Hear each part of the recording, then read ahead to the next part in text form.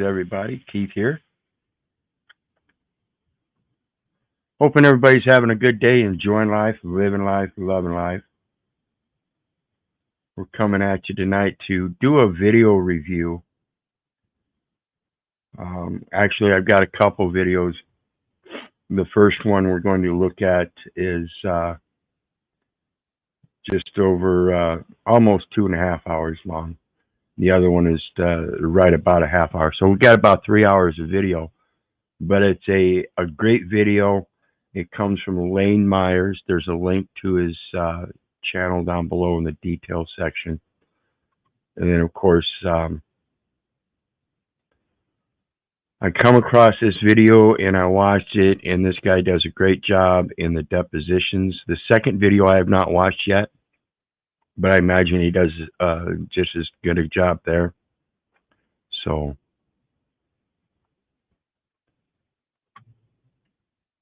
oops, that's the wrong one. There we go. All right. And like I said, this is Lane Myers on YouTube. He's got 4.55 thousand subscribers, so he's gained a few since yesterday when I watched this. So go ahead and go over and check him out. He's only got some videos out for the last couple months, but evidently he's gone to law school and he knows a little bit. So I hope everybody enjoys the video. We will be taking breaks to ask questions and stuff. So the panel link is down there for anybody that wants to come up and join the panel. All questions are open and available. I hope I can explain anything that comes across. If not, this guy I think might, just by his questioning, might help explain some things. So let's get into it. Take a look at this. Lane Myers. This is pre-trial interview with Douglas Downey, 9/12 of 2023. So this was just a couple months ago. So right when he first started doing this stuff.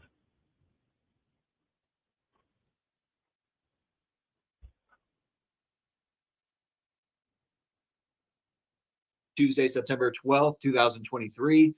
We're doing a pretrial interview with Douglas Downing in State of New Mexico versus Lane Myers. Cause number M191 MR 2023-44. I love his shirt. M191 MR 2023-0004. He's got that MAGA hat on, but he's got the on the public video. landowner It is shirt. myself, Kent Walquist, with the District Attorney's Office. We have Lane Myers on the recording, on the video, and we also have Douglas Downing, or I assume Douglas Downing. You and I actually haven't met.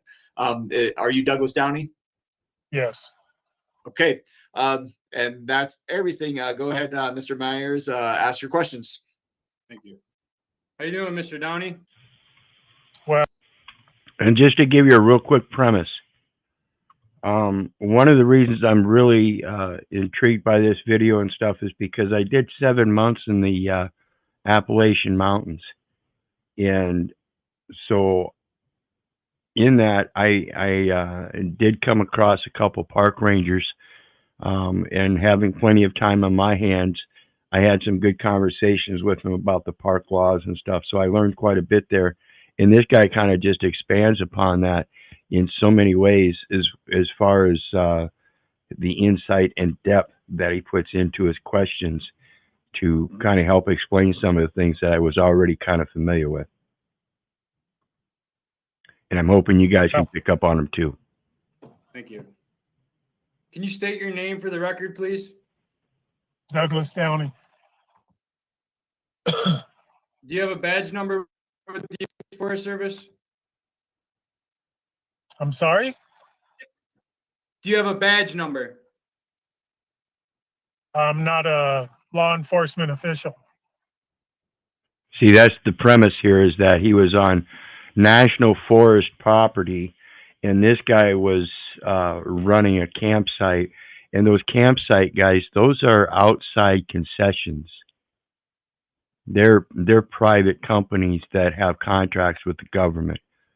So in fact, they actually have zero authority. That's basically what this whole thing is going to show. Who do you work for?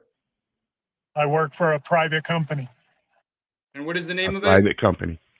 Recreation Resource Management of America.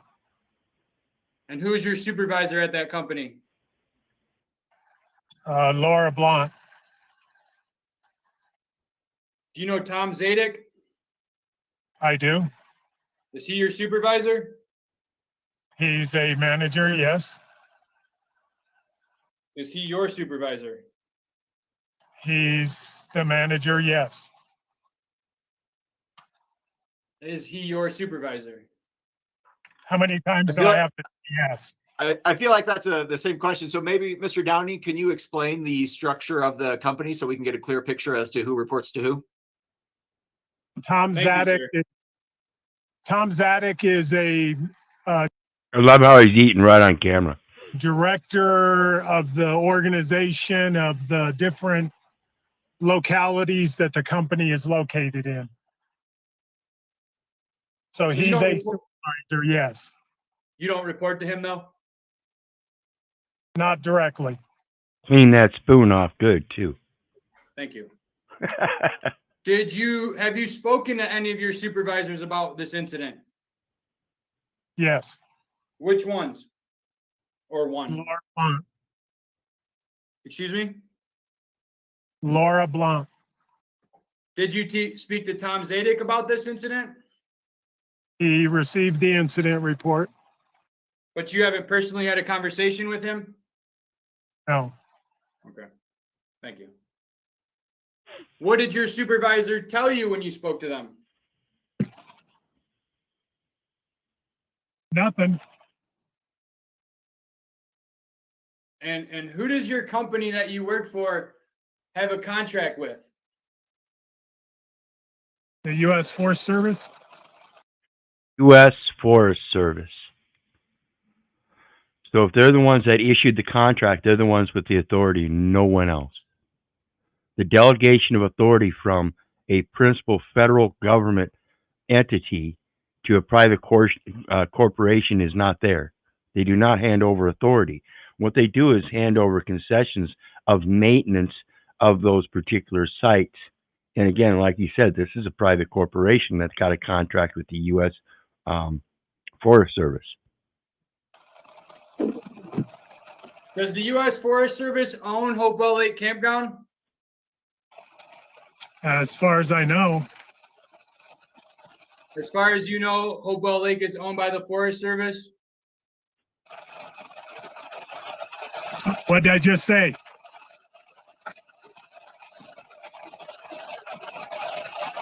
Is that something on your end, that noise?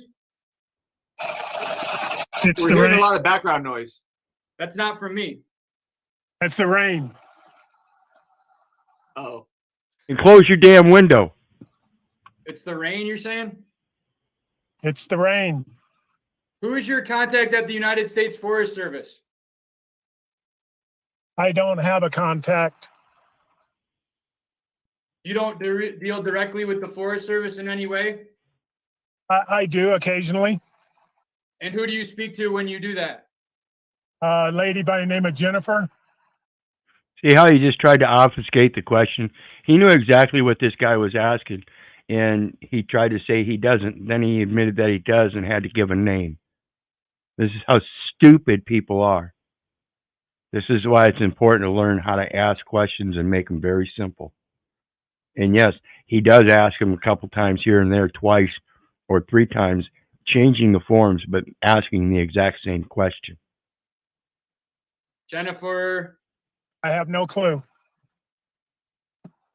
does Jennifer Sublet sound familiar? I'm not sure if that's it or not. When was the last time you spoke to this lady named Jennifer? Maybe a month ago. So approximately the middle of August? Maybe. And what did you speak about with her? I couldn't tell you. Occasionally we talk. Did you speak to Jennifer about the incident on July 1st involving Mr. Myers? I did. And what did you tell Miss? So again, he knew exactly what he was asking, and the guy said he didn't remember. Now all of a sudden he remembers, right? So again, this guy is being so fucking disingenuous, showing so much bad faith.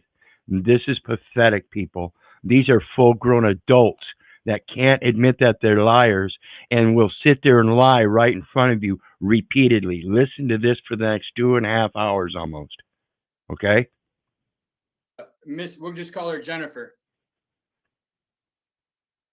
That there was an incident with a person and he was escorted off the property.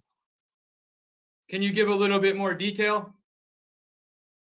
The person took over a spot that was already reserved. Actually, I'll back up. That a person came in with a public landowner shirt and cornered me in the bathroom as I was cleaning, demanding answers about water.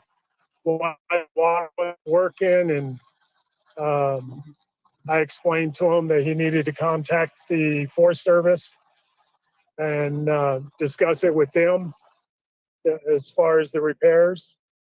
And then I had went around cleaning the bathrooms and noticed that person in a campsite that was already reserved. When I went and talked to him and asked him to move and gave him the option to move to different sites, and went back an hour later and they were still there, and observed beware of dog sign on the vehicle. When I got out of my vehicle, a dog approached me quite rapidly, and I pulled my mace, and the dog was called back, and the person came running at me screaming with his hands folded and fists, yelling at me, telling me to get back, to get off the property. And I asked him to leave the property at that time. And that's what you told Jennifer? Yep. Did you tell her anything else? That the state police, I contacted state police, they came in, that Knows he has a contract with the U.S. Forest Service, and that's who has authority. And yet, just like the post office, the postmaster will call a local police department, as if though that somehow has greater authority. These people are just stupid. the state police went back to move you out of the property, and there was an incident and a scuffle, and the person went to jail. All right, so moving forward with these questions for timeliness, can you do your best to give complete answers? If you have more to say it. Don't have me ask the same question multiple times to get a further answer. So did you tell me? See, he's already getting on him about not answering his question, so that he has to reform his question into multiple different questions, get bits and pieces to admit that he did understand what he said the first time. Jennifer, that Mr. Myers punched the cop It's a waste of time. in his face, broke his nose, and it took 2 cops to take Mr. Myers to the ground? I did not. Do you know who told Ms. Sublet that? I don't know. So if I pull up a copy of the incident report that says that you said that, is that not your incident report? I'm sorry? Okay, I'm gonna pull up the incident report that is alleged to have came from you, in which it states that you stated that Mr. Myers punched the cop in his face and broke his nose, and it took 2 cops to take him down. No, I didn't write that. You didn't write that? Nope. But you wrote the rest of the statement? I don't even know what statement you're talking about, sir. The statement he gave in order to make the report. See, these people are just so stupid when they lie. They can't remember their lies. This is the problem with lying people. Everybody else sees your lies. But most people, because they think they don't want to get in trouble themselves and get involved, they just let those little lies go.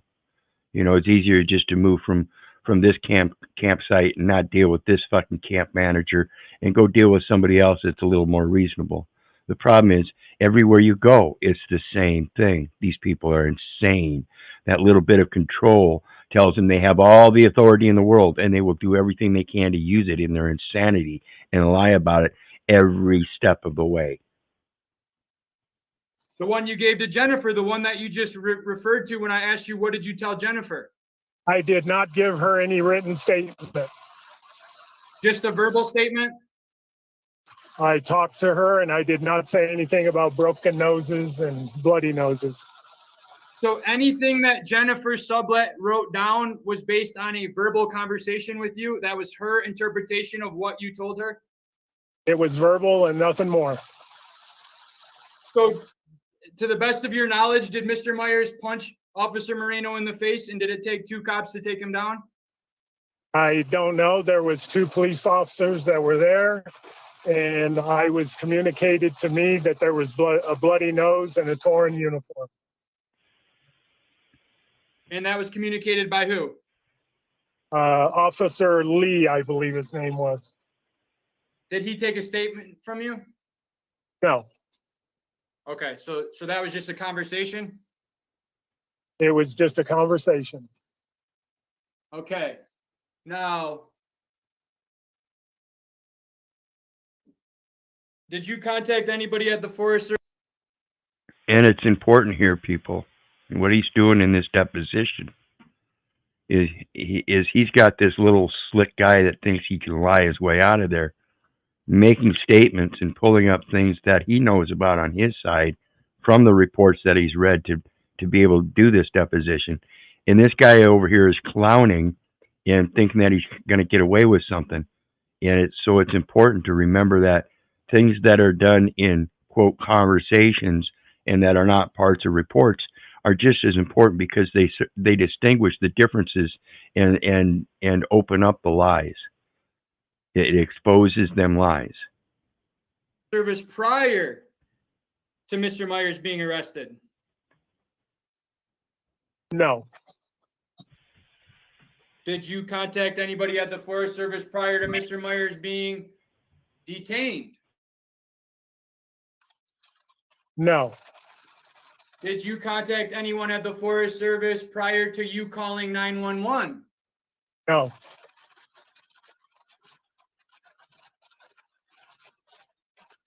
Traditionally, and have you ever had somebody removed from Hopewell Lake campground for trespassing before? no, Have you So he's a been newbie. trained on what to do by your company in a situation involving a camper? yes. And what did your training instruct you to do?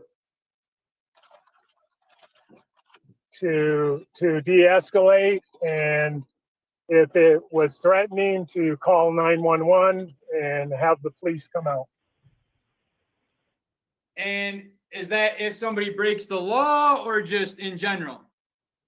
And I want to point out, too, here before we get too much farther, because if you remember not too long ago, the beginning of the story, this gentleman down here in the bottom right, this Douglas guy, he was in the bathrooms doing some maintenance in the bathrooms. And this Lane Myers came over and complained about the water not working. And the park manager told him to contact who? The U.S. Forest Service. So in his problem, why doesn't he contact the same issuing authority, already knowing who the authority is and all that stuff? This is very blatant. Like I mentioned yesterday in Paul's stream, they do a forum shopping. They have multiple jurisdictions, and they like to go forum shopping. Well, this guy's too much of an idiot to be forum shopping. He just doesn't understand that you don't call the police. You call the U.S. Forest Service. Again, they're the ones with the federal authority. Why would you not go to them?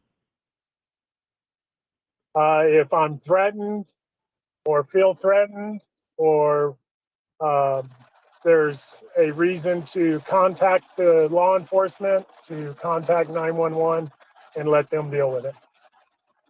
Is there a reason you did not contact the owner of the property the United States Forest Service? They were contacted later on, I'm sure. No, I'm asking you, sir. I contacted 911 per direction of my company, Was that per direction of your company or the United States Forest Service? or the company's procedures. See what he's doing? He's making a distinction between the regulating authority and the private contractor. The private contractor has zero authority to tell anybody how to do anything. If they have a contract with the U.S. Forest Service, again, being of sound mind, I would contact the U.S. Forest Service. If that's who the contract is with, that's who the authority comes from.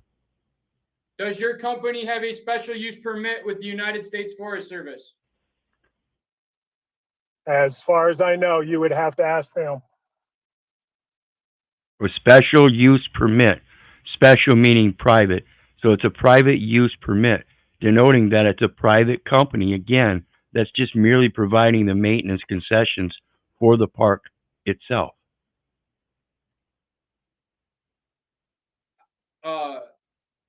Who told you to go to, what was your purpose at Hopewell Lake Campground then? To provide host services and manage the campground and like, Does that mean to make sure everybody's following the rules of the campground? correct. And who sets the rules of the campground at Hopewell Lake? I believe it's between the Forest Service and the company. You believe the company that you're referring to as in the Recreation Resource Company? And the Forest Service. You believe that the Recreation Resource Management private company has input on the laws and regulations at Hopewell Lake Campground? Those are, you would have to ask Recreation Resource. Okay, that's right now I'm asking Douglas Downey. Douglas Downey does not know the answer to that question. Okay, do you know which agency is responsible for enforcing the potential violations of the rules at Hopewell Lake Campground?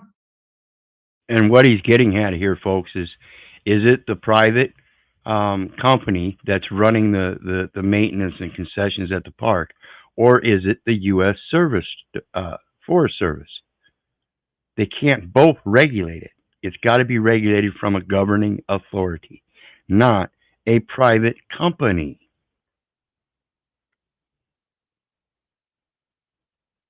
It would be the police, 911 if I called them, the sheriff, the law enforcement, Forest Service law enforcement, Forest Service, Recreation Resource Management. They're not law enforcement, are they? Depending on what the rules are. Okay, so the rules that I'm referring to are the rules that are posted on the sign at Hopewell Lake Campground. Do you need me to pull up a picture of them? Sure, go ahead. Okay.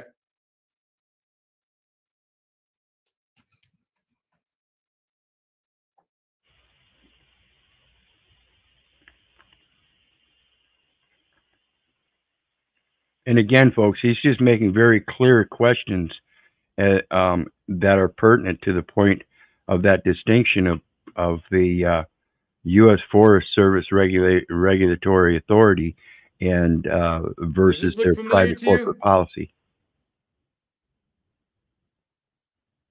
I can't see it.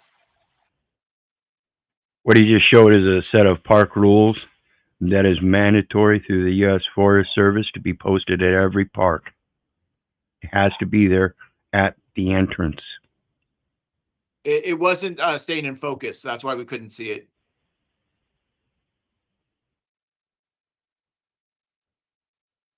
It looks like something from, Am I too close or too far?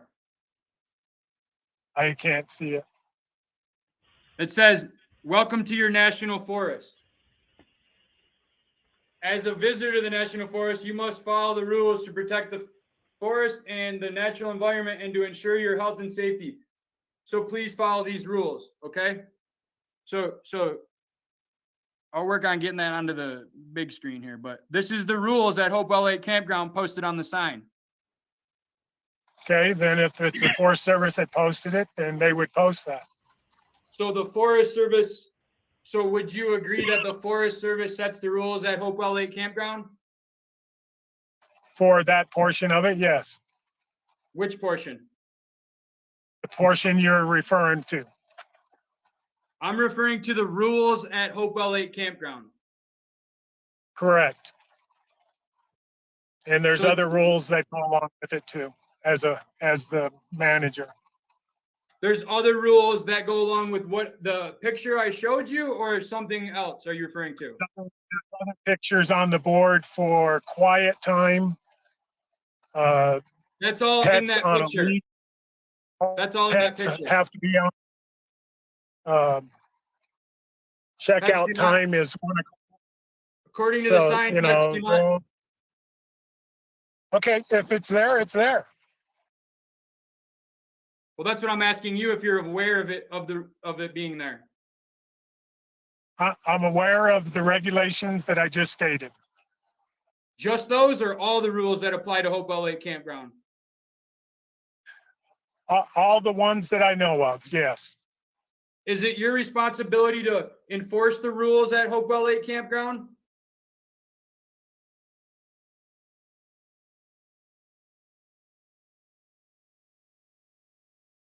Did you freeze, Mr. Downey? Are you there? He looks frozen on my end. There he is. Oh, wait, are you There? back, Mr. Downey? Okay, Did you hear the question, sir? I didn't. Is it your responsibility to enforce all the rules at Hopewell Lake Campground? All the ones that I do know of that are posted by the company, yes. Posted by the so company, So but you're not the referring to Forest Service. rules that are posted by your company? Because that's not what I'm referring. I posted up a picture of the sign at Hopewell Lake Campground that has all the rules of the Yeah. campground that are set by the National Forest, the U.S. Forest Service. So I'm asking you, is it your responsibility to ensure that those rules are followed at Hopewell Lake Campground? No, Whose responsibility is that? it's the Forest Service. Do you believe Mr. Myers was in violation of any of those rules at Hopewell Lake Campground posted on that sign? Yes, Did you contact the Forest Service and let them know that Mr. Myers was in violation of those rules on that sign?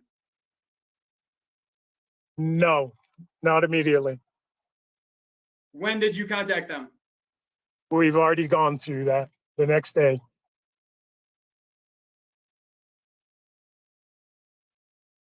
Did you believe, what was the reason you had that you felt you didn't need to contact them prior? I contacted my supervisor, who in turn contacted the Forest Service. Prior to Mr. Myers being arrested? I don't know if it was prior to that or after that they did it.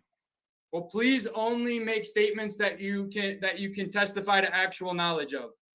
I gave you my answer. I don't know. I talked to my supervisor and they do that. So you spoke to your supervisor, but you're unable to confirm, like you're not able to give a solid answer on whether your supervisor contacted the Forest Service prior to. Let's you run calling around. 911. Let's run around in circles here. I contacted my supervisor, who would contact Forest Service. When they did it, I don't know. So to the best of your knowledge, you're not aware of Forest Service being contacted by you or your supervisor prior to you calling 911? I don't know. I can't answer that. I called 911. I notified my supervisor and called 911. And again, he's pounding on the jurisdictional issue of the territory. If it's the national forest and it's under the regulatory authority of the U.S. Forest Service, that's who you're supposed to call, like I said earlier. Why would you call anybody else? I mean, that's like calling the insurance agent when you've got a tax issue. Okay, it just doesn't work like that. Because you believe Mr. Myers was in violation of campground rules. Because he threatened me. Mr. Myers threatened you? Yes. This is, again, this is why you got to be careful on this internet when you make statements like this, because it's very profound when you say somebody threatened you when there's no threat. And it's only later on that they find out, well, I felt threatened. And this is the difference, folks. Your feelings are not a matter of penitence or anything like that here. We're talking about your reasonable and logical experiences in life that tell us, as a full-grown man, you shouldn't be lying. So, we'll get to that next. Which campground rules did Mr. Myers violate prior to you calling 911? You threatened me and your dog attacked me. And Okay, so now we have definitive statements that this man threatened him and his dog attacked him. These are very bold statements. They're very definitive when it comes to law. And when you start making these kind of statements, you better be able to support them. It's kind of like when Mitch sits there and says that people are a fraud, and yet they're not monetized or anything. There's no principal commercial value in anything they're doing. Then you can't, the accusation of being a fraud isn't a valid accusation. You want to try to call them a liar or something, that may be so, but to call them a fraud when there's no monetary value and no intent in that, then that's a wrong accusation, and that's what's going on here. This guy doesn't know what the fuck he's doing, and he's making false accusations based upon his own feelers. that was cause to contact 911. And with your attitude and your aggressiveness, it was a threat to me. So I was not going to deal with it. So I contacted law enforcement. And this is where we're getting into that toxic masculinity. Everybody thinks that because you're aggressive, then that's a threat. No, sometimes you have to be aggressive. The fact of being aggressive is not violence. It's not violence until you get physical. It's not a threat unless there's that threat of physical violence. And it's not an attack unless it actually has the physical attack attached to it. Can you tell me which rule of Hopewell Lake Campground you're alleging Mr. Myers have broken? I don't know if there's a rule there for that. So you don't know if there's a rule, but you know Mr. Myers broke it? As I stated, you threatened me and your dog approached me to come running at me. Mr. Downey, all due respect, if a judge was here right now, he wouldn't allow this. I'm going to ask you to He wouldn't allow what you're doing. He wouldn't allow what you're doing, Mr. Myers. You're asking the same thing again and again and again, and we would move on. Because he's not answering the question directly. He's trying to obfuscate and everything. And yes, a judge would have a problem with this in court. Damn well better have a problem with this in court. See, the record is supposed to reflect accurately. And we're going to start catching this guy in numerous contradictions. Numerous contradictions, like we've already caught him in some. Not allowed to say he doesn't know. You have not. You just don't like his answer. This is not a court of law. He cannot plead the fifth. He said. You guys understand that? In a deposition, it's not a court of law. It's a deposition to prepare documentation for the court of law for testimonial purposes. So if he gets caught up lying in the deposition before it even goes to court, this is where you get them. This is how you trip them up. You make specific deposition questions that they have to answer. And you can ask multiple questions. And in those multiple questions, if you structure them so that there's contradictions that will be brought out, those contradictions will pretty much seal the case. I'm sorry, we're going to have to dismiss. Said he I doesn't don't have- know, and he answered You can't bring a case accusing somebody and your case is full of lies. It doesn't stand. your other questions. Move on and ask another question. All right, so just to summarize then, Mr. Walkless, you're saying that his answer to the question of what posted rules did Mr. Myers violate, you're saying that an acceptable answer is, I don't know? See, and again, this is a very important point, and this is why it's important in depositions that they have to answer the questions. They can't just get away with, I don't know, because the specific question is whether he really knows the rules and regulations or not, and whether he can pinpoint which rule it is and how that defines that this man threatened him, and what rule it was and how it defines that the dog attacked him. Neither which are true. This is why he must answer the question. He has answered your question. Let's move on. Okay.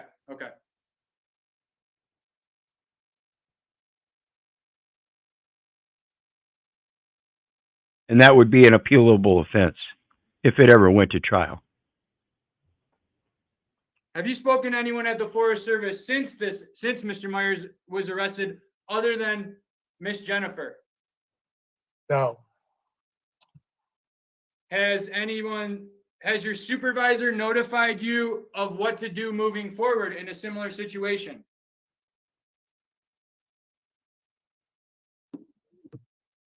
It would be the same situation. I would call 911. Do you have the authority to have somebody trespass from National Forest land? Here's a good one. I do. No, he doesn't. See, again, that's U.S. Forest Service land. The private concessions and maintenance guy has no authority because he doesn't own the land. Okay? He's using it for commercial use. You have to be able to prove very certain things that are in violation of commercial law. And he can't do that. That's why he keeps obfuscating and going to the corporation, saying that they're the ones that tell him to do everything. He's trying to keep it in a corporate capacity because he doesn't know the first thing about law or anything. And he thinks that corporate business is going to protect him under that insurance structure. I guarantee you, folks, when you figure this stuff out, ain't no amount of insurance can cover your lying fucking asses. Under what authority? Under the special use permit. Can you provide something that shows that? I can't. Can you refer to it in the code of the CFR, Title 36? Where can you point You'll me to that? Need to contact Recreation Resource for that answer. Who does? You. No, I'm asking you to give the answer because you believe you acted under that authority. I do not have an answer for you. Let's move on.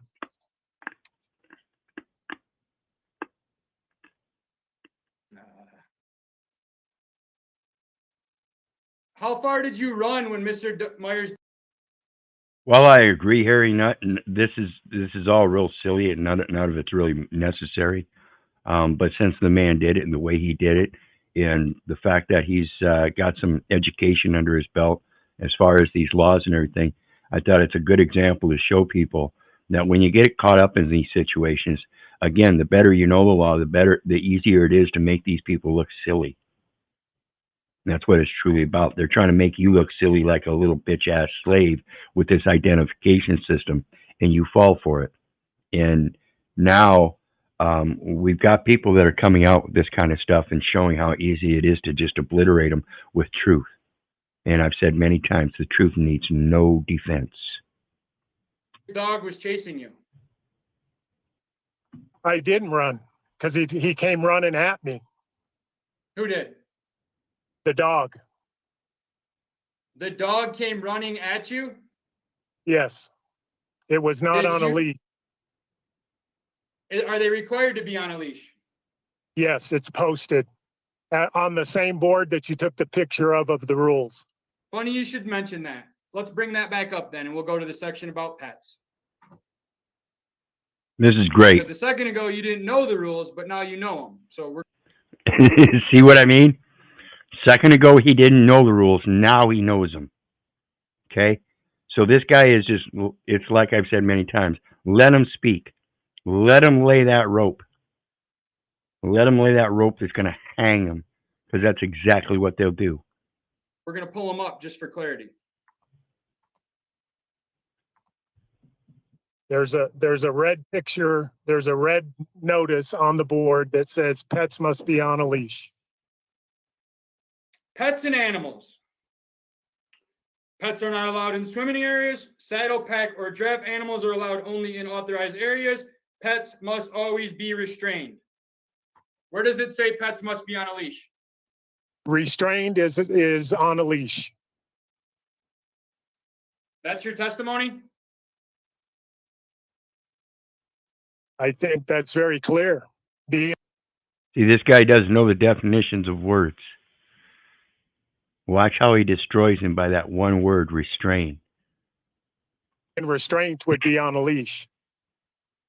You cannot run it. It cannot be running loose. It's your belief that in a national forest, a dog must be on a leash? In the campground, yes. And notice, guys, like I said, this guy has some education under his belt. He knows these laws pretty well. Like some people talk about me, they come off the top of my head. He's not got no script down there. He's not sitting there reading a bunch of questions. He might have some questions, but most of these questions you can see, he's taking a discerned concentration of thought and posing the questions straight off the top of his head. And it is your belief based on something you read somewhere It's posted on the board. that pets must be restrained. And for the purpose of this discussion, you're using the word restrained as on a leash? That would be correct.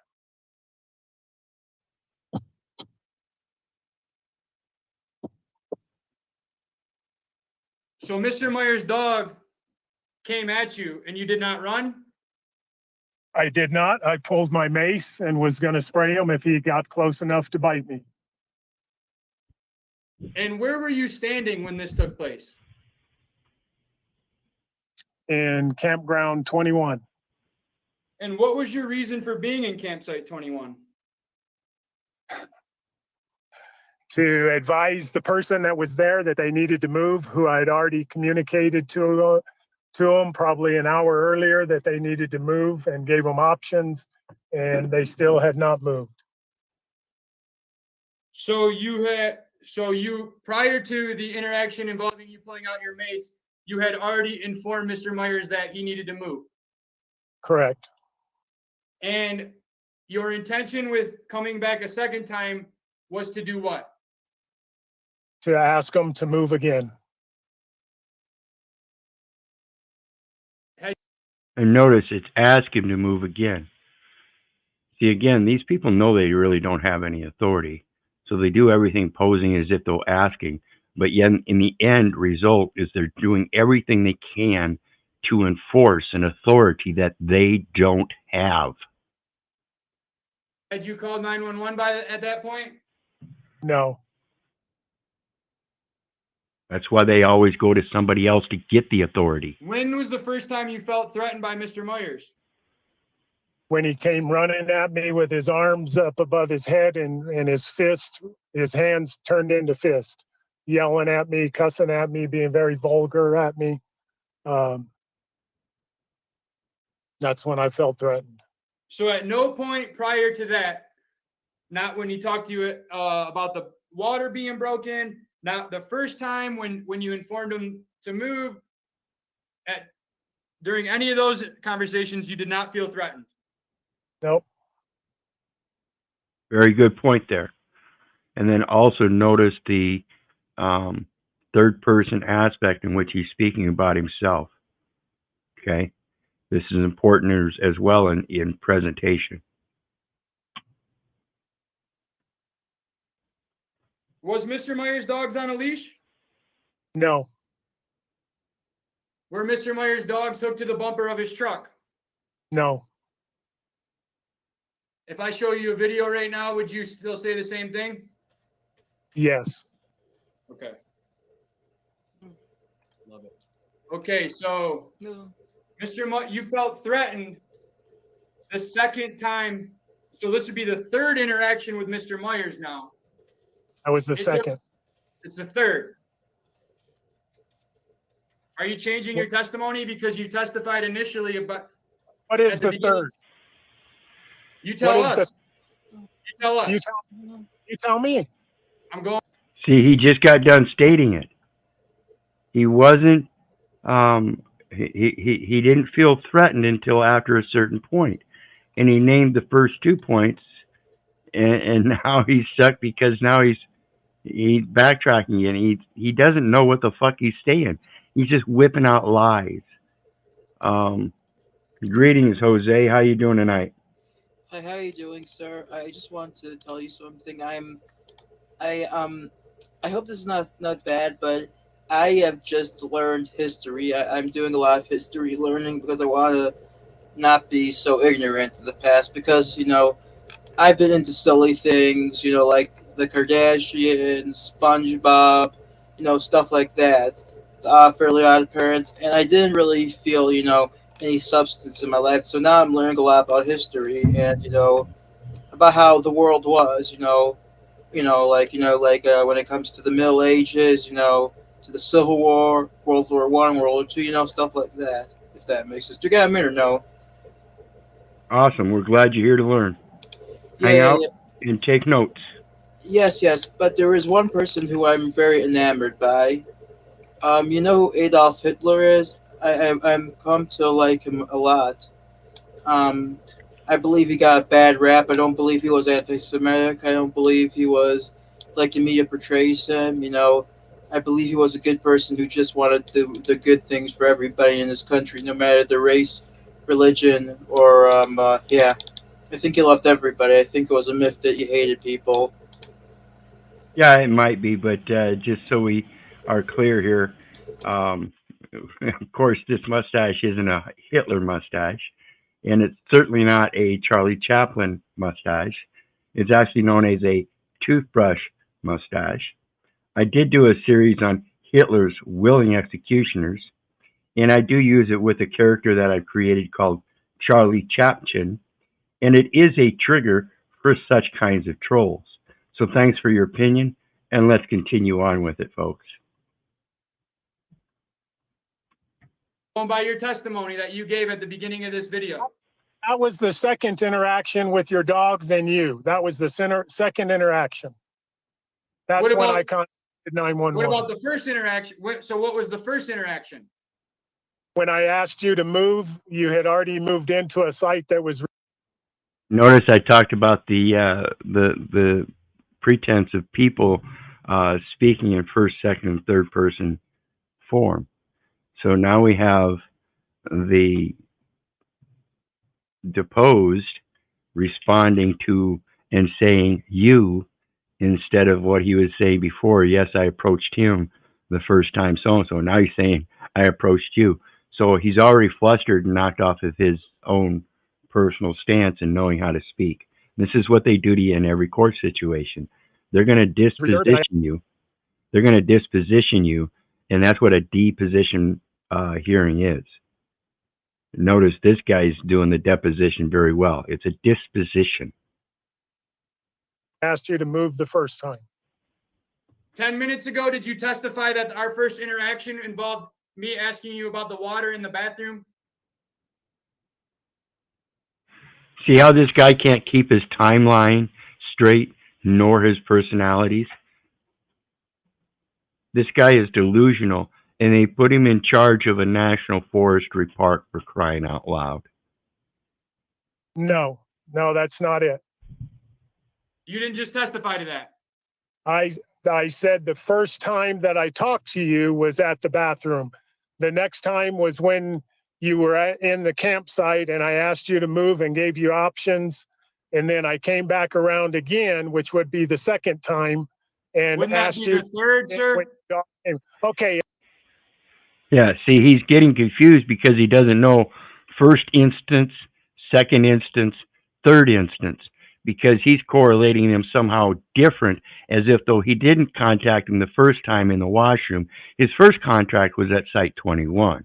His second contact was at site 18, but he's already said his first contact was at the bathrooms. This guy just doesn't know how to keep his story straight because he's so used to lying his entire fucking life. It's the third time. I'm sorry. You're right. It's the third time. Sir, there's nothing to get hostile. I'm just going by your testimony.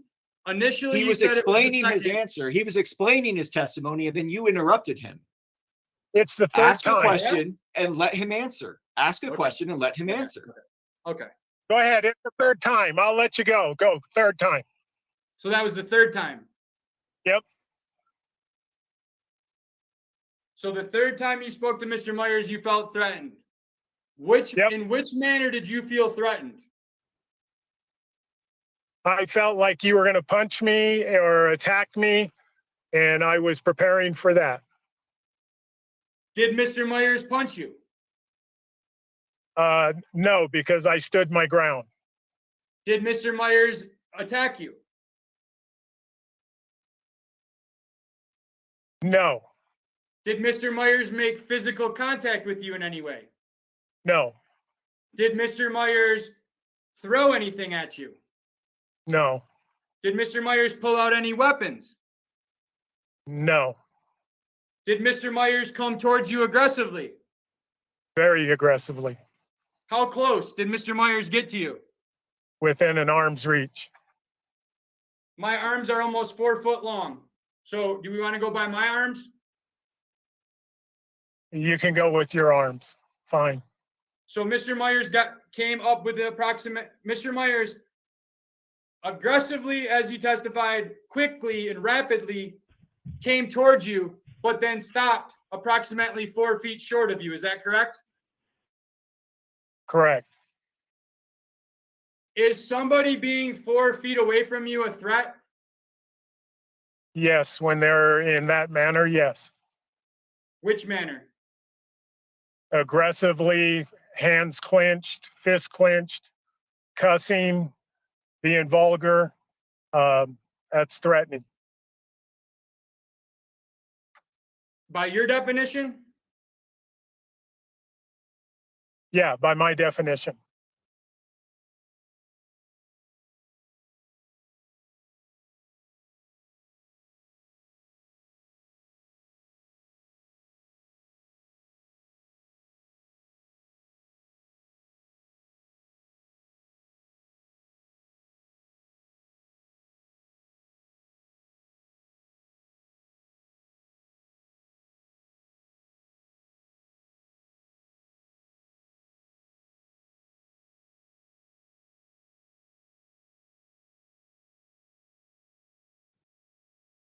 Do you know the legal definition of threatening?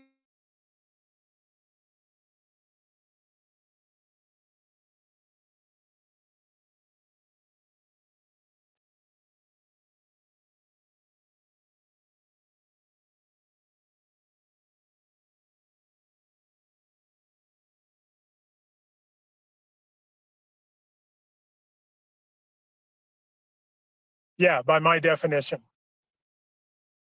Do you know the legal definition of threatening? Now he's got that, like I said, that definition. You can't go placing your definitions based on your feelers. You have to be able to use the objective definition that's going to be applied. When you fail to do your research and know what you're really talking about, you end up like this guy, babbling your entire life, thinking what you're saying is true. And in fact, everything you're saying is lying and contradicting your last statement.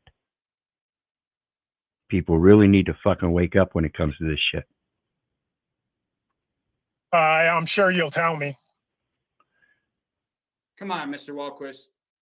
You can't have it both ways. You can't have it both ways. You can't have a sarcastic witness and then try to hold me down for something. So he can go by the, he can't give sarcastic answers.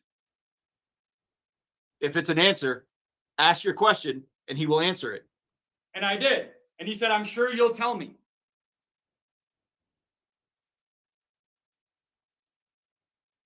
The question was, Mr. Downey, do you know the legal definition of threatening? I don't. There, ask your next question. Thank you.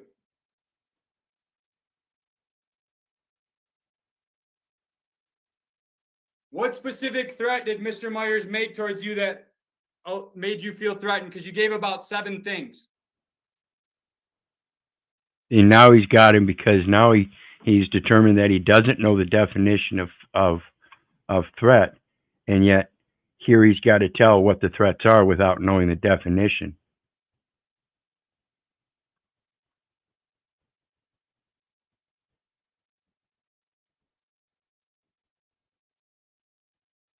I think we lost you again, Mr. Downey. Are you frozen? He is, and he's going to have to ask the question again. Let's hope that kicks back in a moment. No worries. He's obviously getting caught lying and he knows it, but we'll get to that in a minute.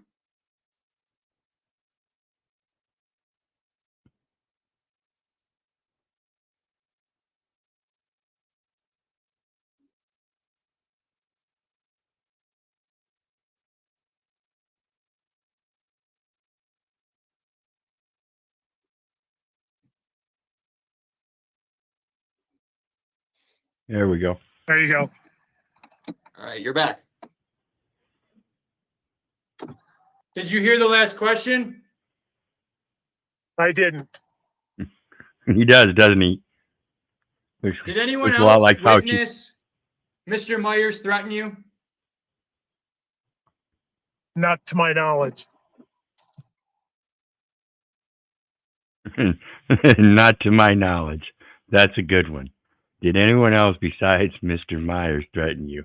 You'd think that if they did, you would know, and therefore it would be to your knowledge, and simple yes or no would be fine. This guy is just stupid. Did you tell the 911 dispatcher that Mr. Myers' dogs chased you? I said yes. I said that they chased to me, came at me, is what I told them. Do you remember what you told the 911 operator? In total, no. Do you have any background? Do you have any background in the field, in the medical field?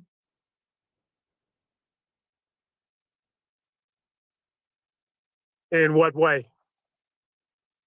Have you received any formal training in the field of medicine? Yes, Which type?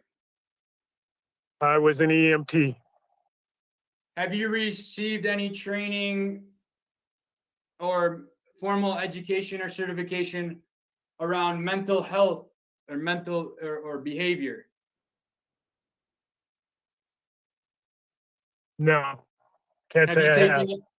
Have you taken any psychology classes?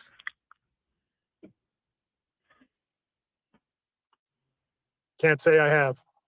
What about psychiatry? I'm not a psychiatrist. No. Have you ever evaluated anybody for mental health? I have no reason to do that.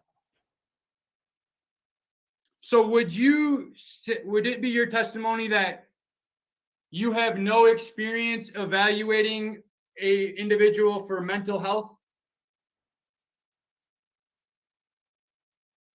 I have no reason to do that. I'm not in the medical field. Did you refer to Mr. Myers as crazy? Oops. See, that's one of those things that you get in trouble with or can get in trouble with when you go around saying certain things, particularly when you start throwing your psychological analysis on other people. And if it's not true, you better beware. I don't care who you think you are. These insane motherfuckers might just try to come after you for practicing medicine without a license, just for saying what's on your mind. This is how pathetic this stuff is getting. It's why I urge everybody to learn how to educate yourself. Start getting out there and doing your research. Don't believe me. Don't believe your neighbor. Don't believe the government, for crying out loud. Don't believe your mother. Do your research so you know. I did not. I said he was unstable. Did you refer to Mr. Again, a psychological or psychiatric aspect of determining somebody else's mental capacity, unstable. You don't have the ability to state that. You might be able to state in your feelers that he looked angry or he looked upset. But again, this is coming from a guy that because his feelers say he was threatened, he's going to expand upon that even farther as much as possible to his benefit if he can. Myers as wearing a public landowner shirt? I did, just like you're wearing it now. And what does a public landowner shirt mean to you? I have no clue. Do you believe that wearing a public landowner shirt is a crime? There's no reason to wear any t-shirt as a crime. See, and this gets down to the psychological aspect of the reality of the situation is that by this man wearing this shirt that says public landowner and this park manager being a manager, not an owner, was being put in his place just psychologically by the words on the shirt. He took that as offensive. He took that as a threat. It's just like when you go out and tell these police officers, I'm your boss. They don't like that. They take that as an affront to their character, their position, everything. That's what they're fighting for. They know if they don't get as much as, of the population duped as possible with this cognitive dissonance, that enough of them might rise up someday and just turn the whole system over. They might lose their job or more.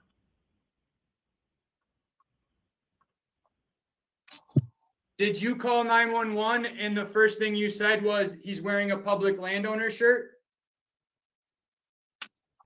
I don't recall. Do you have any reason why you would refer to Mr. Myers' shirt in this incident? I don't know. Do you believe you referred to Mr. Myers' shirt in this incident? I don't recall. We're going to pull it up here. We're going to listen to the 911 call. Yeah, he made it a point That way you have a fresh memory. to describe what the shirt said because he was affronted by it. He didn't like the verbiage and the way this guy was operating in his private affairs on public lands.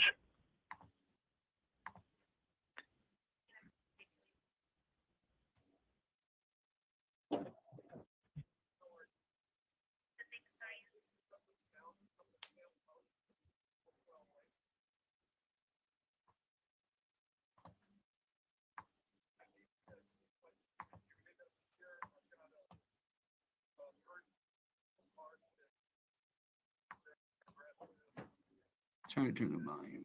Come on, get with it, guy. You know how to run this equipment. There you go. Come after me. He's got people, and he threatened me. And I'm going to rewind. There we go. Can you hear that? person here in the park that's being very aggressive. And Mr. Downey, can you hear that? Yeah, and if you guys can't hear that on this device here, like I said, there's a link in the detail section below. You can go check his site out and pull it up. But it's just a 911 call where this guy, and he'll ask questions about it, and you should be able to get a full sense of what he said, even if you don't hear it. But basically, again, he's just reiterating that this man threatened him and his dog attacked him. What I hear is I can hear Mr. Downey, but I cannot hear the dispatcher. He's got to wear dog signs on it. Okay, let me. Mr. Downey, can you hear the 911 call? Parts of it. Here we go. See if I can get a unit up here. I've got a person here in the park that's being very aggressive and says he's a public landowner and he's threatened me and his dog come after me. He's got to wear dog signs on his rig and didn't have them tied up, and it came after me, and I pulled my spray out, and the guy got all upset. And I don't want him in the park. Is it possible to get a unit up here to have them convince the guy? Yeah. Do you know what his name is? I don't. I don't want to have any more contact with him.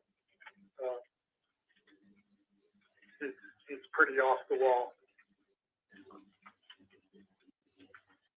I think it's pretty off the wall that you pose you have some kind of Okay, authority and, that like, you what don't. campsite or where are you Not sure located how at the lake? I'm sorry? What campsite or where is it that you're located in the lake? I'm at campsite 4 in the campground at Hopewell Lake, Okay. and that person is currently in spot 18. I'm sorry. Okay, is he in like a camper trailer? Is he in a tent? He's in a pickup truck with a tent. Okay, do you know what kind of truck it is? It's a red Chevy with a camper shell on it. Interesting how this guy can pick out all the Okay, details of what's the the phone event, number for you? but he can't remember the rules of the park unless Unless it suits him. He's pretty unsafe. Okay, what's the phone number for you?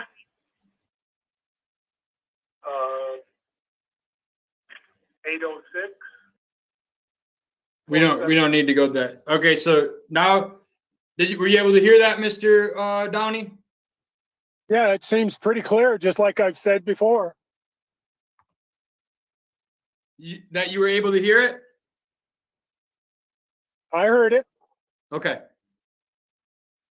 When you said that Mr. Myers' dogs chased you, what exactly do you mean by that? If you said They that you came stood your ground.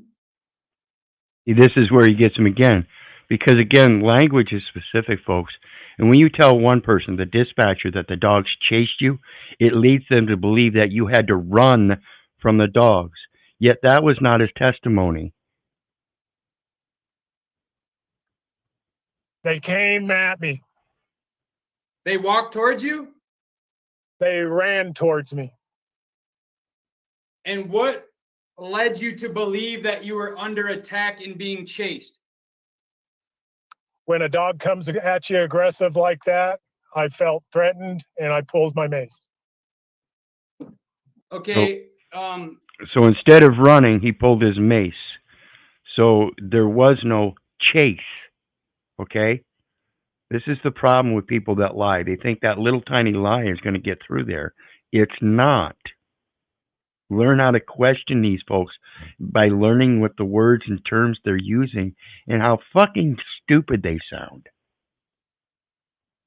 can you describe the method through which the dog attacked you?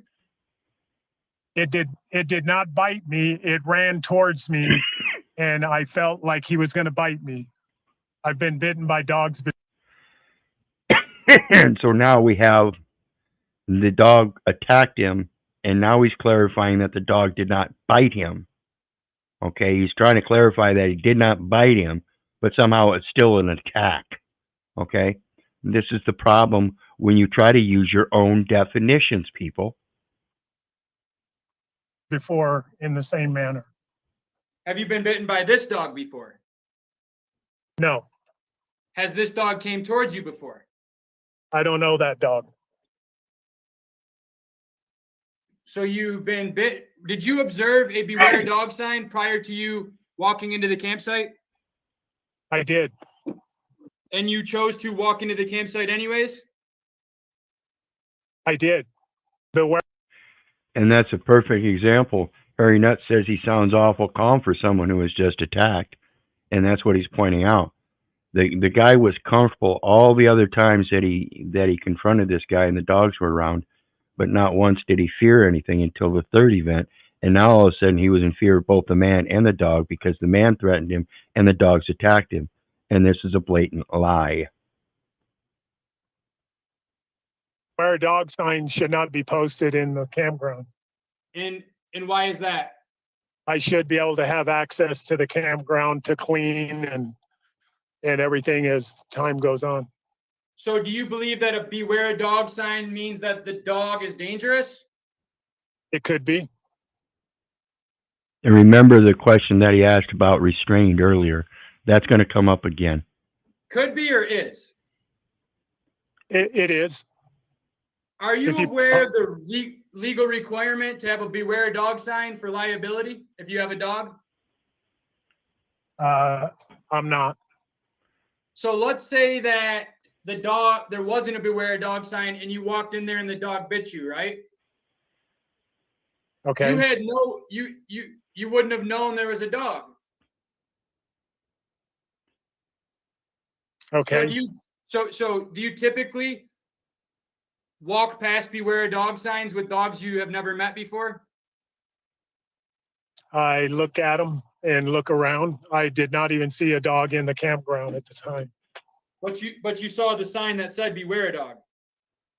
Couldn't miss it. Couldn't miss it. Couldn't miss it. So beware of dog means approach. See how stupid that sounds? You got a sign that says beware of dog, and the guy admits that it means danger, so go ahead and approach. This is how stupid this line of lies gets.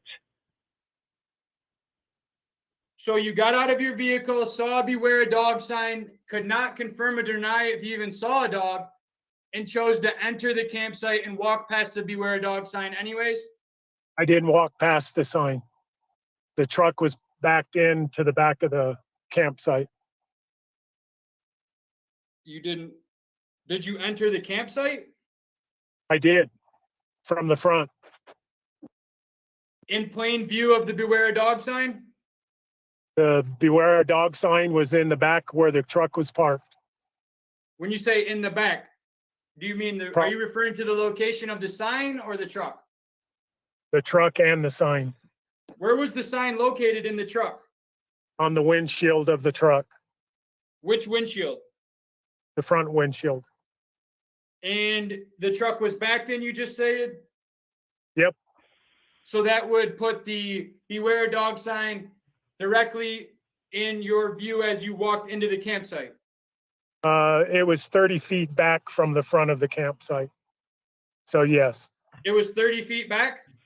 yes. What's the biggest camper you're allowed to park in that site? I couldn't tell you right off the bat, but probably a 26, 27 footer, 30 footer. What is the rule? I'm not following you. There's a rule of what size can be in there, and you enforce the rules. I'm asking you, what is the legal size for a camper in that parking spot that you just claimed was over 30 foot long?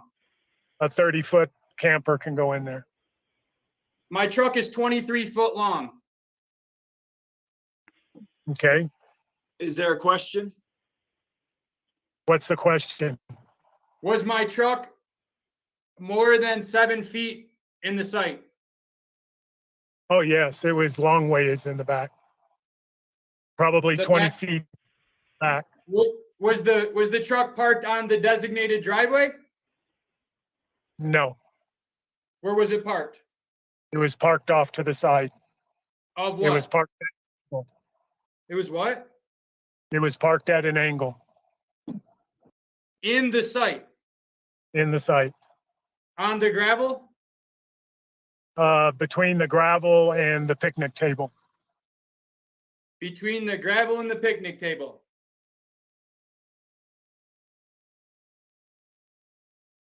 So you're trying to say that the truck was not parked on the gravel, it was parked next to it, between the picnic table that was at the back of the site?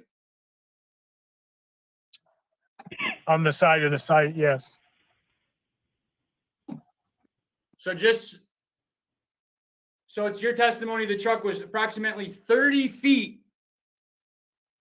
back into the site. Correct.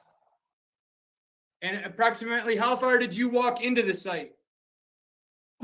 Maybe 10, 15 feet.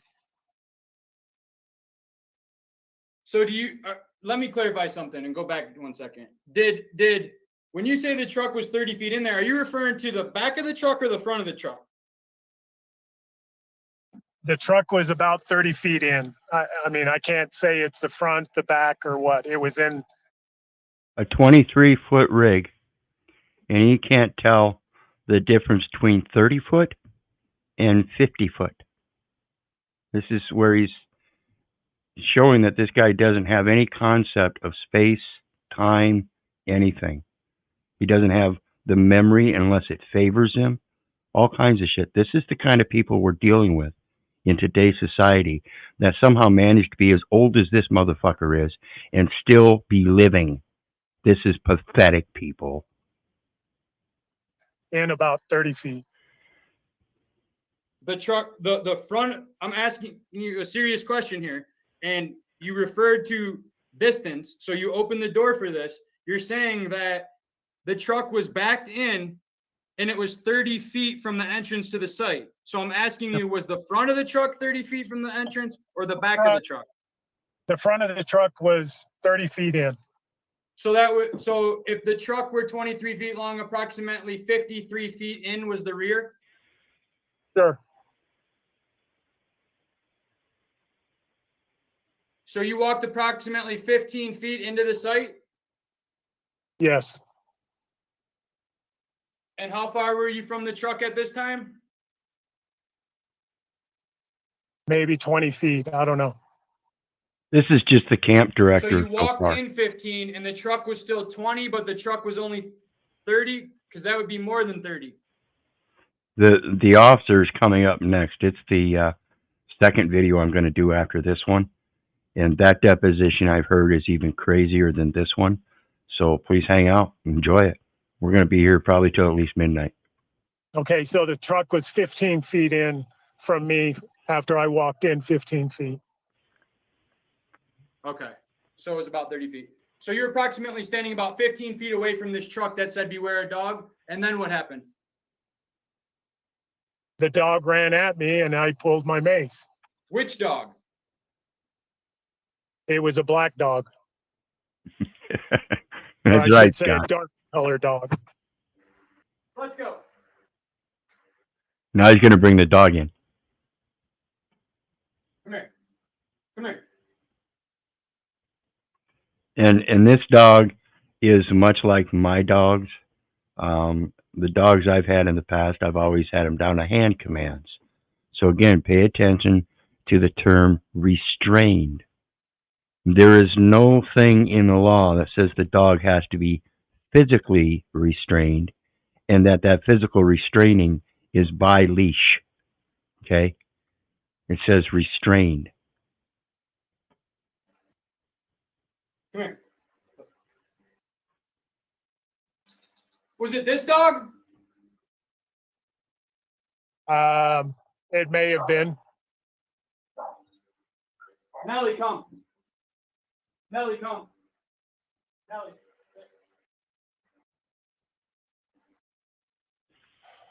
Well, I guess my other dog don't want to be on camera. So it could have been that dog, but you don't know for sure?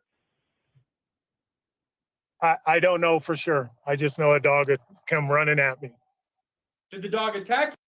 And evidently this guy doesn't have his dogs trained as well as I do because mine do come to me as soon as I ask them. And again, it doesn't have to take a sound. I can look at them and give them a hand command and they will come to me. You or come running at you? It come running at me as if it was going to attack me. Did it actually attack you? No. As if it was going to attack me. Did it actually attack you? No. Yet he's already testified both prior in this deposition and on the 911 call that the dog attacked him. See how stupid this guy is? Left and right, folks. Left and right. This guy contradicts his own testimony. He is destroying himself. I don't think this case will make it to court. I take that back. If it goes to court, it's because this Lane Myers is going to pursue and get damages. Did you tell the 911 dispatcher as well as Officer Moreno twice that my dog attacked you? No, that it ran at me like it was going to attack, and I pulled my mace and was going to spray him, and he stopped when you called him back. When I restrained him. You didn't restrain him. He did. And that's the point of the definition. It doesn't have to be a physical restraint where you get physically hands-on.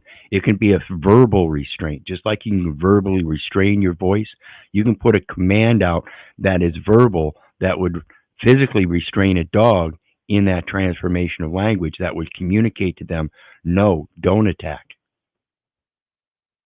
They can be trained in such a way. And that's the point of this line of questioning is when you use restrain or threat or attack and you're using them in air trying to placate that your feelers were hurt, you're going to get hurt, dude. A lot more than So your I feelers. called him and he came back to me? Your pocketbook is going to get Okay. hurt. So he was under command and control? I don't know. He stopped running towards me. When his owner gave him that command? Yes. Okay.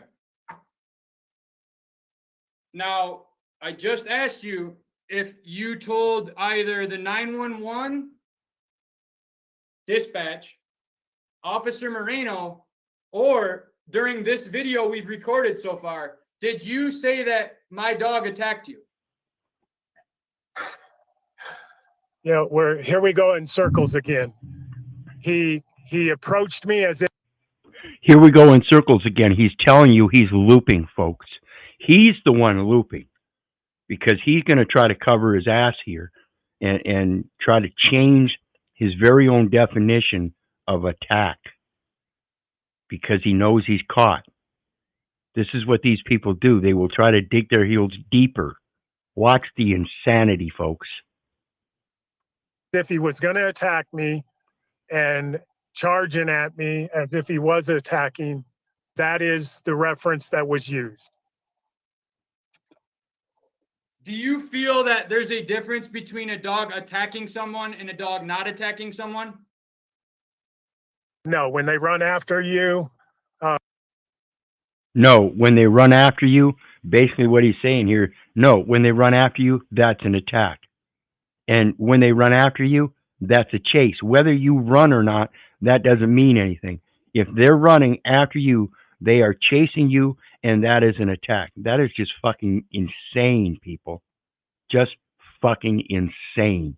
I hope you kill any people that act like this if you have the ability. And no, I'm not promoting murder. I'm promoting killing. It's made out of necessity. If there's a necessity, please do it. Please do it. How about raising some controversy on that? run towards you in an aggressive manner, that is potentially attacking. I didn't ask about potentially. Okay, we're not here for potentials. We're here to. That is attacking. To me, that is attacking.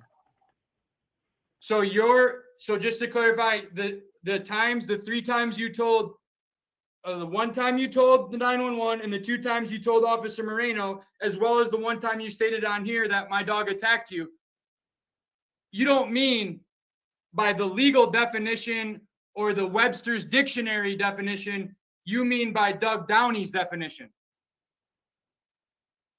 If I feel like I'm being attacked, that's being attacked. Yes. If I feel like I'm being attacked, then I'm being attacked. Yes. See, again, this guy, it just proves that he's in his feelers. And he doesn't give a fuck what the real definition is. He's going to use his definition because his feelers got hurt. You fucking pussy-ass motherfuckers. Is that, are you stating that Bearing as if false a law witness. or is that just a feeling? He just explained that. He's answered it, and you've asked this, I want to say 3 times in chunks, 3 or 4 times in each chunk. And so we're getting to a dozen times you've asked this question. That's how you catch witnesses in a lie. Ask your next question. Absolutely correct. That's exactly how you catch liars. You ask the same question multiple different ways.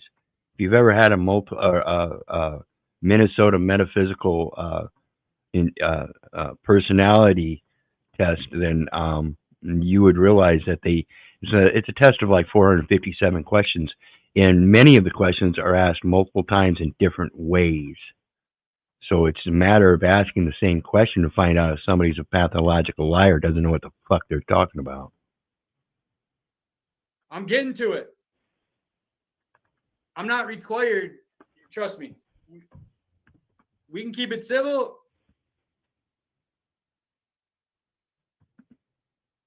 For the purposes of calling 911, do you believe that my dog attacked you in a manner that was unlawful? It was off a leash and should have been on a leash. And when it came at me, if I did not know if it would bite me, if it got to me or not.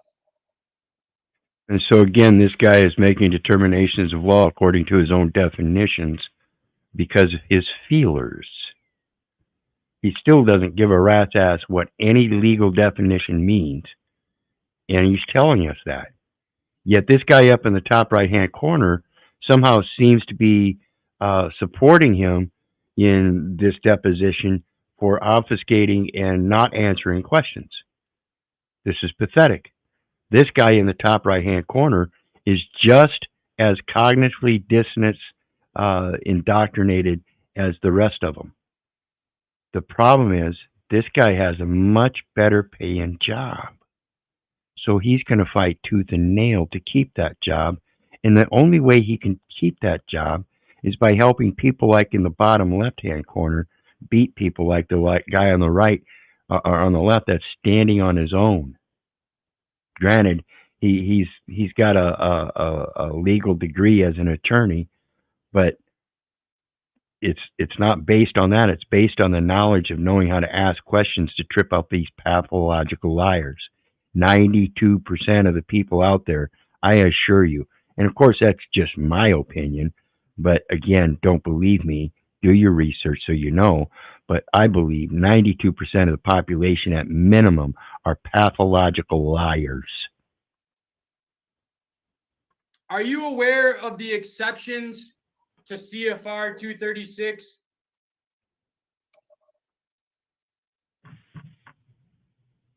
I have no clue what you're talking about. The rule that I quoted about the dog being restrained. Are you aware of the exceptions to that rule? No.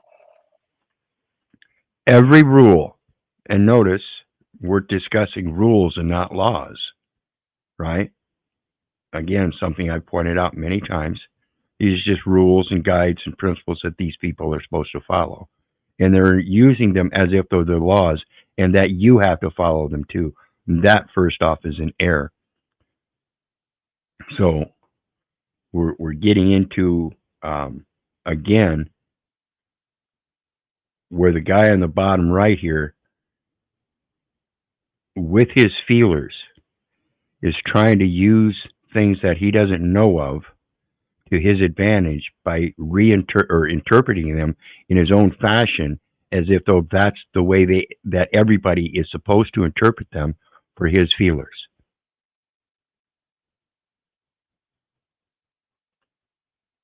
Are you aware that service animals are not required to be on leash or restrained?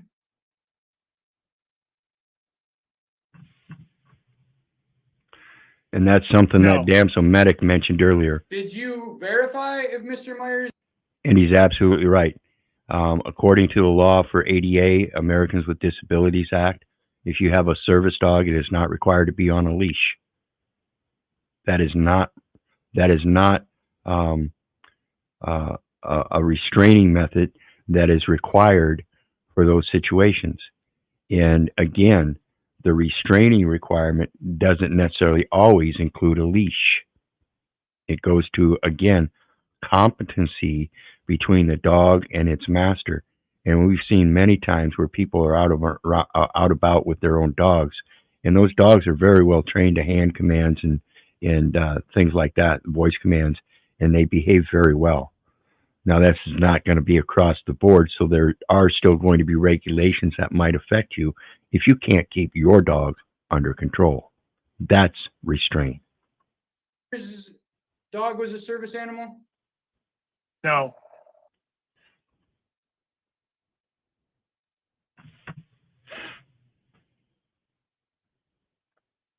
Do you have any injuries from Mr. Myers' dog attacking you? no, There's nothing No. you can point Now he's laughing as if though it's funny. to or show us or have documented? I've already said probably 5 or 6 times I was not bit or hurt by the dog. Okay. We're gonna pull up this video of you talking to Officer Moreno here.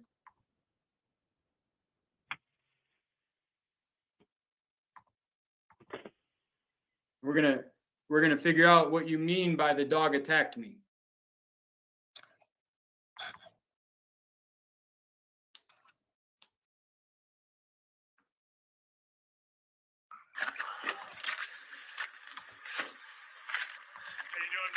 Good, and you? Doing all right. Got a camper in here that I don't. Mr. Downey, have you ever met Officer Moreno prior to July 1st? No, So when you said friend, that was just a figure of speech? yes. Thank you. Now I'm gonna play the video. He came.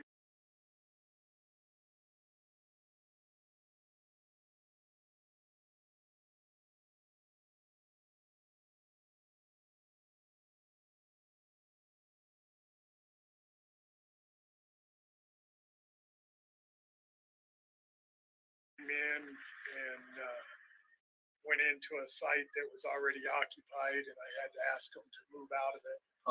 And I went back to see what was going on and got out of my truck and started around, and his dog come running at me, and I pulled my mace, and he came out and jumped in my face. Told me to get the fuck off his property. He's got a shirt with public landowner. Yeah. He's a little psycho. And he finally moved to a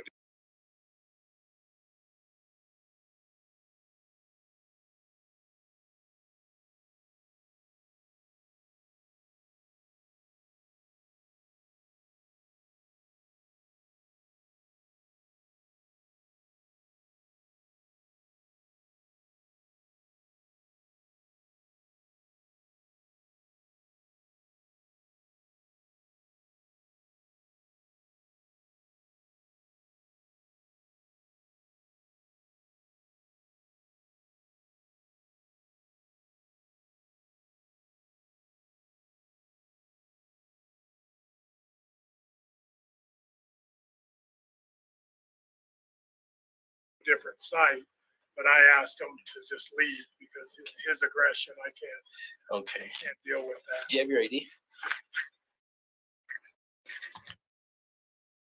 Mr. Downey, so you testified that you did not call 911 until after the interaction, which required you to pull your pepper spray. Is that correct?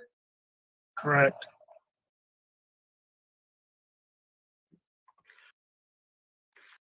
And you're the manager? And it's your testimony that you did not feel threatened prior to that moment.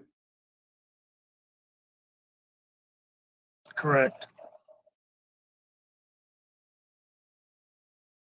And your statement on that, what you just said on that camera is that Mr. Myers came into a site that was reserved and you asked him to move to a different site.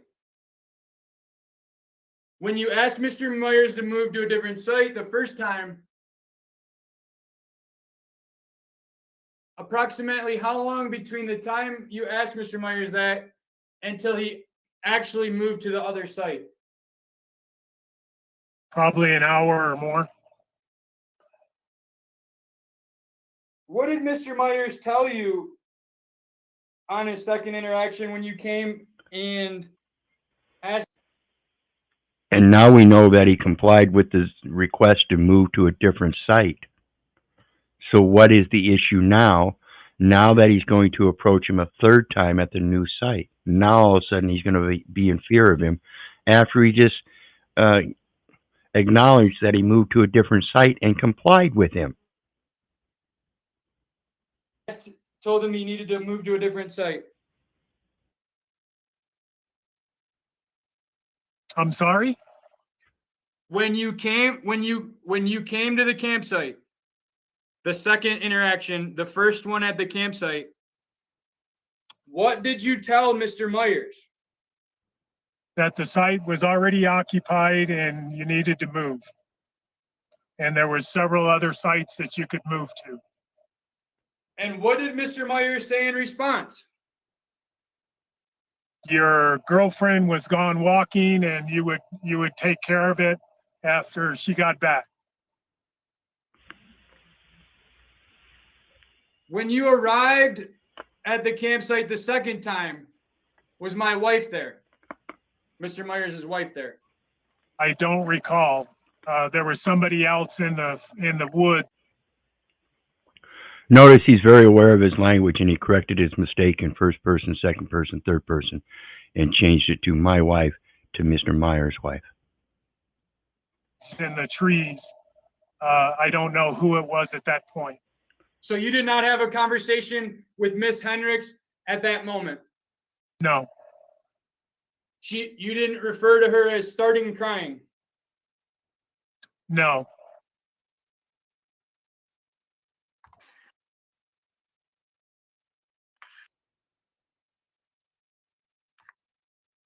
You need to leave. That was that site Your aggression is where she ran up to the road. Mr. Downey. his girlfriend started crying. Well, I can stay because that wasn't part of that. So he just asked him the question about whether he mentioned Miss Hendricks and her crying, and he said no, and then continued on with the video where he turned around and said exactly what he just said he didn't say. It's got to be, Pathetic. Yeah. but he needs to leave. What was he wearing?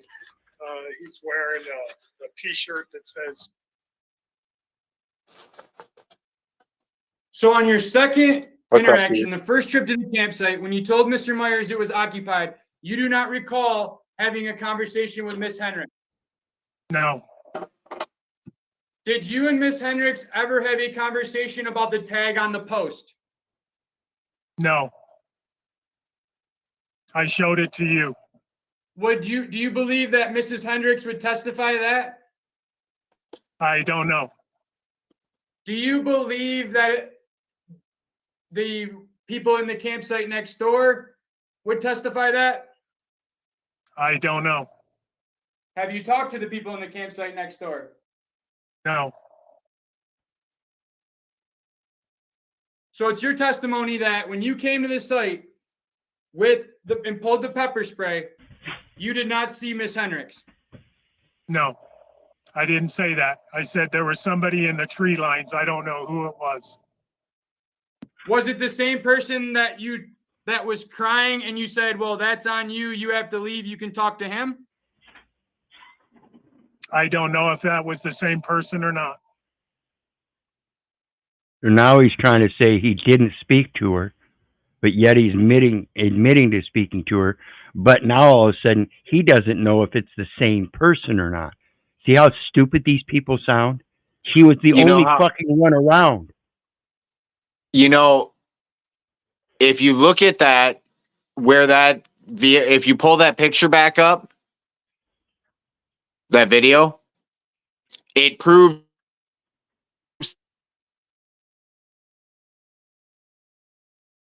Hello?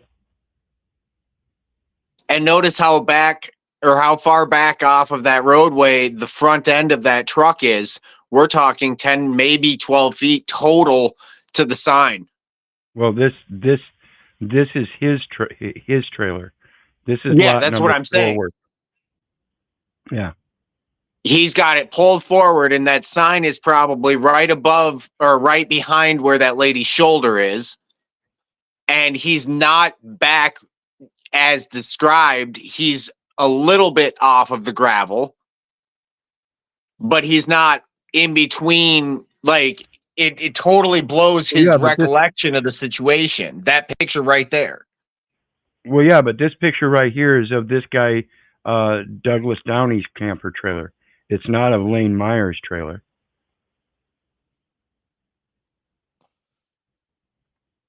Yeah, Lane Myers is the guy on the bottom, right? No, that's Douglas Downey. That's the park manager. Okay, yeah, and the other guys, yes. And so the dogs, the beware of dog sign would have been in the trailer or the truck attached to the trailer. Or Right. the white or the white truck. Oh, Yeah, even better. none of these vehicles are his. This Lane guy up in the top right-hand corner, they're not at his campsite. Okay, I got this you. is the park manager's campsite, number 4 when you first come into the park. I got you. My bad. Really? That was up at site 18 where she ran up to me on the side of the road. And said, If that's so, the lady you're referring to. no, I'm referring to campsite, the original one. Which one was reserved? 21, right? I never talked to the lady at the site that was reserved. I never talked to a lady there. Where did the dogs come from? You had them there. I don't know. Did I have them there or you do not know? You must have had them there because they were there with you. Did you interact with any dogs on the first time you came to speak to Mr. Myers and told him he needed to leave? Not that I'm aware of. Did Mr. Myers indicate that his wife was hiking with his dogs and it would take some time for him to get moved? No. I answered that you said she was gone hiking and you would take care of it when she got back. Okay. And your testimony is that it was approximately an hour from the time that this conversation we're referring to took place and Mr. Myers moved to site 18. It was probably longer than that because it was about an hour by the time I went back and checked on you when your dog came running at me and you came running at me threatening me.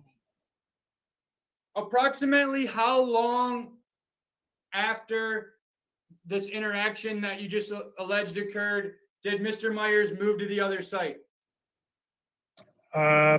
Probably 15, 20 minutes. I don't know, 30 minutes.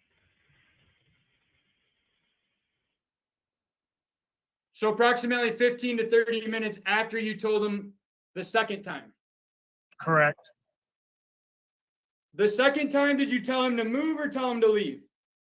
I asked you to leave after you threatened me. So the second time you didn't tell him to move, you told him to leave. I asked you if you would leave, yes. And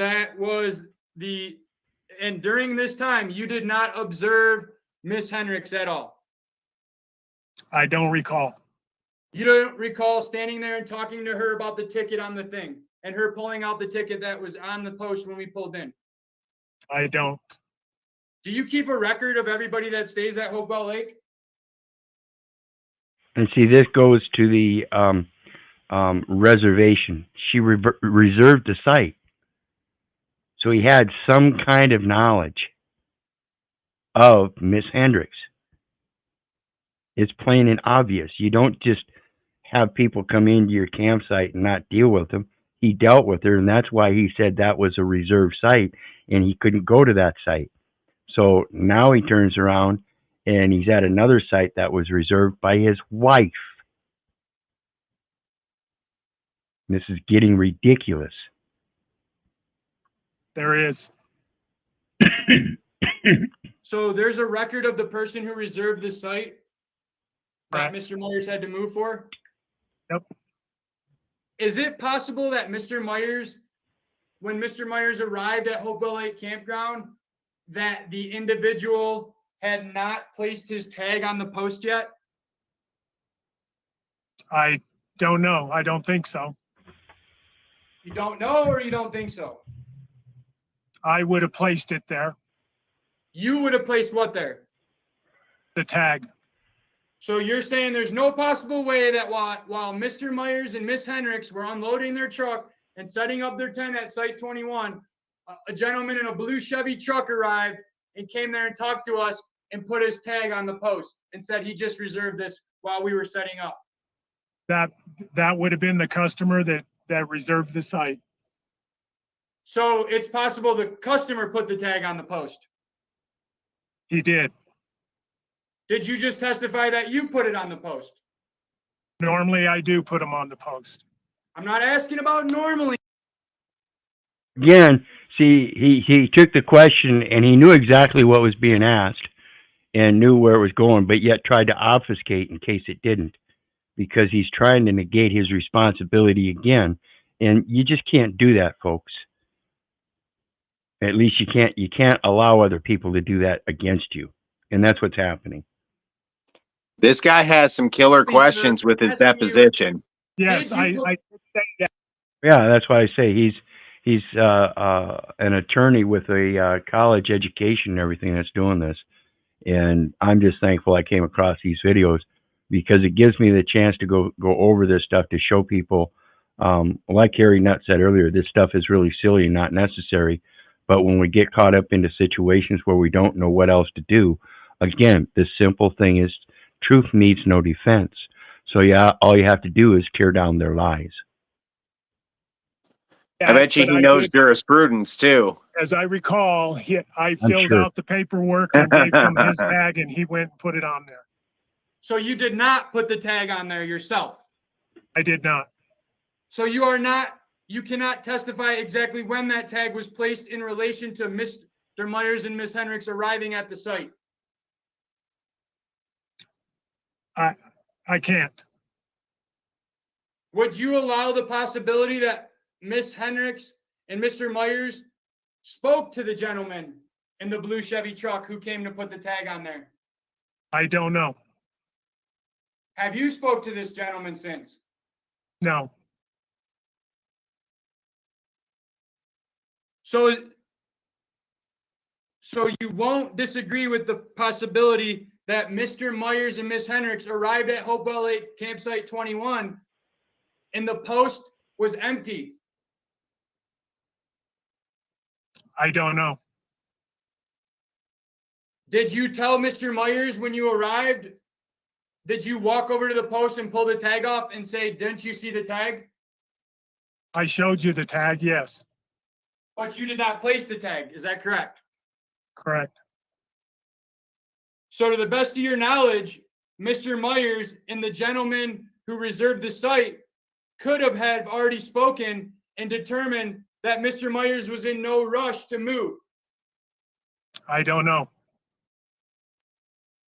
And therefore, there was no need to pack up and move everything right away, and thus wait for his wife and his dog so that he would be there when they got back.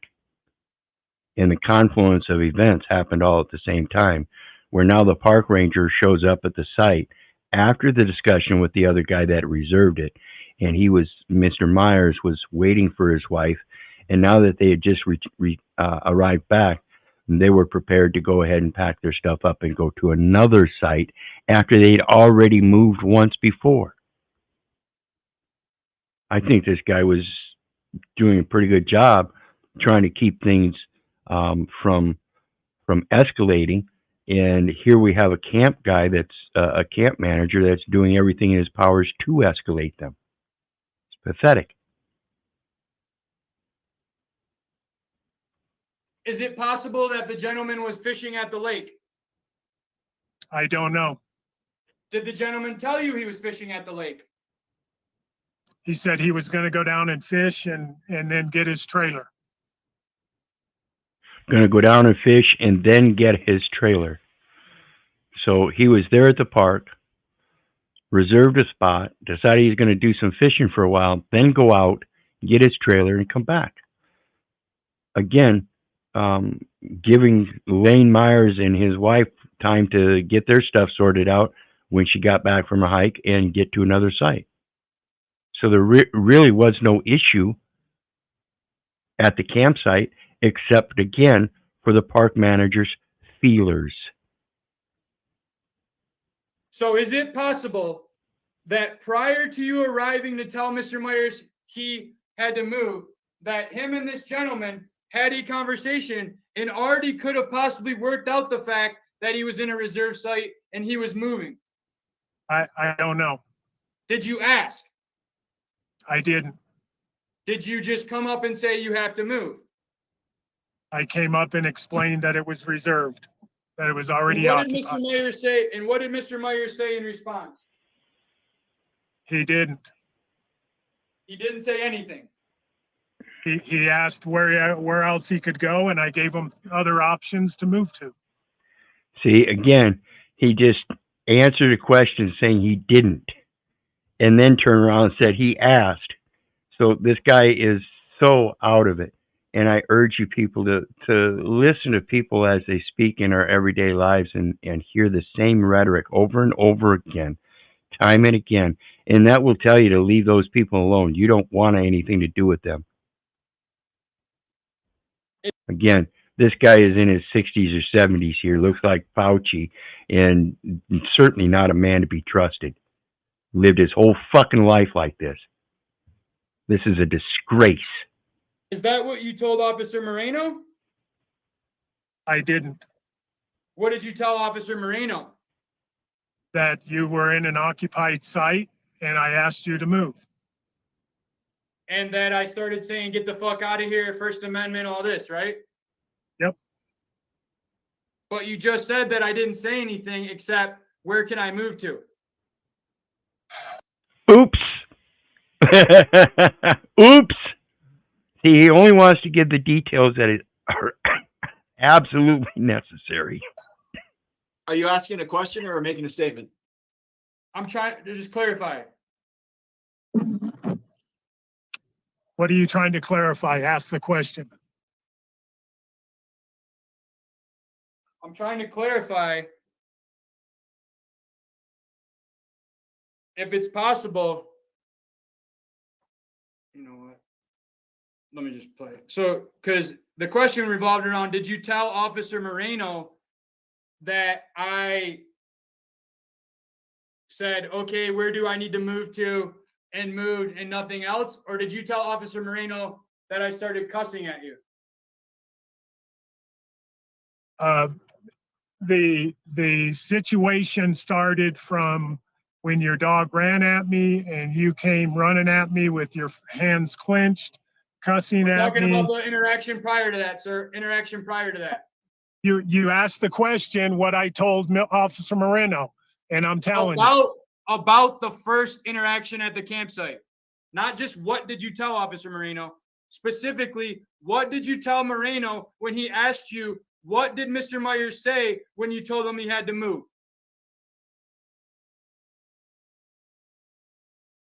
I don't recall.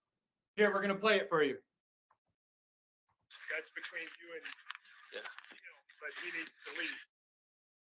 You need to leave.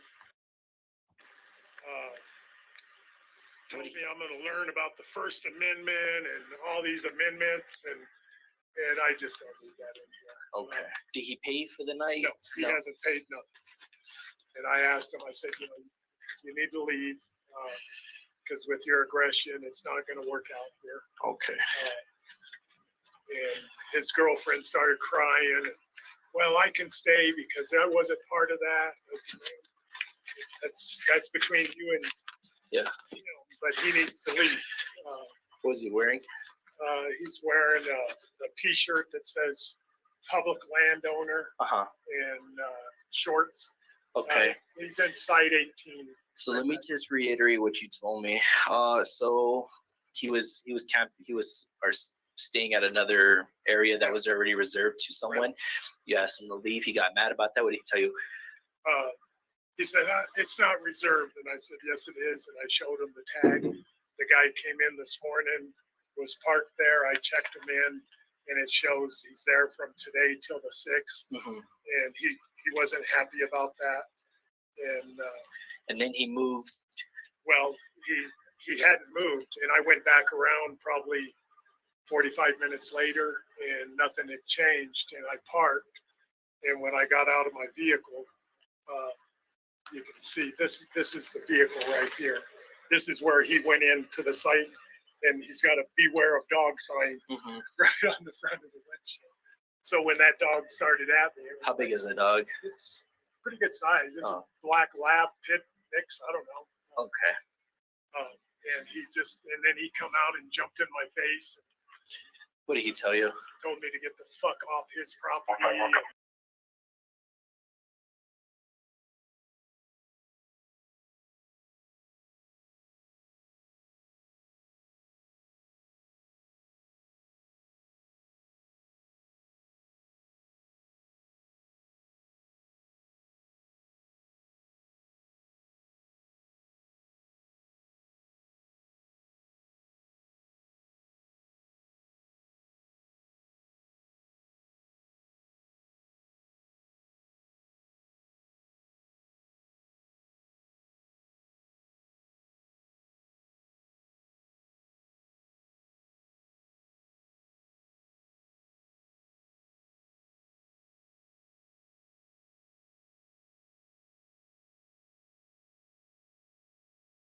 I didn't have no right there. And I just, Did he threaten you? well, yeah, I take that as Okay. especially when he's stuff like that. Said he was clenched his fist and came up to your face. How close was he? About arm's length. No, I mean, this is his face. So Yeah. pretty close. Yeah. Okay. So, I talked to the manager and stuff. They said he needs to go. hmm So, Okay. I'll go and tell him he needs to leave. He's not wanted, or he's not allowed to be here. So you are the manager. yes, I'm the camp host of this and the lake. Okay. I'll go ahead and talk to him. Okay. Thanks. Which supervisor told you to call 911? Laura Blunt, And did she inform you for what legal reason? I felt threatened by you and I wasn't going to have you on site because of the potential of an issue and being threatened. I didn't want to have to deal with you.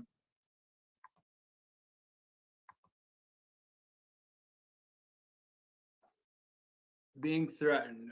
And which threats were those that you were worried about? Here we go. Your aggression. And what is aggression and related to a threat? Can you articulate that a little better for us, please? When you come running at me with your hands clenched and your fist cussing and being very vulgar, I feel threatened. That's specific to Mr. Myers or in general? In what you were doing. I'm asking you in general. In general, yes. Your aggression. So in general, his subjective view is aggressiveness is threatening. So if you see anybody that's aggressive, that is an immediate threat to yourself. So basically, this guy is saying that people on TV being aggressive is a threat to him. You can't do that kind of shit, folks. You can't just put your feelers in there as a definition. You got to get over it. Aggression was threatening. In which crime or state, what state or federal law or CFR do you believe this aggressive behavior violated? I couldn't tell you. That's not a question for me to answer. So you just Not a question for him to answer. So how do you pose that you're going to be able to enforce a law that you don't know anything about, as if though it relates to you and your definition of threat? See, it doesn't work like that, folks. I think that was the most honest thing he said. Well, Truly no, the most honest thing that he has said all through the deposition. well, he's going to say a lot of honest things, but they're all going to be distracted by lies. This is the problem with people like this, and it's a matter of stringing lies in with truth. And when we get used to doing that, we become the pathological liar that is destroying our lives. You're not doing anything but hurting yourself. And again, when that scripture says you're not supposed to be bearing false witness on your brother, it's for a reason. It's a warning to yourself. Like I said, these people will lay all the rope for themselves. The problem is a lot of other people will get tangled up in the loops and stuff laying on the floor that they're laying the rope on, because they're laying so much of it that as soon as it gets tight, everybody that's stepping in one of those loops is going to get caught up in it as well. Don't believe me. Don't believe your neighbor. Don't believe your government or the government, and don't believe your mother. Learn how to do your research so you know.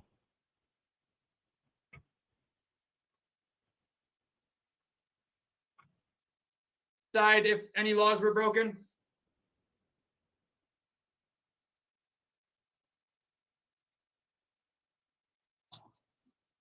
Yeah, I guess so. I called 911 because I felt threatened. And I wanted you off the property. And your supervisor gave you the okay for that? Yes, Are you familiar with the traditional public forum? no,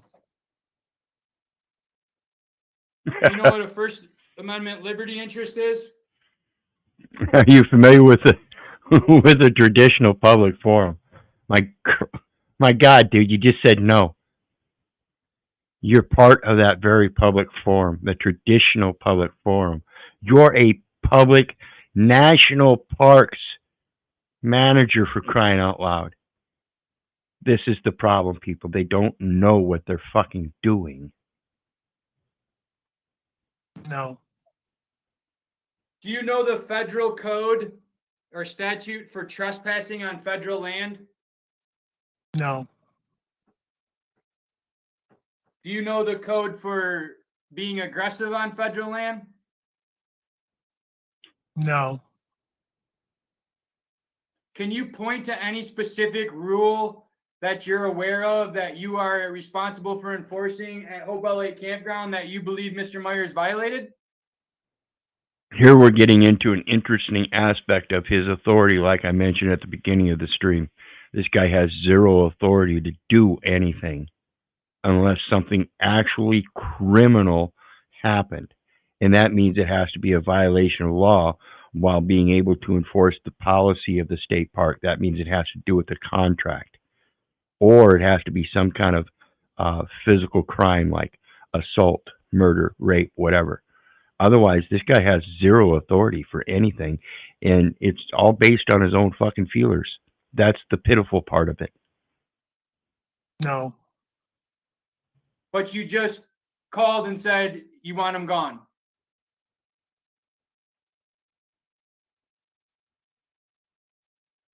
Your dog was not on a leash that ran at me, and then you came at me in a threatening manner. That is grounds for me to contact 911 and have you removed. Is Mr. Myers charged for any of those? And I beg to differ. It may be grounds for him in his feelers to call 911. But again, another one of those traditional public forums, the dispatcher should know the difference as well. The dispatcher should know these laws so that when they're dispatching, they get calls like this and they should be able to tell the guy, listen, he's not violating any laws. We're not the ones to call. Something along the lines to redirect the guy in the right direction. Instead, what happens is everybody goes by his lead, and now all of a sudden you have insane people directing your law enforcement. This is pathetic. Those behaviors? I don't know. Did you give a statement about any of those behaviors?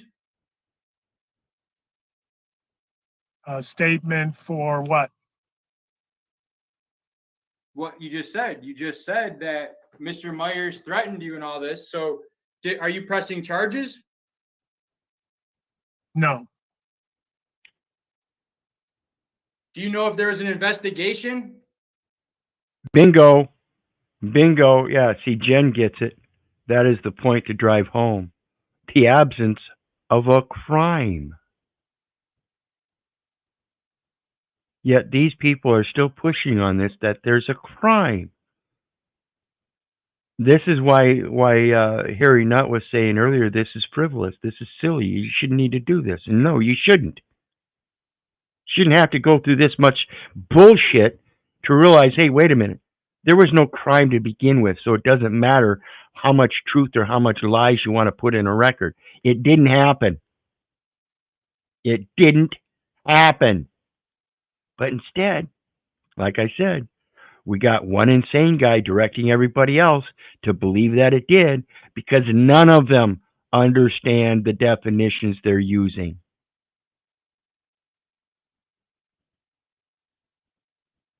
I don't know.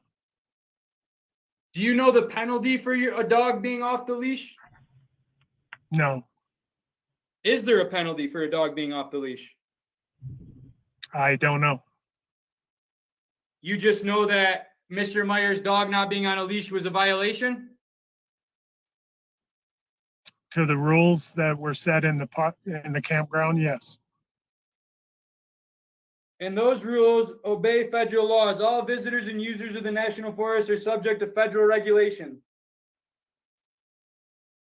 What he's getting at here is you can't violate federal regulations by enforcing a policy that would otherwise limit the rights not limited by that federal regulation. In other words, you can't use your private licensing and agreements to say, well, we're going to violate everybody that comes into this national park as a matter of federal regulations and their public use of the public lands by saying you can't use the public lands the way they're federally regulated. We now own this and we get to enforce our policy. That's not the way it works, folks. The points of conduct listed above are included through enforceable through federal regulations. All of the regulations are published in Title VI of the Code of Federal Regulations and are on file at all Forest Service and District Ranger offices. Violations of orders and regulations is subject to punishment by a fine or imprisonment under 16 U.S.C. 551. Does that sound right to you? Okay. Admittance. So let's pull up those laws that you refer to. And this is why I urge Title 36 of the CFR. Title 36 is conservation. 6 is national parks, I believe. And then again, it's a matter of when we look up these state statutes and these policies and everything everybody's trying to use, remember, folks, to look specifically for the federal codes that most of them will have in there somewhere. This is telling us they can't obfuscate the federal interest, the government's obligation. And so when they try to say, well, no, this isn't a matter of federal government, it's a state regulation, I don't give a fuck. Just like I said, that state regulation is under 48 CFR 52.212-5, where it says contract terms and conditions required to implement statutes or executive orders - commercial items, commercial services.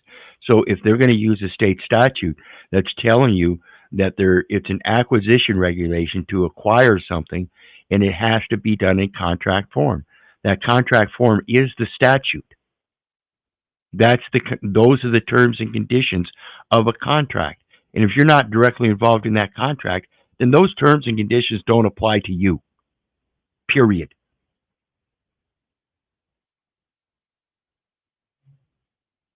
There we go.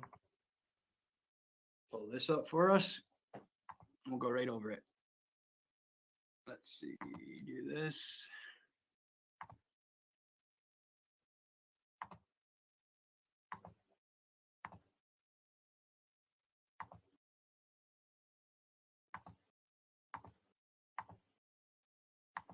Here we are. Can you see that? Can you see that? Okay. I can see it. Can you see it, Mr. Downey? Yeah, I see Code of Federal Regulations.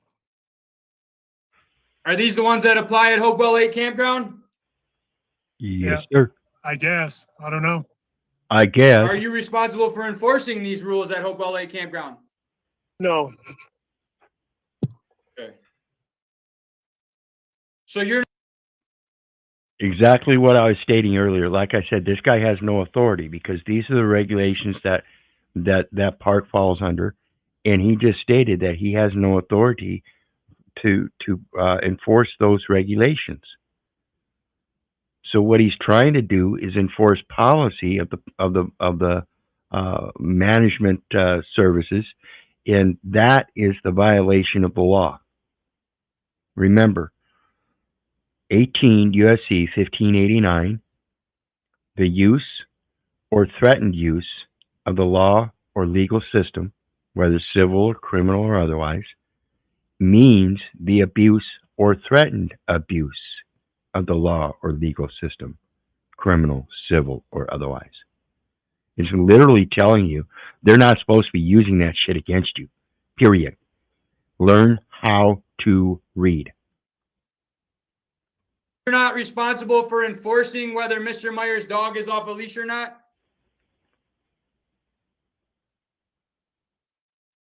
I can inform them that the requirement is that they be on a leash.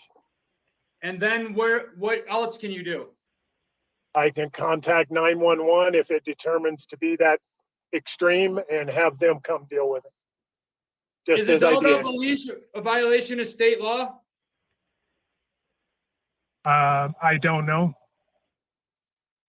So when you call them for the dog off the leash, are you alleging somebody was committing a crime? I'm not. So what would be the necessary reason for you to call 911 if there's no law against something and you have no authority to enforce a law, even if there was one? And so you see what he's admitting to now in between the lines, folks. Let me make it very clear, and I want your aspect on it too, Nubs. He's admitting very succinctly here that he's merely enforcing his own goddamn feelers. There is no law that was broken he doesn't know of. He doesn't know who regulates the shit. All he knows is he felt threatened and attacked because of some aggressive behavior. And that's absolutely so far stretched reaching for your feelers. It's pathetic. Again, this guy's in his late 60s, 70s, and this is a shame. This is what we look like as a populace. Come on, people. You with us, Nubs? Yeah. I'm still here. Would you be able to present It yourself appears- as the manner this guy has, repeatedly lying No. over and over again, thinking you're going to be able to get away with it somehow? See, this No, is the it thing. would drive me in the wall. There comes a point in time, people, where you're of a certain age, far beyond reason and logic. I wasn't there until I was 49, 50 years of age, and I feel shamed.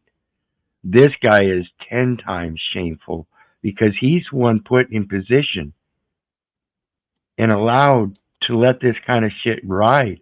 This guy spews so much shit. I can't imagine that park really has too many visitors under this guy's watch. I can't imagine that he's a real personal guy. I can't imagine that he's a respectful guy, that he has honor or integrity to treat the people in the campsite as a true, honorable, equitable host, as we've seen. And this is the problem with society. There's something seriously wrong with the hearts and minds of men these days. Well, we've been trained to find a safe space and stay in it come hell or high water. Well, and not And only the safe that, but space is really not that space. right, and that comes from a natural thing that people, and I think any creature goes through, is that they look for a convenience. So rather than doing certain things bears might, and rather than digging a den, they might den in a cave that's already open. It's just a convenience thing. Whereas if there is no cave, then they instinctually dig dens. So it's a matter of a convenience thing that I think people, because our intellect and our technology and our ability to create the things that we do, we get caught up in this indoctrination system that people with manipulative skills and stuff are able to use to their advantage. And I'm telling you, folks, one of the biggest manipulations is the language. Learn it. Learn why it is the way it is. The English language is not a language of itself. It's an adoption of multiple different languages and then adapted in different form to convey, and that's a different construction. The English language uses a different construction. So we have to realize why it is the way it is. And like I've said before, it's a very beautiful language if you learn how to use it. And I'm not talking just about coining your words or pursing your lips here either, guys. This goes to this video in learning how to listen to others and realize the real lies with your real eyes.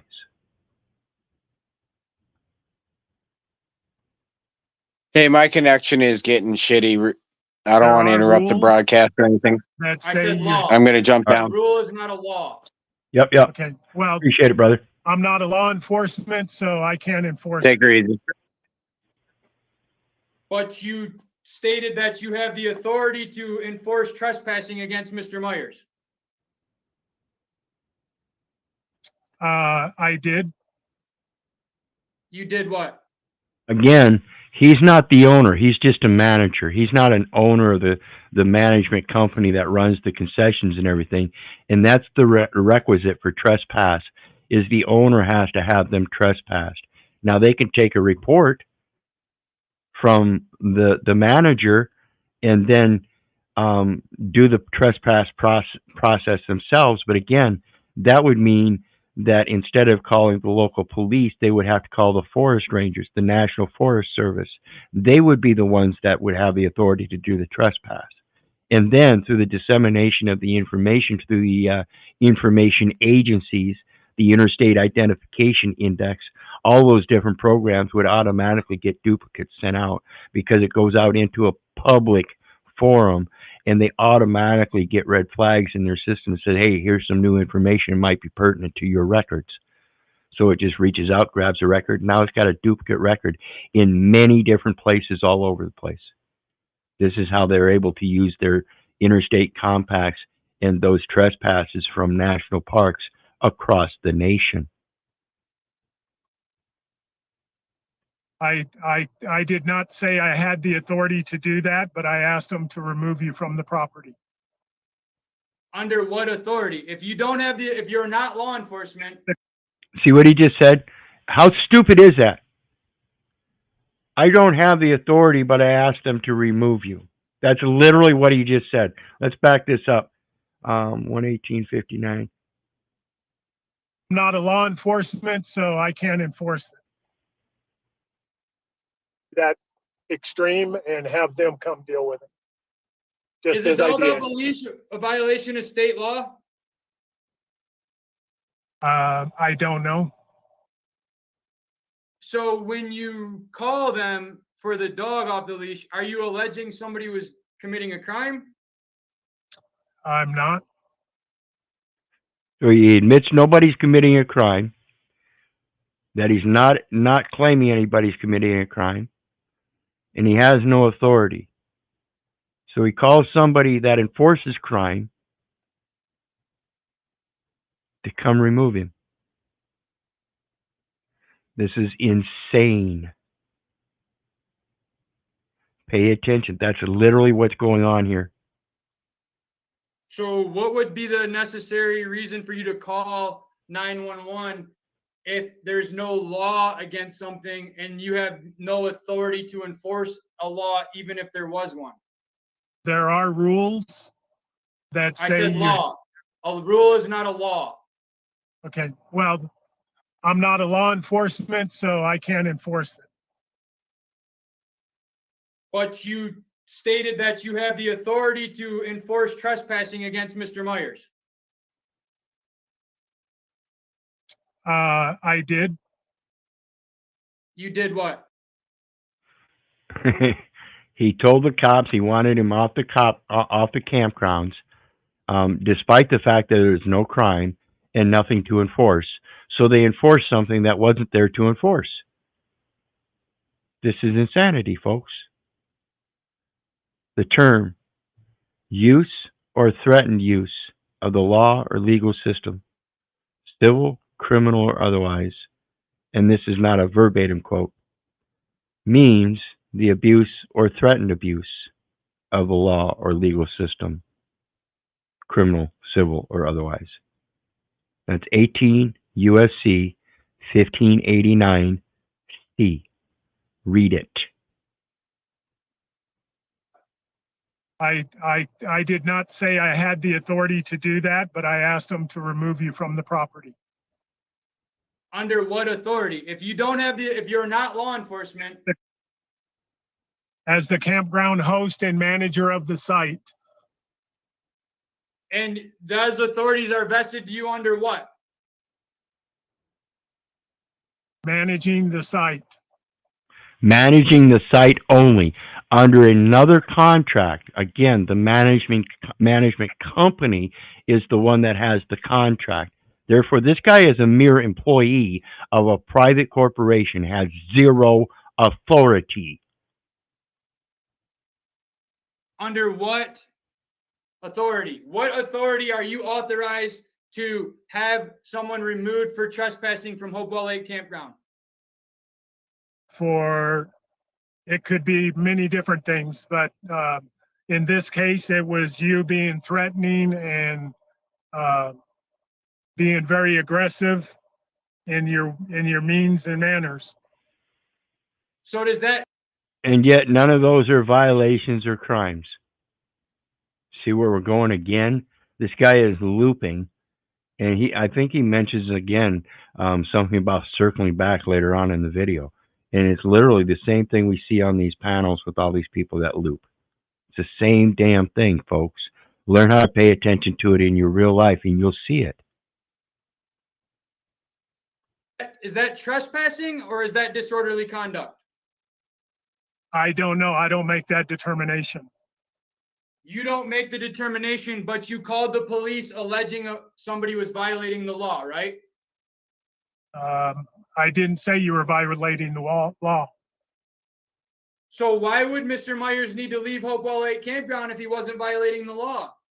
Because you were being aggressive and it hurt my feelers. Threatening Not to good me, for business. and I didn't want to deal with it. Is that illegal? It could be. I'm asking you if that was. I don't. And no, it can't be. It can't be illegal because it's not illegal. By saying it can be is only showing again your idiocy that you think somehow that you can change the definitions to make it illegal in your subjective view. You pathetic heathens. Don't know. So you're testifying that you were allowed to have Mr. Myers removed for being aggressive, which is not even a violation of any law. That's what you're saying? I contacted the police because I was threatened and you were being very aggressive and very vulgar. And again, this is important here because he was threatening and being very aggressive, and yet he can't distinguish between the two, and he's claiming that being aggressive is the threat. Again, like I said earlier, that's the claim of a toxic masculinity. Just because your feelers are hurt, because somebody is acting in their proper masculine capacity and letting you know, hey, you're acting out of line, little boy. See, this is the kind of thing I think really needs to happen more. You need to put these fucking grown men in the place that they really belong. the boys' position, because if that's the way you want to fucking act, I'm telling you, it doesn't look good on the country. Seventh fucking graders that don't know how to fucking read properly as full-grown men acting like little fucking babies. Pathetic. Which law gave you the authority to tell Officer Moreno to have Mr. Myers needed to be removed? Which law? I don't know what law. Did you tell Mr. Moreno that you wanted Mr. Myers removed? Yes, Did you tell Mr. Myers that you spoke to your supervisor about Mr. Myers being removed? And again, when he asked by which law did he have authority, this is important. Again, like I said earlier, when they give you that authority, when you ask a question like that, they give you by what statute. Look at that statute. Learn how to read. Read that statute. See if it doesn't use trust law language, contract law language, constitutional language, whatever you need to figure out about that statute that they might be using against you to show that it's facetious and it's bullshit. It doesn't apply. Again, remember 48 CFR 52.212-5. These are the federal acquisition regulations. Contract terms and conditions required to implement statutes or executive orders - commercial items, commercial services. Directly related to that 18 U.S.C. 1589, specifically when they want to demand that you sign a document somewhere where you have to physically pick up a pen and produce a form of labor to write your name on that piece of paper that they turn around and convert to a commodity. This is the ultimate sin, and that is Book of Enoch, chapter 69, verses 8 through 11 tells us we're not even supposed to be writing. As men, we're conscripted just like the angels. And the fact that the angel Penemu taught us how to read and write is the very downfall. It's kind of odd and ironic that we have to learn all this language and shit in order to defeat it now. But it's ingrained in the system through eons, folks. Better wisen up. And of course, the inherent principle here, again, is not that you learn the language, but you learn the origins. That too will take you back to your origins. Did I talk to Mr. Myers about Mr. Oh, Myers? Did you tell Moreno that you spoke to your supervisor and that person you did? Did that person give you a law that cites Mr. Myers could be arrested for trespassing for being aggressive? No. Did you attempt to give the appearance of authority to Officer Moreno? No. Other than being the host and the manager of the sites. Does the host or the manager of the site give you the authority to issue trespassing warnings against guests?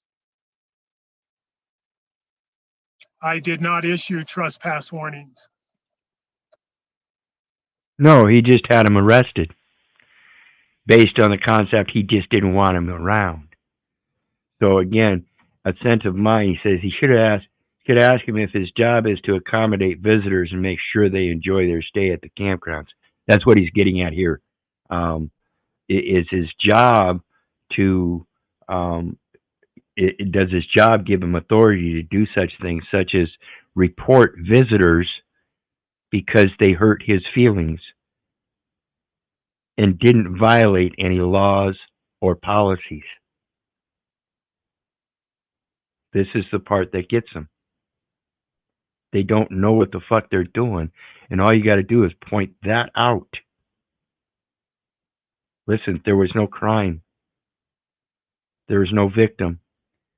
You claimed you're a victim, but you clarified that the threat was mere aggression and that the attack never happened. So you didn't have a crime, and you stated repeatedly you don't have authority to enforce anything. So yet you call the police to report a crime that never happened so they can enforce a crime that never happened. And I just don't get this. Put it before a 12-man jury. Even if they are the dumb bitch-ass slaves with the IDs in their pocket, I guarantee you they're still going to think the same thing. This is so fucking idiotic. It's pathetic. I don't see how people get away with this. I communicated what was going on, and I wanted you left out of the facility. And Under what authority? What authority gave you the right? What authority authorized you to tell Moreno you wanted Mr. Myers removed? What authority were you acting on? So are we just going to go in circles with this again? What authority were you acting? So are we just going to go in circles with this again? If that's what you're going to do, I'm trying to get you to answer questions reasonably. You're the one that wants to keep looping. On when you informed Officer Moreno you wanted Mr. Myers removed? I was the host and the manager of the site. Do you have somewhere you can point to that lists all the powers of the host and manager of the site? No, How Not even in your policies? See, even in his policy, it doesn't give him any authority. The authority remains in the contract, and that contract he has to manage the site is the farthest thing from the superior contract with the federal government. He's an idiot. You give these people one little thinking thought about having control and authority, and it goes to their fucking head, and they think they're kings. These people are bitch-ass slaves with licenses and IDs in their pocket, people. Come out of her. how were you informed, or how do you verify what your powers and authority is as the camp host at Hopewell Lake Campground? we discussed it in meetings. I contacted my supervisor. They said contact 911 and have you removed. I did what I was told. So you were just following orders? Correct. Convenient how that works. You cry like a little bitch-ass baby in a bird's nest with your mouth squawking and your arms spread wide open. Mommy, mommy, mommy. That's exactly what this sounds like, people. Were the orders you received based on your statements to your supervisor? Yes.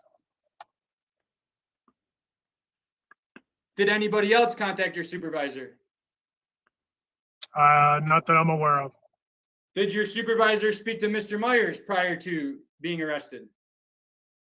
No. Did your supervisor tell you under which authority you are allowed to have Mr. Myers leave? No. So, seemingly, they removed Mr. Myers with not one shred of investigation anywhere along the line. Are you aware of the 14th Amendment? I know there's a 14th Amendment. Do you know what it says? No. Do you know what the First Amendment is?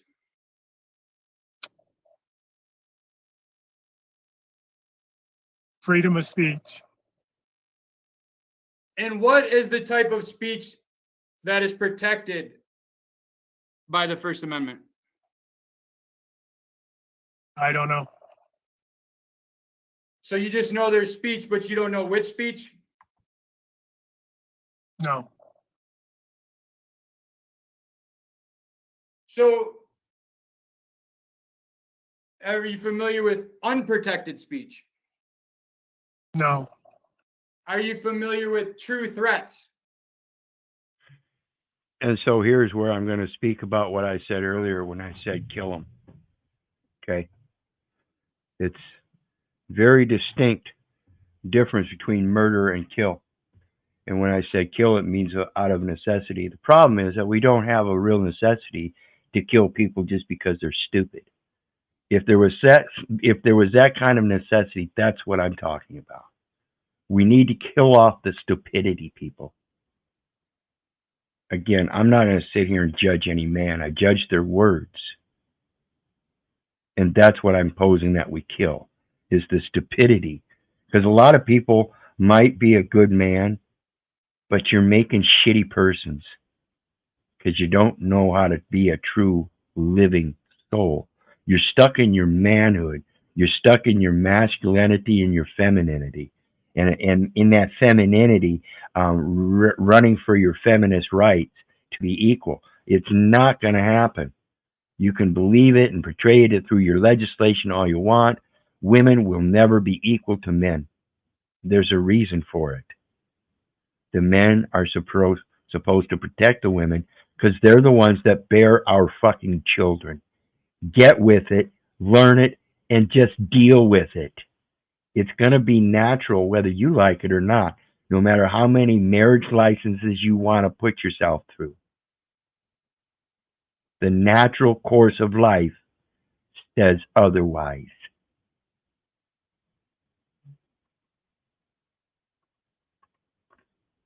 No.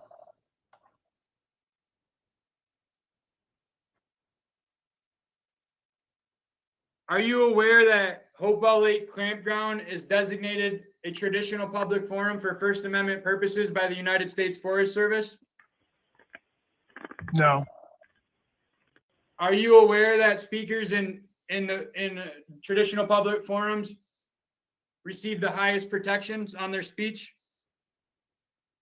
No. Can you tell me the only speech that Mr. Myers or anybody, what is the only speech that Mr. Myers is not allowed to use in a traditional public forum? No. No what? I don't know. So you're not familiar with what speech you can and cannot use in a traditional public forum? No. Did Mr. Myers make any verbal threats to you? And this is where he gets to tear him up on that threat thing. See, when the attack never happened, and an attack is based on some perceived threat, that's why he pulled his mace out on the dog. You would pose the same for the man who supposedly came running at you with fists in the air and everything and was going to attack you. The same premise. The dog was chasing him. The dog was running after him, so he's being chased. Same with Myers. If he was running after him, how come he didn't state that Myers chased him? See, this stuff is just so fucking lunatic. I don't see how you people don't see it. There comes a point in time in your life where you have to be able to open your eyes to see what's really happening. No. Did Mr. Myers incite a bomb threat? No. Did Mr. Myers scream fire in a movie theater? No.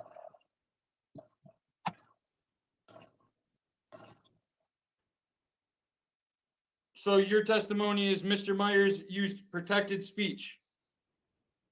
I don't know. See, this guy doesn't know anything, despite the fact that you can clearly identify the parameters in front of him. And again, there comes a point in time in your life where you're of age and it's reasonable and logical that when somebody makes an objective truth that you must already know, and it's in the Constitution as that, and then you still say, I don't know. It shows that you're not paying attention or you refuse to learn.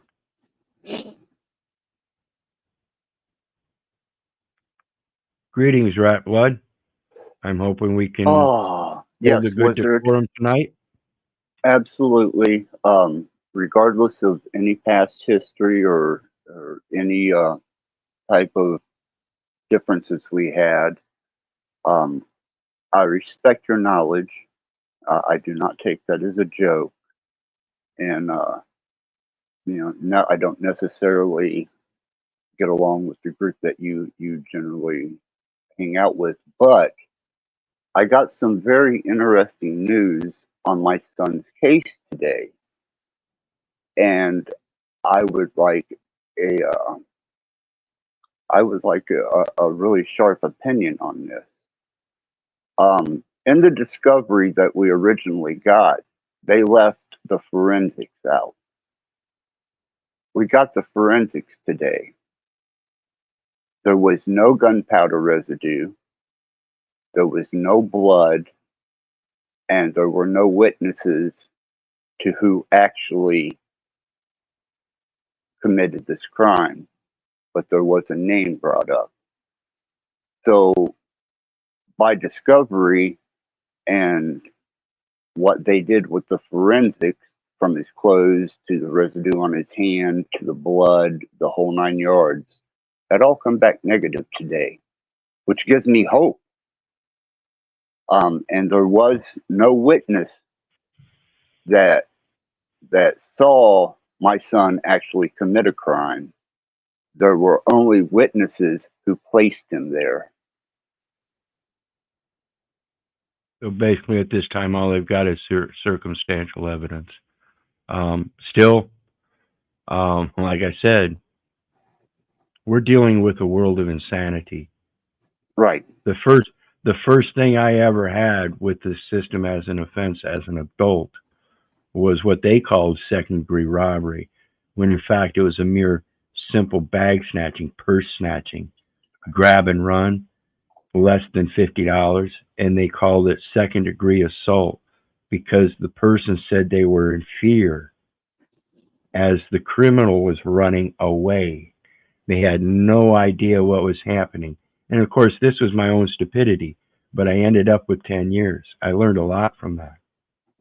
I did 2.5 years behind the walls as a young man, and then proceeded to walk around in this world afterwards, never going back to prison, but ending up with a long rap sheet that's taught me many lessons, but not until it was oftentimes too late. And now it's at a point where I refuse to do anything without having the exact truth in front of me. And ain't nobody can deny anything except to force me into doing what they want me to. And that's what I just explained, 18 U.S.C. 1589. Yeah, well, that's why I've been watching, is I've been observing what's going on here, and it seems relevant. I did my time federal. My time was done behind federal bars. Not actual bars. I was penitentiary here. Yeah. Anyhow, after everything was resolved and I was able to retain my freedom and was able to exonerate myself, I had no idea that later in life I'd be dealing with a situation like this. And the way that they came across in the discovery, it really did not look promising at all for my son or his disposition. But after it never will. And after the release of the forensics by lawyers' request and demand, he actually got the discovery on the forensics. And there was nothing, not even a powder residue on any of his clothing or person. Well, I can only hope the best for you, brother. I can't really give you any kind of advice or anything. I can thank you for paying attention and joining me tonight, and I hope you just keep paying attention to learning, because, again, people, the true remedy is your own language. A man's intellect is limited and biased by his own vocabulary. I urge people to learn how to coin your words or just purse your lips. Right. And I appreciate you giving me this platform for the moment to be able to speak that, because I have sought help from various platforms because I have no social connections other than my mom. That is the only individual outside of myself that I communicate with. I'm a recluse, and I spend all my time in a computer and multimedia format state of being, and I'm very isolated. So sometimes the only outlet I have is to share, to get out of me that frustration, my situation. And it really showed me, especially in the chats, the persecutors. Absolutely. And I was and floored. and I'll tell you, folks, I've been described as an angry old man, and I'll assure you, I've also said many times, you do not want to be my friend. I'm going to reassure you now, you do not want to be my friend. I am the one that is going to hold the flyer to your foot to make sure that you're going to hold that line of truth. Right.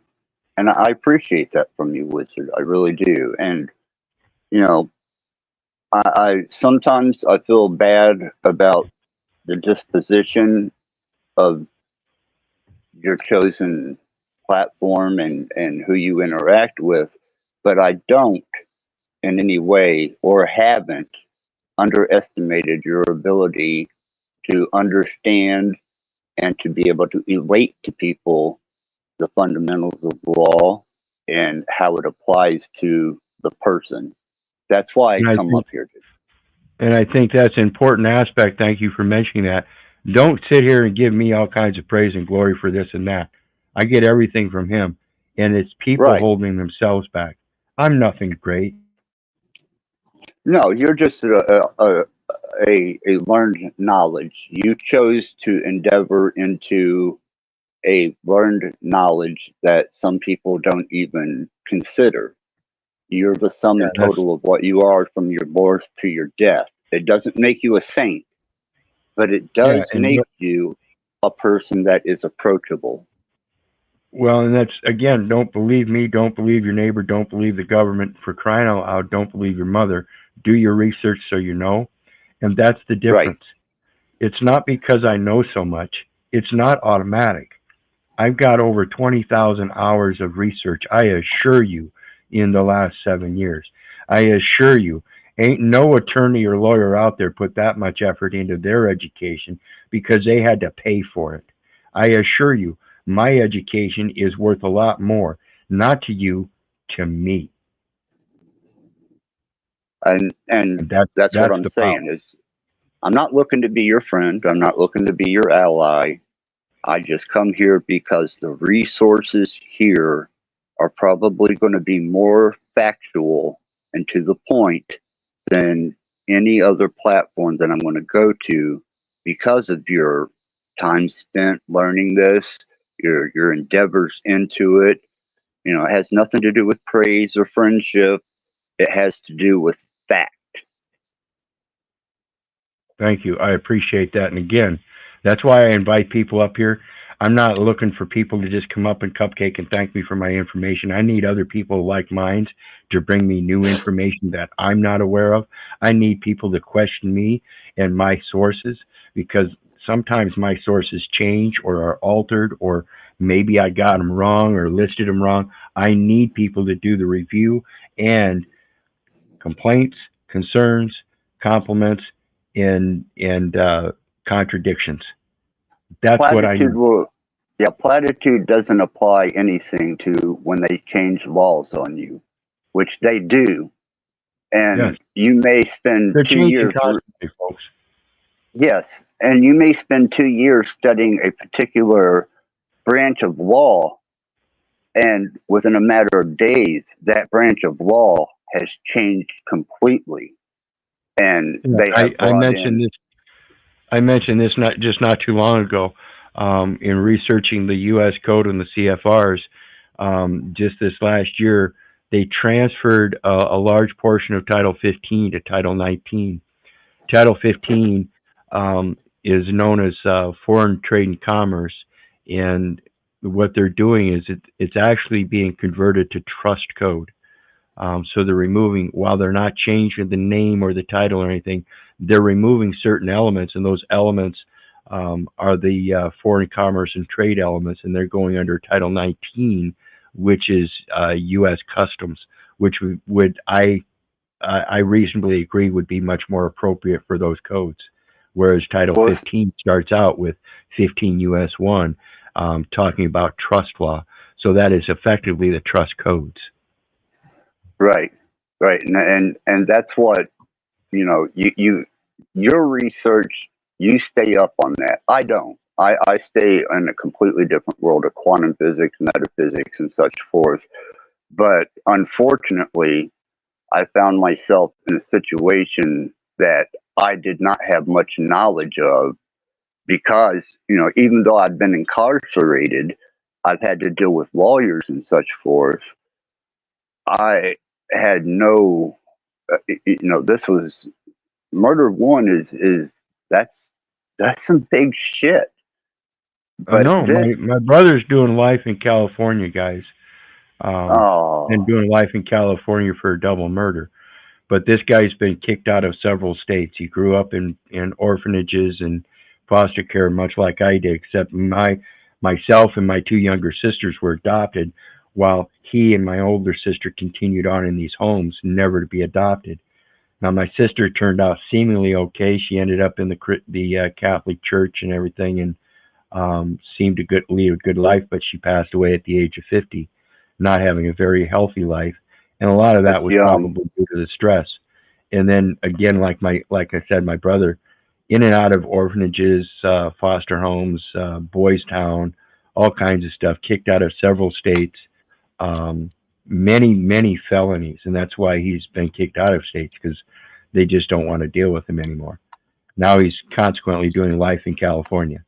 So it's been 3 decades since I've spoken to him, but that's the way the system works. And if you're not going to be able to find that spiritual foundation, and I think that's what destroyed my older brother, is that they destroyed his spiritual foundation and wouldn't recognize it when he tried to express it. And I think I got lucky in it that I got adopted with my two younger sisters, and that kind of quelled some of that expression, because like I said, many years I went around, "You're not my fucking daddy." And that's my brother's problem, as far as I know, is that he never had that true figure to help lead him in life. And so since nobody stepped in and took that role, he did the best he could. I don't know what else to say. I don't know anything else about it.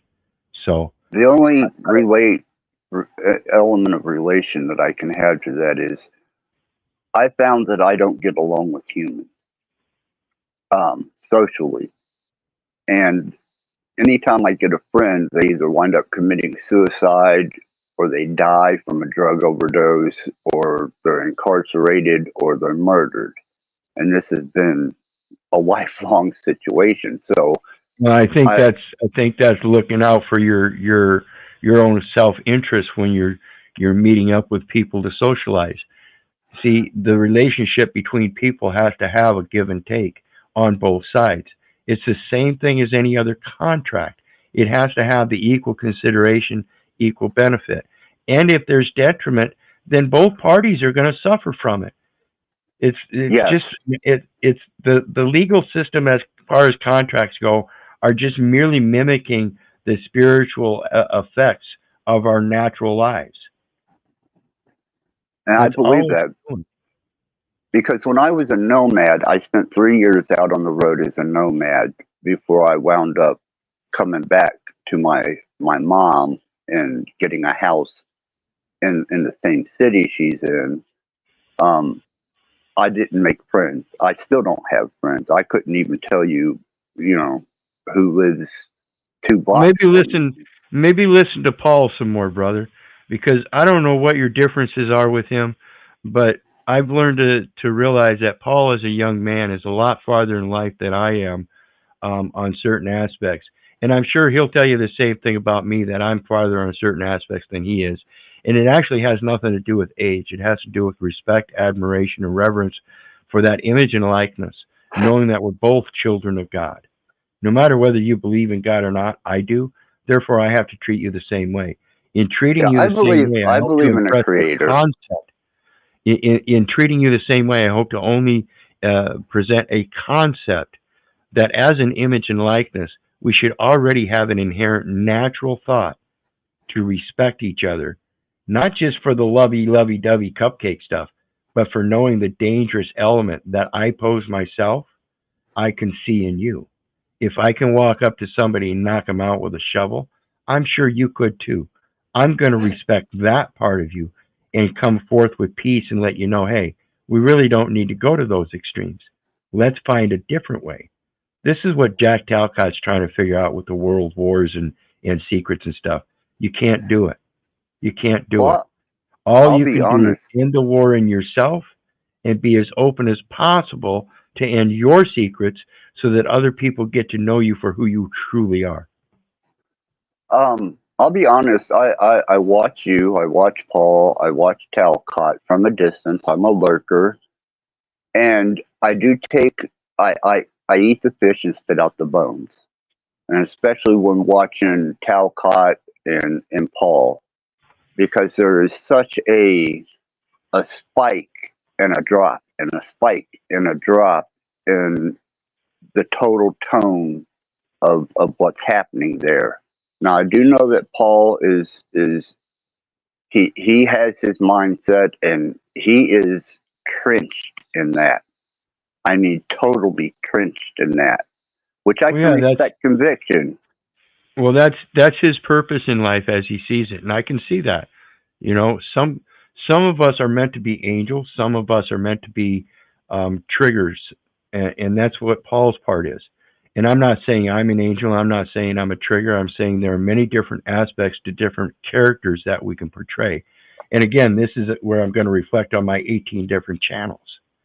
Each of these different channels, as I grow and strengthen in my knowledge and wisdom, I hope to mold each one of them into their own specific character, bringing their own specific content. This is my As own little personas. authors guild, and it's my own little way of protecting me and what I have to express. That's it. And So it's they're the different ultimate expression personas. of protection. Say that again. They're different personas of what you are as a whole. Correct. Okay. And with that, I can we're going to get understand. And with that, we're going to get back to the video. But before Yeah, we do, I'm sorry. Wizard, No, I that's fine. appreciate you having me up here. And no, it's not platitude. This is serious shit. You know, this is Murder One. And I got great news today. My son got good news. I don't know why they withheld the forensics, but Well, we're certainly going to keep you in our prayers and stuff, and that's one of the things why we come together like this. So, and I appreciate that. I appreciate that, Wizard. Thank you. Yep, just Thank keep you that for having positive me. aspect in there, but also know in the back that again, even with that circumstantial evidence, they're still going to have a strong pull for it, and it's going to be hard to overcome no matter how you look at it. So in the meantime, Right. I'm going to take a quick break so I can go grab a drink and a quick bite, and I'll be right back. Enjoy the quick intermission, and then we'll start the video again. Thank you, Wizard.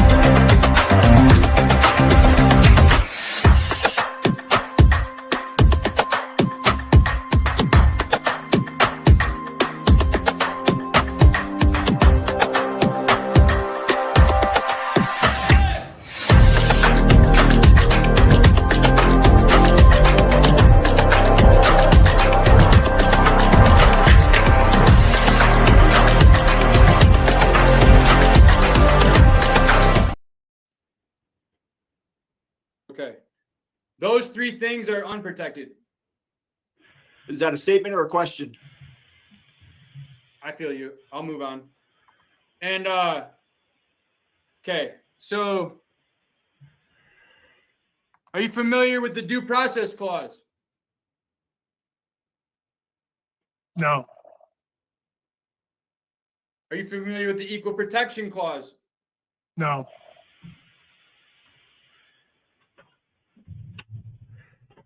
This guy's not familiar Are with you much of aware of anything. what an individual's protected liberty interests are? no, Are you aware of the difference between a designated public forum and a non-public forum? This guy knows so little. He's a perfect example of somebody that depends on everybody else doing everything for him. And all he's got to do is sit at the damn park and watch people. This is how pathetic these bitch-ass slaves are. no, Have you been trained in any way about the protections afforded to an individual under the Constitution at Hopewell Lake Campground? no,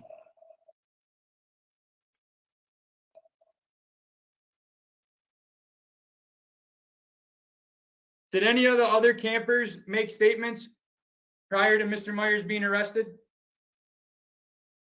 no, So no campers complain, no other camper, what about since then? Have any other campers complained about Mr. Myers' behavior? no, nobody knows. No what? No, So as far as we stand here, your testimony is the only testimony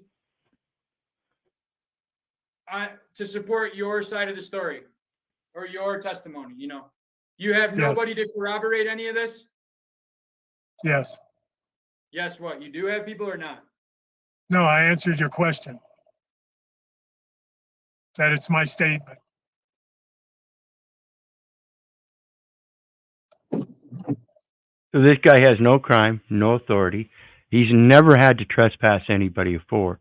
He doesn't know if he has the ability to trespass or the authority. What does this guy really think he's doing?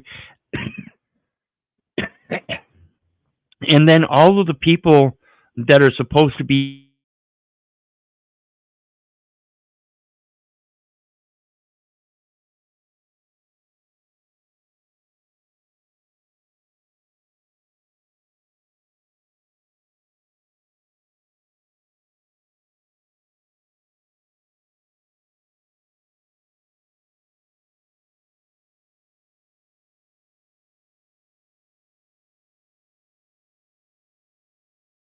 from federal property, which is an exclusive jurisdiction. How does that work? What's a reasonable amount of time for one individual to pack up 2 tents, a kitchen, and 2 bikes into the back of a pickup truck? 15 minutes? So you believe it in 15 minutes, somebody can take down 2 tents and load up their kitchen and 2 bikes into the back of a truck? Yeah, And that is based on what? just what I see on a regular basis. And I can upload my fifth wheel trailer and be ready to move within 30 minutes. So Well, so you can upload your fifth wheel within 30 minutes, but what does that got to do with what Mr. Myers asked you? I'm giving you an example. Does a I fifth think- wheel have to be taken down and rolled up and placed in a bag? I think you can tear down 2 tents, load up your kitchen into a back of a pickup truck in 15 minutes. And And I don't know that this is really a good line of questioning because he's trying to pin him on an amount of time to be able to tear down and load everything up to get out of there and move to a different site. And I don't know that that's so important. But again, he's the one that's doing the questioning, so he's got his own reason. Maybe we'll find out. and your That's my- expectation was that Mr. Myers needed to move within 15 minutes?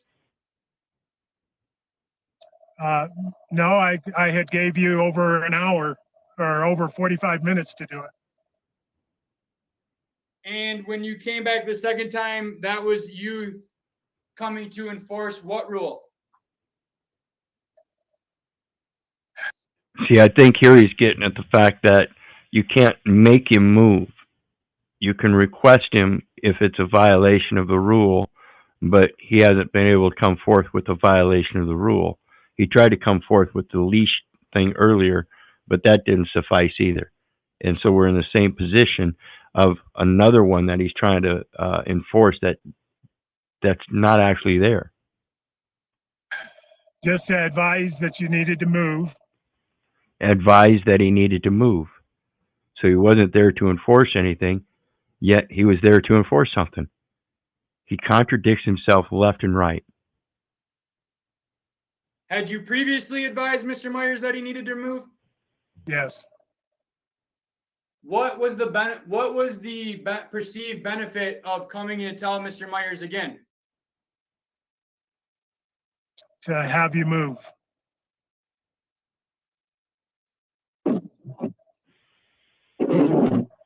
So the perceived benefit of coming back to Mr. Myers' campsite and talking about the moving again for the second time, walking past the Beware Dogs sign, putting yourself in potential harm, was to tell Mr. Myers he needed to move again? To remind you that you needed to move.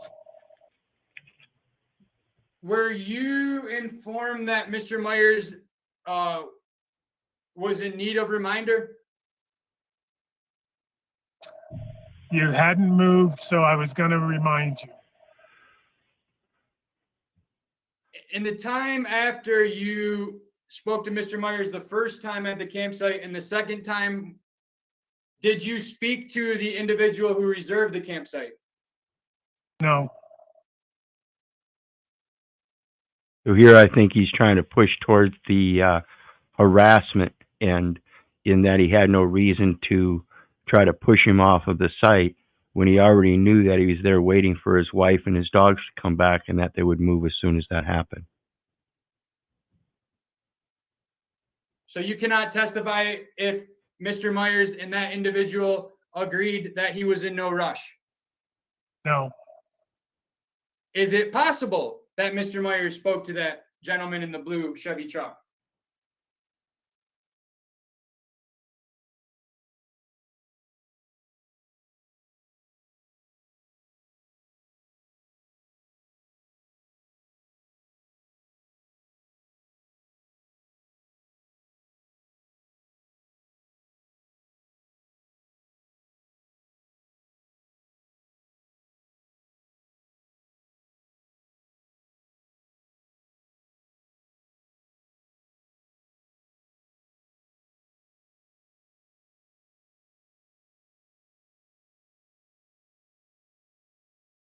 The campground.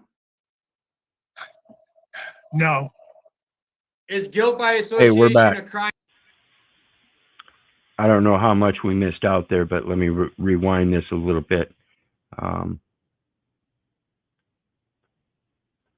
go a minute back. But this is where we're getting on that borderline of harassment, where he was already requested to move, and Mr. Myers explained that he was waiting for his wife and his dogs. And then when he came back, he was again requesting him to move, supposedly, but now he's going to do it in an enforcement way. And this is what this is all about. It's, you know, before he had good communications with him, and it was just fine. And now all of a sudden, there's threats, attacks, aggression, and enforcement, where he's just trying to ask him or request him to move sites again. This is somebody is lying, and we evidently already know who. Time, did you speak to the individual who reserved the campsite? No.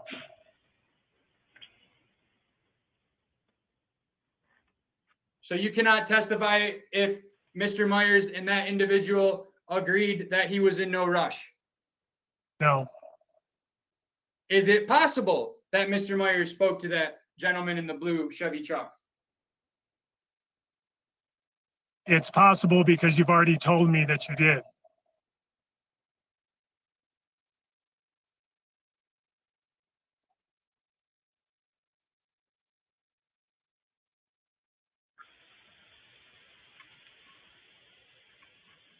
Why was Miss Hendricks required to leave?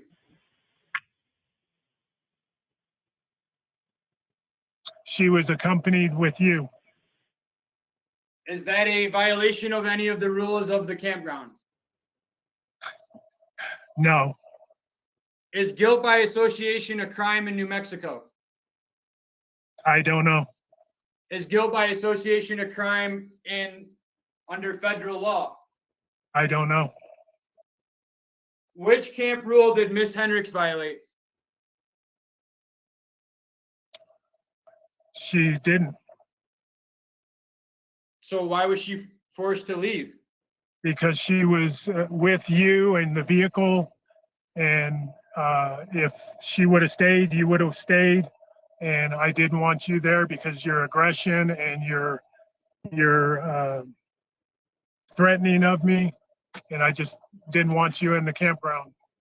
Did Miss Hendricks have a First Amendment right to be at the Hopewell Lake Campground? Well, and he's going to stick to that threatening of me all the way through this, too, guys. This is how pathetic they are. They will sit there and lie and be proven to be liars and incompetent of the very definitions they're using, and yet stick to them. I don't know. Did Miss Hendricks receive due process prior being told to leave? I don't know.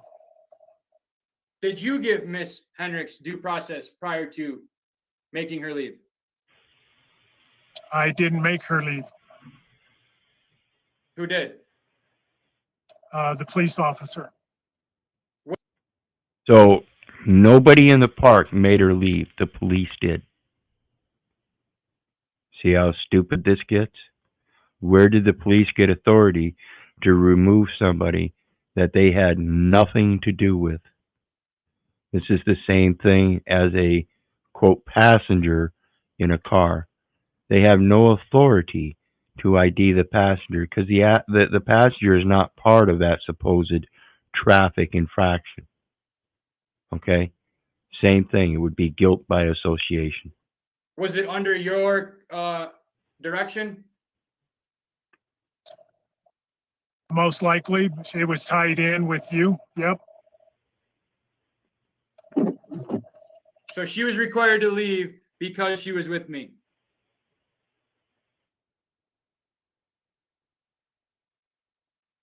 Did Miss Hendricks attempt to use her America the Beautiful pass?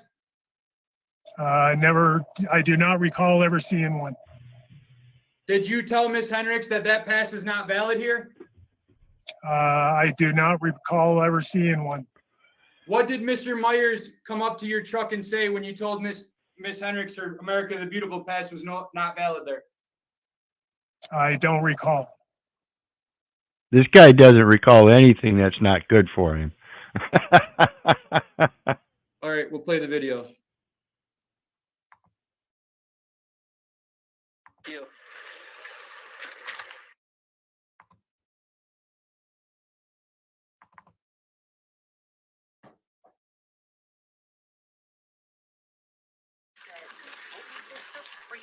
You want possibly on.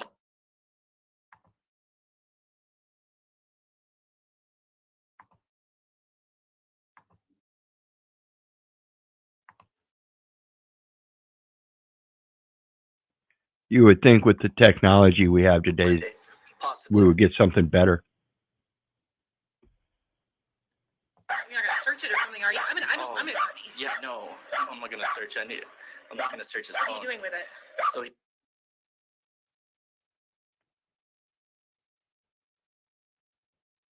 And Mr. Myers, you're still sharing the some statutes, so we're not seeing the video yet. My bad. I feel you. I gotta. Did you tell him to leave at any point? Yes. I gotta like switch the screen So, that's shared. Hold on 1 let's- second. All right, share. All right. Yep. And, here you go.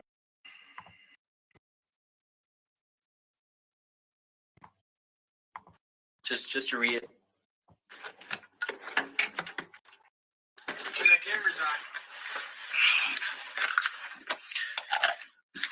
Are you okay?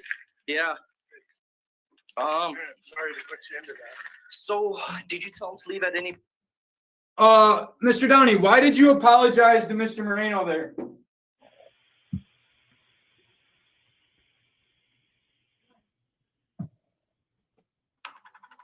Do what? Why did you apologize to Officer Moreno right there? Officer Moreno. Where did I apologize to him at? Can you see the video? I see a screen, yeah. All right, Yes. listen. Miranda versus Ohio. You know I'm an attorney, right? Again, I love how this guy's eating his pudding right on screen. You called an attorney?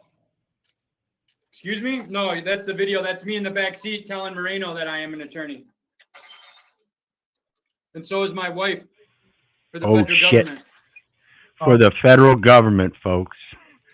His wife is an attorney for the federal government. So pay attention.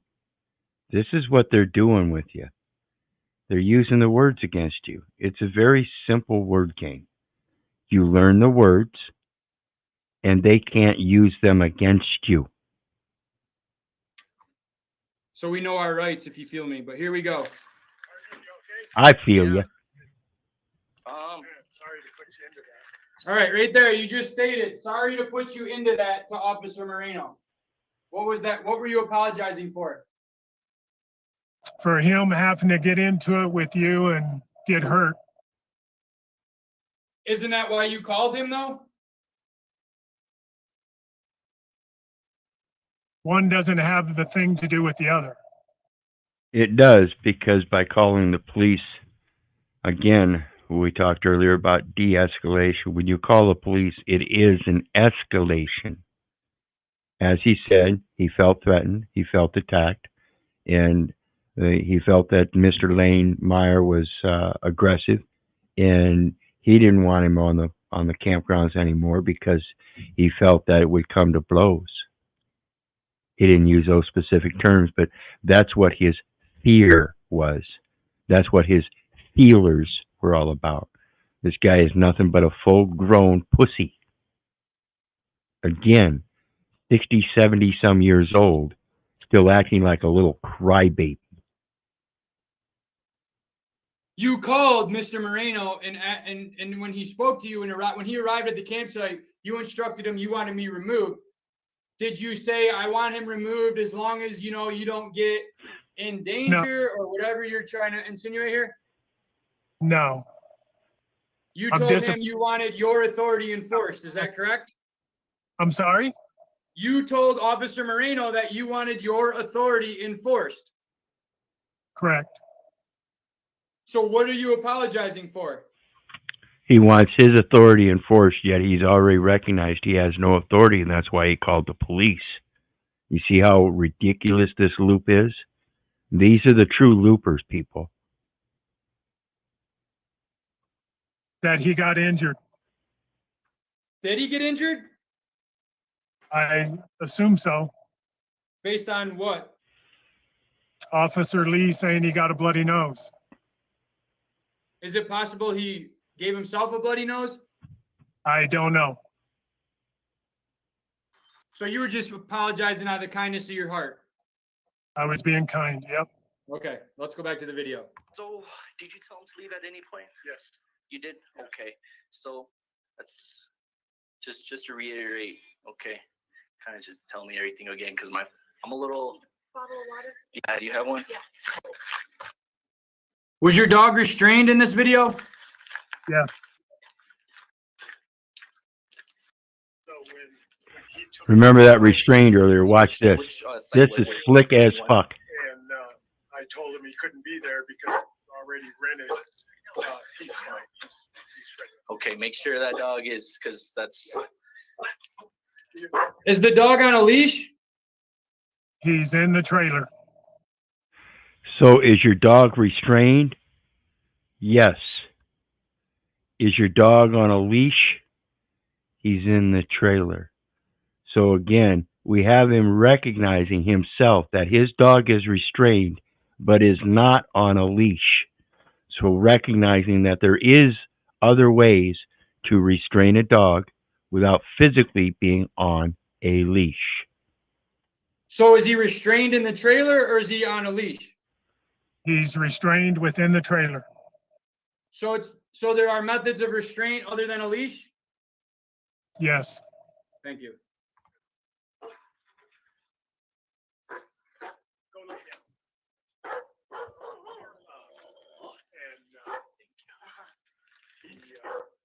I told him it was already rented out. And he said, no, it ain't. That they left. And I said, sir, here's I took it off the post and showed them it was they checked in this morning and they were leaving the 6th. And I said, pack up and move. And then he didn't do anything, and I seen him get on his bike and take off. So I just came back over here for a while, and then I went back over. Did Mr. Myers mention anything about his bike prior to you seeing him leave on his bike? Not that I recall. So Mr. Myers didn't say that if you want me to hurry up, I'm gonna have to go catch up to my girlfriend on the Continental Divide Trail because she just went on a day hike? I didn't. But I told you that she was on the hike, right? You said she was on a hike. Convenient, again, how he doesn't remember certain particulars, but others. This guy's either stupid or suffering from some kind of mental disease, such as maybe narcolepsy or something. Maybe he's falling asleep halfway here and there. Don't know. So did I just say she's on a hike, or did I say that my wife's on a hike and it's not going to be super quick and I need to wait till she get back to fully pack this up so we can see where we're going to move to? I don't recall. You only recall me telling you that my wife was on a hike. That's all I recall. Okay. Pulled over, and that's when his dog came running out at me and attacked me, and I pulled my spray. Did you just say that my dog attacked you? I'm sorry? Did you just state on camera right there that my dog attacked you? It came at me like it was going to attack me, yes. He just said on the video there that the dog attacked him. He didn't say it came at him as if it was gonna attack him or anything. He said it attacked him. And now he's saying yes, as if though him rewording it means the same thing. You cannot change the definition in the middle of your sentence, folks. Just as I've said several times. So verbally, we heard the dog attacked me, but you're saying that. So you're saying audibly, the audible testimony available to all our ears is not consistent with what you actually meant? As I've said before, the dog come running at me. I felt like it was going to attack me, and I pulled my spray. All right, let's back this up a second. We're going to see if you said it. You felt like it was going to attack you or it attacked you. Okay. Here we go. I told him it was already rented out. And he said, no, it ain't. That they left. And I said, sir, here's I took it off the post and showed them it was they checked in this morning and they were leaving the 6th. And I said, pack up and move. And then he didn't do anything, and I seen him get on his bike and take off. So I just came back over here for a while, and then I went back over and I pulled over, and that's when his dog came running out at me and attacked me, and I pulled my spray. And the dog attacked you and you pulled out your spray. Yes. It's a figure of speech. There we go again with the figure of speech. See, you cannot change the definition mid-sentence and just call it, well, it's a figure of speech. No, You have to stick with the actual true definition, objectively observed by the legal system, in order to use it in the legal system against someone. Do you feel like you should use figures of speech when you're giving testimony to law enforcement? Or do you feel like you should tell the truth, the whole truth, and nothing but the truth? That was the truth. The dog come running at me like it was going to attack me, and I pulled out my spray. Is that what you told Officer Moreno, though? It's, it's a word of semantics. Word semantics. No, it's not. Again, these people are delusional. I urge you, unlearn what you've learned. Go back and relearn concise English.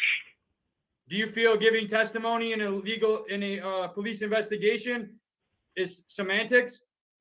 I've gave the same statement here. I don't know how many times during this last 2 hours that When this video started, you said that the dog attacked you. Come running at me, acting like I was going to be attacked, and I pulled the spray. So that's the same thing I've said for 2 hours to you. That's what you said today. That's what. He's still saying that's the same thing that he said. This guy doesn't understand there's a distinct difference between the two things that he said. It either attacked you or it ran up as if though it was going to attack you. What you're saying now, right? That's what you say. That's what I've said the whole time. But I just showed you a video of something different. So are you saying that that video is not you? It's a figure of speech. Do you feel somebody should be arrested for figures of speech? That's not my decision. Is it your? Notice he got a little chuckle there and said, "That's not my decision." Again, this is the little crybaby that cries to daddy and says, "Daddy, daddy, daddy, he did this to me," and it's not true. But the baby will sit there and laugh and giggle while daddy's admonishing. Okay. Your decision to decide whether to tell the truth or not? I've been telling the truth the whole time. I'm just asking you if it's your decision. I didn't ask you if you were telling the truth or not. I'm asking you, are you the one who decides to tell the truth or not? It is my policy to be honest and tell the truth. So you feel. So his policy to be honest and tell the truth isn't a very good policy, as we see, because he doesn't know how to tell the truth. So like by telling the police officer on 3 occasions that the dog attacked you, as well as initially, you feel that that was being honest? I didn't say that. You didn't the say dog what? At me, acting like it was going to attack me, and I pulled my spray. That's what you're saying today, Mr. Downey, on 9/12. That's what I said before too. That's what you said? You said that the dog acted like it was going to attack you? Yep. Okay, let's play that again then. No, I know what that You've says, asked your but question. Let's. But that says, no, watch this guy. He's going to stand up for him and say, you've asked your question. What's the purpose of continuing? Is to get this guy to recognize he just fucking lied again and again and again and again. Let's move on. You've asked your question. Move on. Sure that dog is, because that's. Maybe I'm confused. Then you can watch it on your own time. We're getting into 2 hours, and you're covering the same I feel thing. you. We're getting into 2 hours and you're covering the same thing because the one being deposed is looping and refusing to answer questions appropriately, and the court is not taking note of this. Instead, it's standing up for the deposed and saying he's answered the question when in fact it's proven that he hasn't.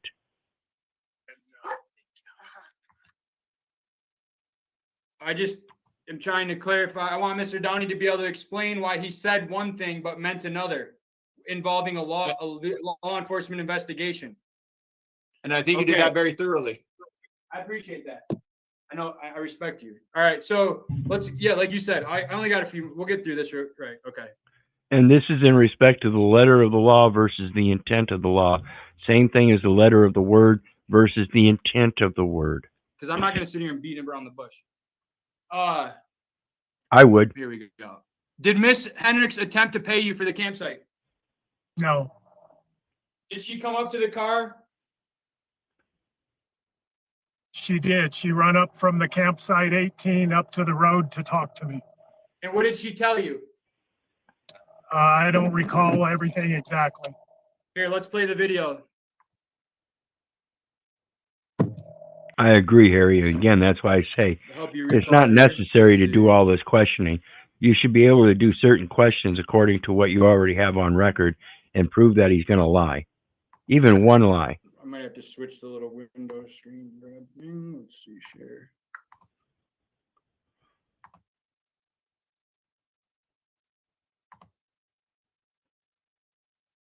And it's not just the lies either. It's the fact that he admits he has no authority. He admits that there's All a right, contract so between remember, the I just management asked company and you the U.S. Forest Service. What Miss all those Hendricks kinds of said to things. you when she came up to your car. And I told you, I don't know. Okay.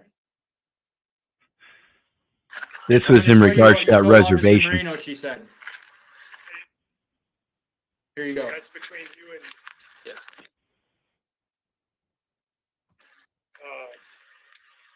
Told me I'm gonna learn about the First Amendment and all these amendments and I just don't need that in here. Okay. Did he pay for the night? No, he hasn't paid nothing. And I asked him, I said, you know, you need to leave, because with your aggression, it's not gonna work out here. Okay. And his girlfriend started crying. Well, I can stay because I wasn't part of that. I said, that's between you and, Yeah. you know, but he needs to leave. What was he wearing?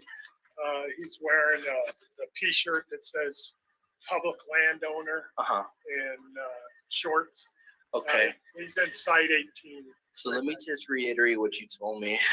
So Let's get to the part where See, this is the you said. pit mix. I don't know. threaten you?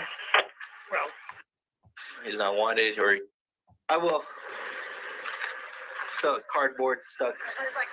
Let me go back to that other video. I apologize. That at the conclusion of that other video in front of your camper is when you say that she came up to the car and I came up and told you that you're gonna learn about your rights today. Which you are.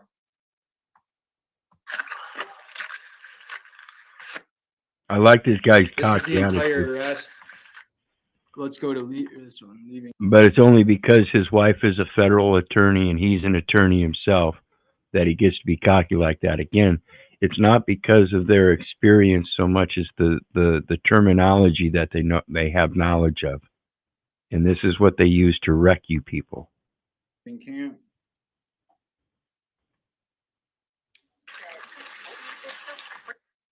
Right here, back to in front of your dog.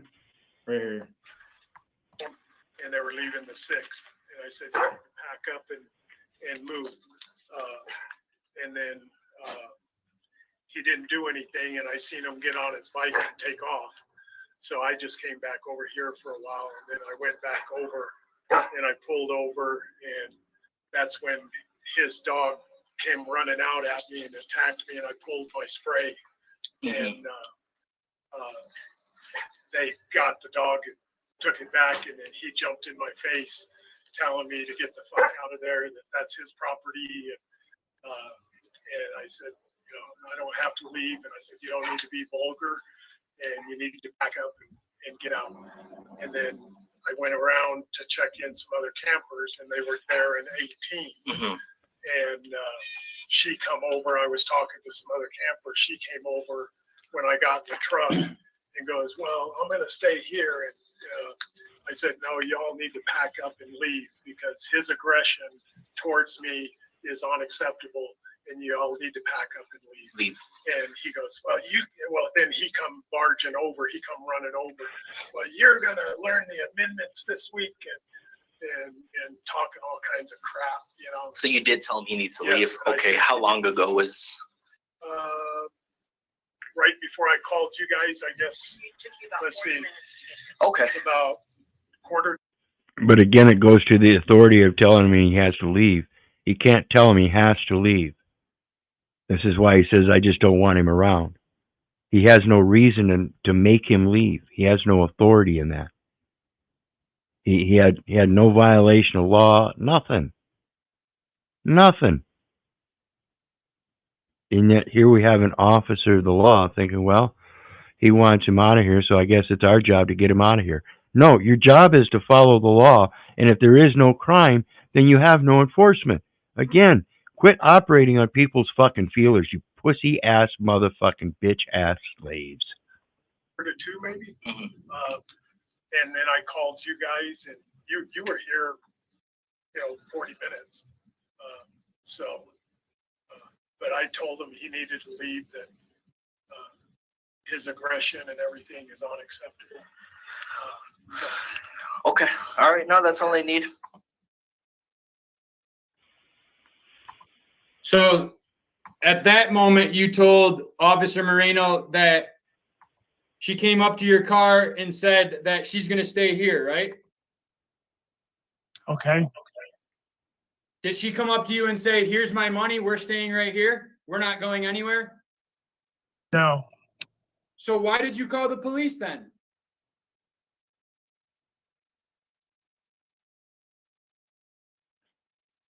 I'm sorry? You said that you did not call the police until after the encounter involving the pepper spray, and that you came around after we moved to Site 18.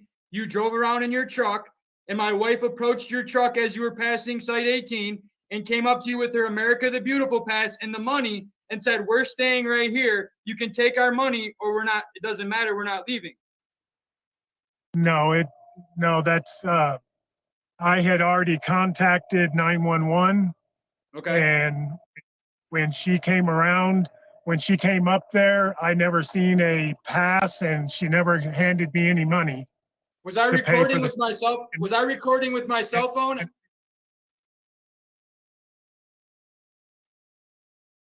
Did you testify that I came up to you and said that you're going to learn about your amendments this week? You did? What were you doing at that time as I came up to you? I was driving away. From what? From talking to the young lady.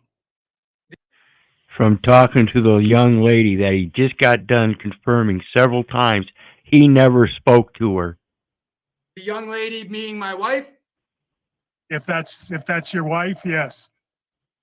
Is it the young lady you told who had to leave because she was with me? If she was with you, yes.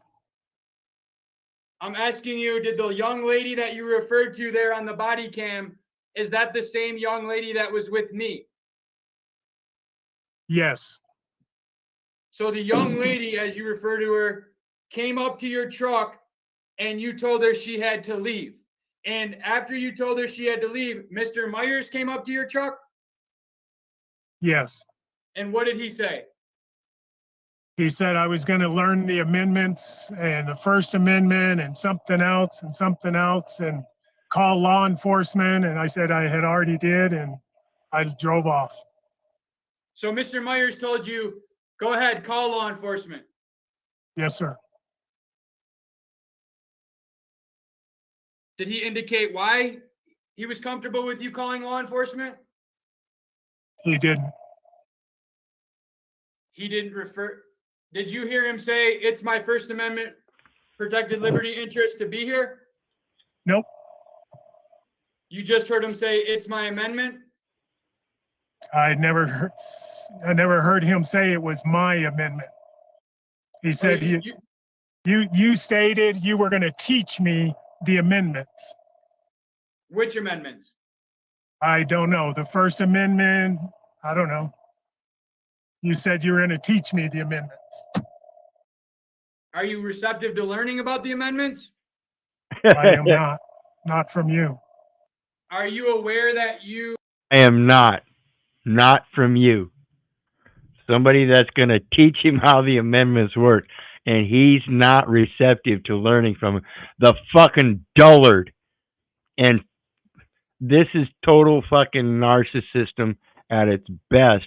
through a Dunning-Kruger effect. You people think you know things and that you can sit there and say outrageous comments like you're not receptive to learning about the Constitution. You ignorant fucks, as you use the officers that have taken an oath to that Constitution to protect your fucking whining asses, you ignorant bitch-ass slaves. You are a camp host on a traditional public forum. I feel like you asked this question probably about an hour and 30 minutes ago. Are we covering any new ground? Yeah. Was he saying? I heard you, Mr. Walquist. I respect that. Was he saying something at the same time? Yeah, we ahead, keep answer, mister. questions over and over. Okay. I think he's trying to lead into the public accommodation aspect. You're sharing your screen and we can see your questions. I don't know if that bothers you or not. No, I feel you. I respect that, sir, for sure. Even though I'd mail them to you right now. But since this incident, has anybody came and explained to you if Mr. Myers is allowed to be at Hopewell Lake Campground or not? No, other than the letter that was sent and stating that you are not allowed on any of the campgrounds that are managed by Recreation Resource Management. And this goes to that thing about the U.S. Forest Service. See, again, they're the ones that have to trespass him. And that trespass, they get that identification. And that trespass goes against it's for the national park system. They will trespass you from the entire system if they think it's necessary. Otherwise, again, if there's no need for trespass, then they don't push the trespass charge. See, that's an income thing for them. They want visitors to the park. And if there's some old fucking bastard that doesn't know how to behave, they need to put him in line. And what letter was that? The one Tom Raddick sent to you. Tom Zadek? Yeah. Funny you should mention that. We're going to read that.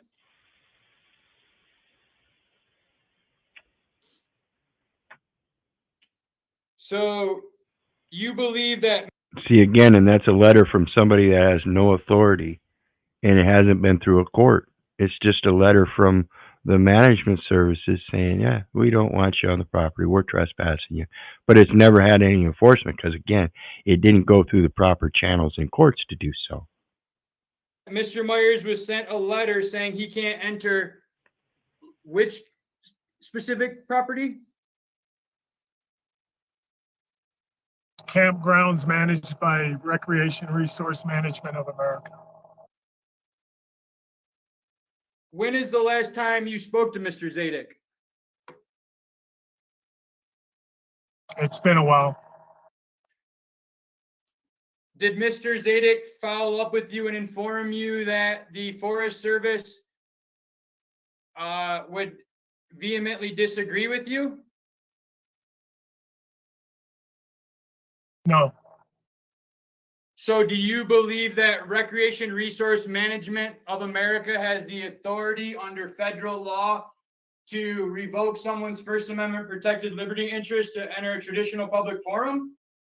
And that's the touchy ground we get on when we're talking about that U.S. Forest Service versus some fucking management company with some idiot as a manager.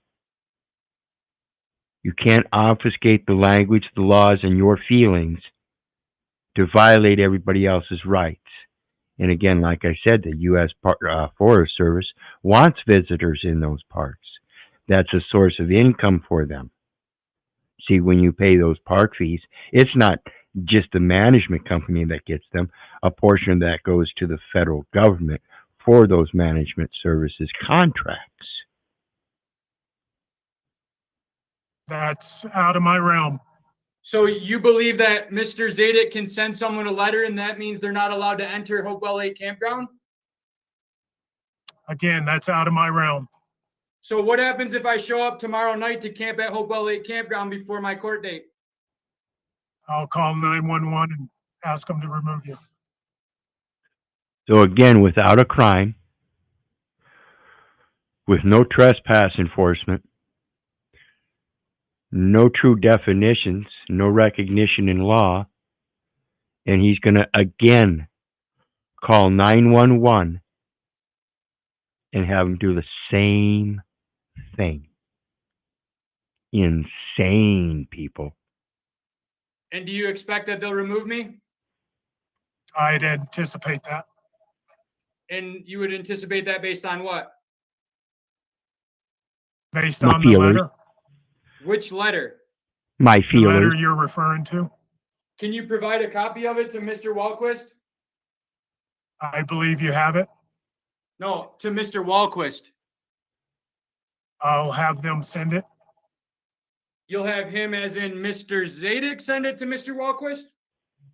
Yes, Do you believe that letter has any actual authority? I don't know. That's beyond my realm. See, it was Mr. Zadig that's going to send that letter, not the court.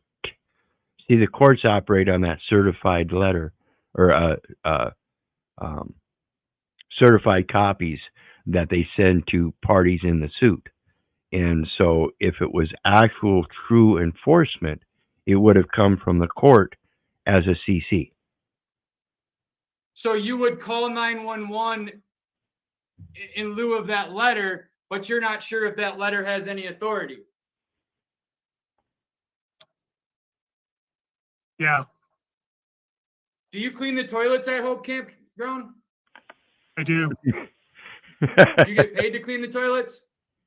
I do. Do you get paid What- by Recreation Resource Management of America?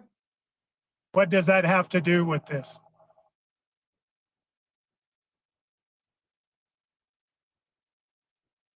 I think that the your last answer? question was whether or not you get paid by the company, and I keep forgetting the name. Do you get paid by that company? Recreation Yes. Resources? Yes, you get paid for them, by them? Yes, Do you collect the camping fees at Hope Campground? I do. And who do you turn those into? The company, Who specifically at the company? Laura Blanc. Does she also maintain the record of everybody that stayed at Hopewell Lake? I believe so. Is Hopewell Lake Campground open to the public? Yes, Are you aware of any no trespassing signs at Hopewell Lake Campground? no,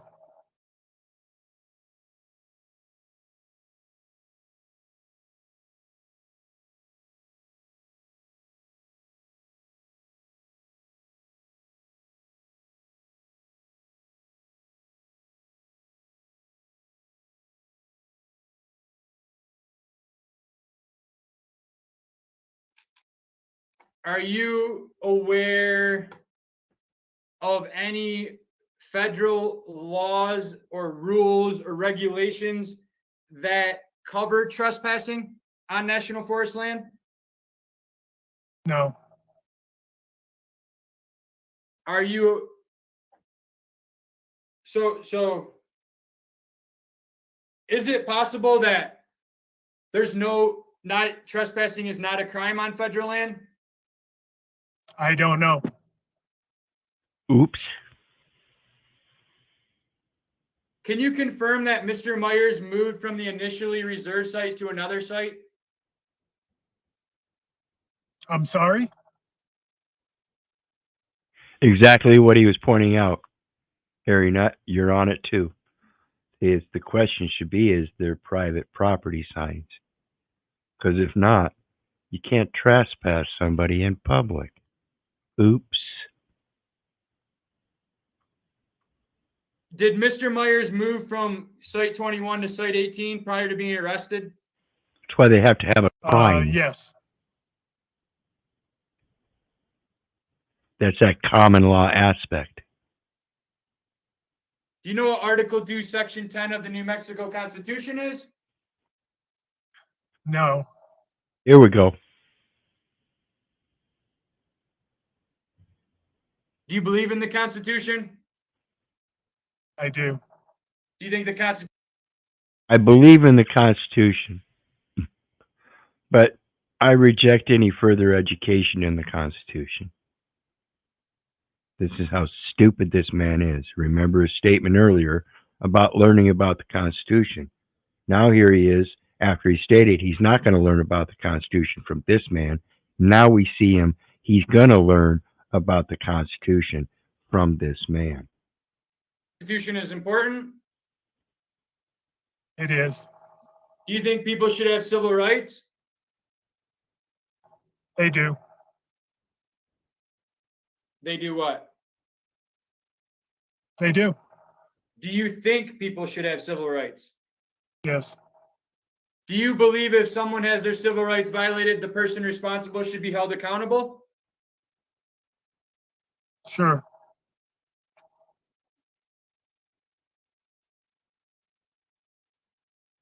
Are you familiar with U.S. 42, Section 1983 of the U.S. Constitution? No.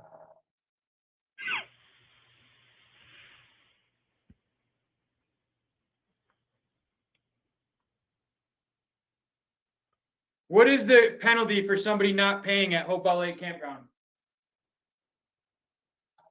I would contact the police and it would be reported as a theft. See, now he's talking proper law, because like I said, you can't trespass somebody off of public property, and that's because there's that exclusive jurisdiction that belongs to the federal government, and that's that common law jurisdiction under the Constitution. That's what they operate on. So under the common law of the Constitution, you can't force somebody off the land, public lands by trespass. You have to actually be able to pull them off through, which is called an ejection, through a criminal offense. Is that and is that a policy that you've been told, or is it? Can you? Because I'm going to pull up the policy, so I'm wondering what policy you're referring to. I don't know what policy it is, but it would be considered a theft from the government, I'm sure. Are you sure, or would you rather just say you're not sure? So I don't know. I don't know the law. So you don't know the law. Do you know if Mr. Myers broke the law? When you threaten me and aggressively come after me. We're talking about not paying, sir. You allege that Mr. Myers refused to pay. No, I didn't allege that. I didn't allege that. You I did asked not you. tell, you did not tell law enforcement? Did you tell law enforcement? I asked. Stop. I asked you to leave the campground, and at that point, you were not required to pay. Did you tell Officer Moreno that Mr. Myers did not pay? Yes, because Did he asked Officer he asked if you had paid, and I said no. Okay. Did you say no, he didn't pay because I wouldn't take his money, or no, or did you just say no? I just said no. Okay. So here we're going to look at my screen, and we're going to look at the penalty for not paying for a campsite. Okay. Can you see that? Sure. Yes, we can see it. It looks like you're Recreation scrolling through a fees. bunch of statutes. Yep. Recreation fees. Failure to pay a fee is prohibited. Notwithstanding 18 U.S.C. 3571, subsection E, the fine is imposed for the first offense of not payment shall not exceed $100. Can you tell me where that says that you're charged with theft? I don't know what you're asking. You had answers. Do you need me to clarify what I'm asking? What he's clarifying here, folks, just in case you don't get it, is that there's a civil penalty and not a criminal penalty. So again, you can't charge him with a crime. and it's not a trespass, and it's not a theft. It's just, hey, you got to fork over $100, and it's got to be processed through the courts. So it's a material fact after the incident, and not a cause of a further adjudication, as we have here. They're actually bringing it as a cause of the adjudication, as if there was some kind of trespass or criminal offense, when there wasn't. What is the question? What is the penalty for not paying for a campsite? You just read it. Is that your statement though? No, that's the code right there that you're reading.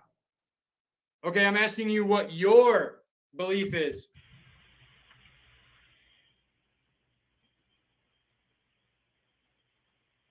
My belief would be it would be theft from the government, which would apply to that code, and you could be charged under that code. But that's, again, the penalty isn't a criminal offense where you're locked up in jail as if though you committed a crime. It's a civil infraction for not paying a civil fee. That's not theft where you took something. It's saying that you used some services but didn't pay for them. In which case, this guy was denying that he even used park services because he told him he didn't want him on the campgrounds. So they're kind of screwed in all of it. So it's your belief that this code is not the actual code?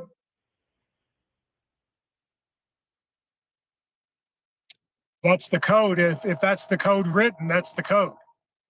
The difference there, Harry, is that, truth be told, a charge is a charge, civil or criminal, same shit. The courts don't care. They just want payments.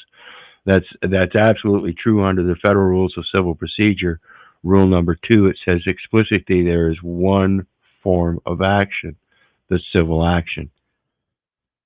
However, under that civil action, they have different infractions that they consider criminal and stuff. Sometimes they even include non-payment of fines as criminal, and this is the problem.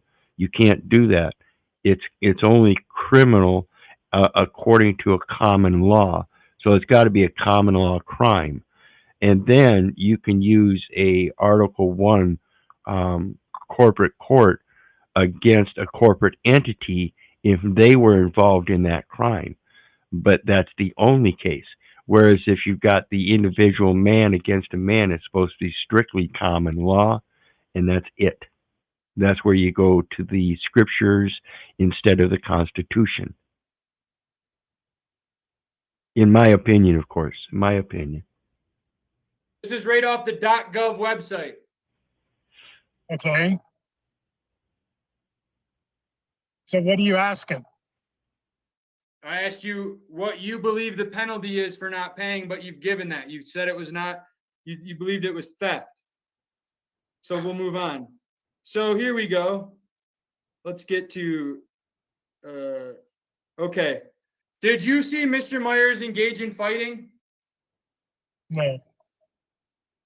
Did you see Mr. Myers address any offensive, derisive, annoying communication to another person who is lawfully present when such communication has a direct tendency to cause acts of violence by the person to whom individually the remark is addressed? I don't know what you're talking about. I just read it to you word for word. What? Do you want me to read it again? You asked me a question. Yes. Did you observe Mr. Myers using any offensive, derisive, annoying communication to any other person who is lawfully present when such communication has a direct tendency to cause acts of violence by the person to whom individually the remark is addressed?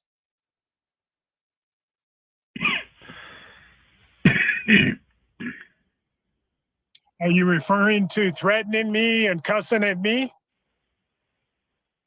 I'm asking you, did you observe Mr. Myers exhibit any of those behaviors? If that is intended to mean you were cussing at me and threatening me, yes. It says that, okay, so did you did you violently react to Mr. Myers? No, I didn't. Did you use any violence? No. Then that wouldn't apply.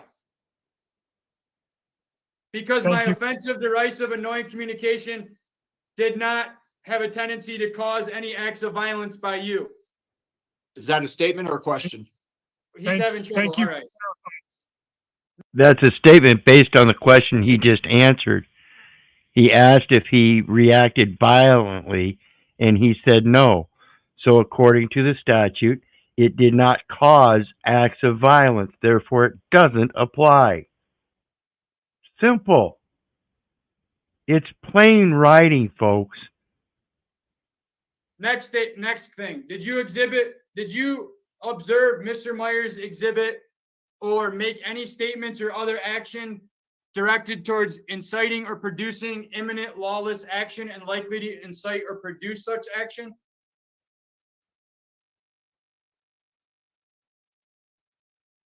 I don't know. Did you observe Mr. Myers exhibit or behave in a way that would cause public inconvenience, annoyance, or alarm by making unreasonably loud noise? No. Those are the elements of disorderly conduct at Hopewell Lake Campground. Okay. Thank you. Yeah, I chuckled at that too, Harry. Eminent lawless Do you believe action. you gave any false? That's what this is, folks. This is actually what Douglas Downey is committing. He's the one that's committing the disorderly conduct. He's the one that's causing things to be moved out of order. This is not the way things are supposed to go, folks. Fictitious or fraudulent report or other information to any Forest Service officer engaged in or on account of the performance of their official duties, knowing that such report or other information contains false, fictitious, or fraudulent statement or entry? No. Did you tell the Forest Service that my dog attacked you? No, that it ran at me and I pulled my mace to prevent that. No, he stated earlier that it attacked him. That was his statement on the original interview. Did you use the words, my dog, Mr. Myers' dog attacked you? No. You did not use the words, dog attacked me? You know, I don't know. We literally just watched a video that showed it. I just, you know, we've gone through this how many times? Yeah, Harry, you can literally ask as many questions as you want in a deposition. And I want to remind people, I can't remember the exact name of the case. I think it was Jerome Daly. And the bank fraud case, 164 questions they asked this banker to finally admit that the banks were not actually loaning anybody any money. Times in the last. Depositions are great. That's why it's important to learn how to question things. 2.5 hours. You put yourself in this position, sir. Let's just remain professional. Can we clarify the question? Because I believe your question was whether or not he told the Forest Service about getting attacked with a dog, whereas the video we watched, Right, no, I believe that was with the, Mr. with the Walkus, officer. Mr. Walkus, you are 100% correct. That's why I was so confused, why he was confused, referring to his previous statements about Moreno. So let's ask a clearer question. Thank you. My question is specifically to the Forest Service employees, not your supervisor, not Officer Moreno, not anybody else, Miss Jennifer, or any other Forest Service you spoke to. Did you tell them that my dog attacked you? No, I said that the dog came after me or came at me and I pulled my mace to protect myself.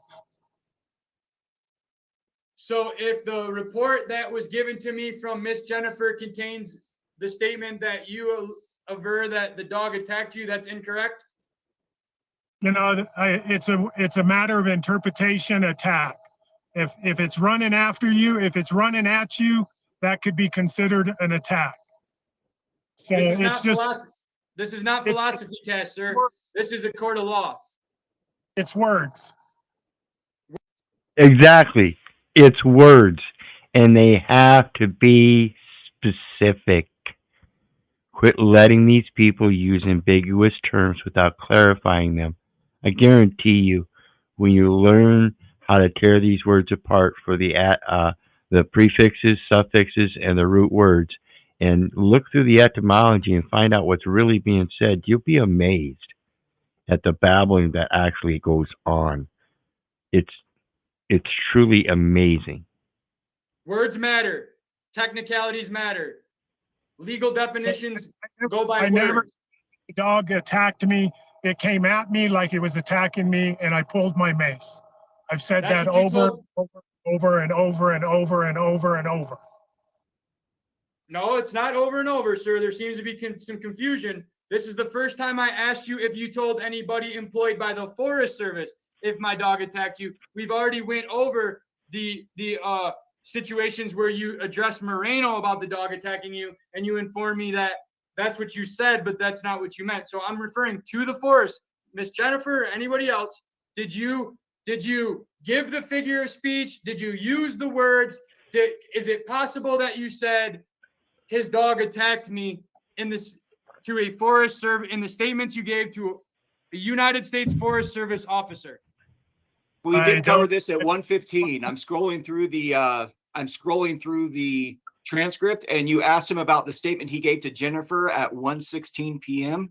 About the and there are dog? things about the statement there. So that's over an About the hour dog? ago. About the dog? Let's just ask the question, Mr. Downing, answer it again, and let's move on. Respect. So to the best of your we'll just move on. We'll just move on.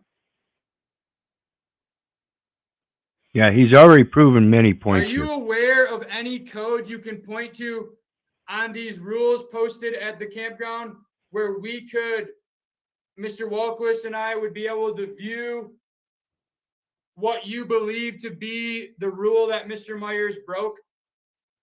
Could you point Mr. Walquist and I to that rule on the sign that now that you've seen the sign? Because what's scrolling in front of you is exactly what's posted at the campground. Okay, no, I can't. Okay.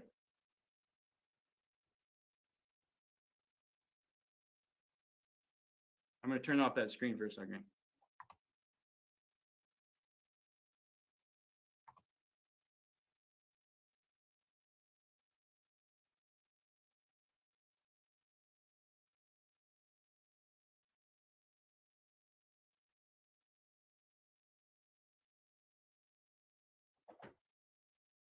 You should be close to, I'm just going to scroll through. Other than cleaning the toilets, what else do you do at Hopewell Lake Campground? Take care of the campsites, clean the fire pits, pick up the trash from everybody, collect Was money July at the 1st? Go lake. ahead, sorry, go ahead.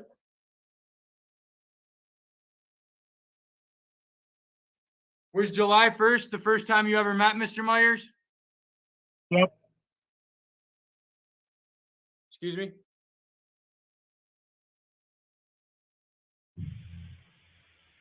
Was July 1st the first time you ever met Mr. Myers? if it was July 1st, yes. To the best of your knowledge, has Mr. Myers ever been kicked out of Hopewell Lake Campground prior? I wouldn't know that. Did you attempt to verify that? No, there's no reason for me to verify that. Did you know Mr. Myers' name prior to him being arrested? No,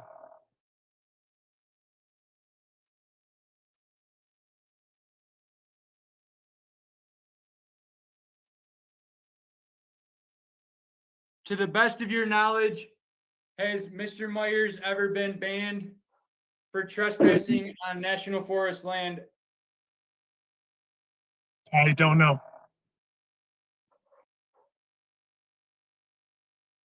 He still hasn't.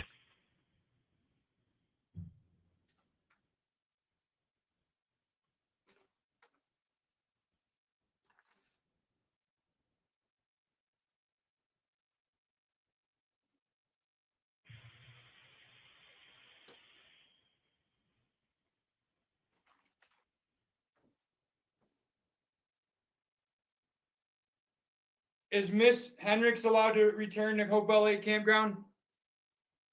I don't know who that is. The young lady. Stupid this guy is. I don't know who that is. He can't pay attention to what's been asked already and comprehend that we're still talking about the same woman. Oh, Oh, She's not Hey. young though. I'd have to get verification From who? from the Forest Service and Recreation Company. You would need to get verification that Miss Hendricks is allowed to enter Hopewell Lake Campground. and notice this time he said U.S. Forest Service and the Recreation Management Company. Now, notice, however, the letter that the Lane Myers got is only from the Zadok guy from the Recreation Management Company. How come he didn't receive one from the U.S. Forest Service, the one that's supposed to actually enforce this stuff? See, the guy doesn't know what the fuck he's talking about. And the more he speaks, the more rope he lays for himself. I can't wait. This is just about over. And then we're going to get into the deposition of the police officer. I haven't heard that one, but I've heard that it is better than this. It's only about a half hour long.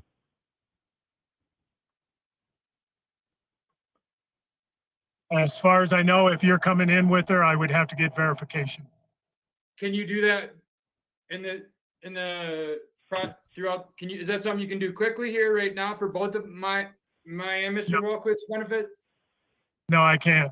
I'm on the phone with you. So that's something you would need to contact your supervisor about. Yes. Have you spoke to John Serrano? I don't even recall the name. He's a employee of the Forest Service. Yeah, I don't know who he is. Let me read this statement you claim. While witness and employee statements vary greatly from yours, my call today was to give you an opportunity to share your side of the story. Since you hung up on me, the chance is now past. When you entered a rented reservation site and were asked to move to one of 3 available sites, a simple "sorry, I will get on it right away" would have been enough. You admit you were given the choice of 3 sites in your statement. We tried in that moment to solve the issue for you. A simple "thank you" and "we will take that site and move on as soon as possible" would have been the end of the situation and the start of your holiday weekend. Your escalation of the situation and aggressive demeanor left our employee no choice but to return to his camper and call 911. This is company protocol for this type of situation. 911 dispatched the state of New Mexico police. The officer interviewed our employee first and then came to speak to you. Long story short, you physically assaulted a law enforcement officer by punching him and breaking his nose. Then he and the backup officer had to wrestle you to the ground, arrest you, and take you to jail. Post-incident, they informed our employee of the situation, and your family was asked to leave. Post-incident, the employee informed them of the situation. Post-incident. So again, there's the foundational lie. And he's posing that he went through channels such as the Recreation Company first, and they told him to call 911, when that seems not to be true now. Somebody else is stating something else. The very people he said told him to call 911. By law enforcement due to your actions, not ours.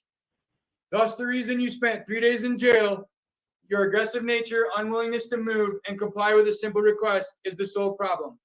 Your actions with the state police are yours to own up to also. We will, however, support and help any investigation leading to any charges brought upon you due to your actions that day. After reviewing the situation in its entirety, understanding your propensity for aggressive behavior, and speaking to U.S. Forest Service representatives, I too have a request. Please do not contact, speak to, approach, or enter any RRM of A operated facility nationally. Your name has been sent to our corporate office, permit managers, and infield hosts. If they see you in these facilities or are approached, they have been instructed to call 911 and stay in their RV until law enforcement deals with you. If you wish to communicate with our corporation, your legal counsel may contact me direct. Violation. Your legal counsel, if you wish to communicate in those commercial terms means the conveyance of a debt. And if you wish to convey a debt to the corporation, you must have your attorney speak with our attorney. This is the corporate codes. You cannot hire an attorney without a board of representatives. It's the only way to communicate and convey a debt is through transfer agents. Of this request will be seen as harassment and threats to our safety. So that's the letter you believe means I can't come to Hopewell Lake.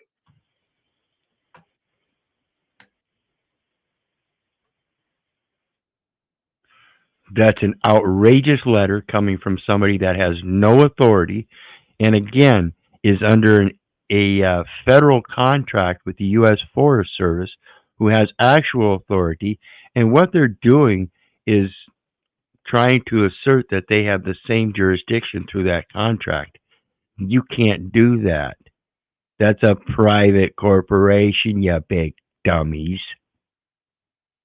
Yes, as far as I know. As far as you know, that's the letter you're referring to that was sent to me. Correct. And as far as you know, the Forest Service hasn't followed up with anybody to tell them that that letter is not valid. Not that I'm aware of. Not that you're aware of. So tomorrow when I come to Hopewell Lake Campground, what can we expect? I would ask that you not do that until verification has been done. Well, you better get to verifying. And that's absolutely true. It's his obligation to verify. Again, you can't just go around slinging that it's your feelers that are hurt and you don't want somebody around when you're in a public accommodation position. You either fulfill your public accommodation obligation under that contract or you're in breach of that contract, which is contracted in trust, and you're denying a benefactor to the trust. Is there a statement or a question? That's that common law and that Constitution. See, everything else is your contract law. That Constitution is access to the trust law. The trust law is the recognition in equity, a court of equity, not a court of law, which is your common law merged with equity. And so it's not a court of equity merged with a court of law. It's your court of equity merged with common law.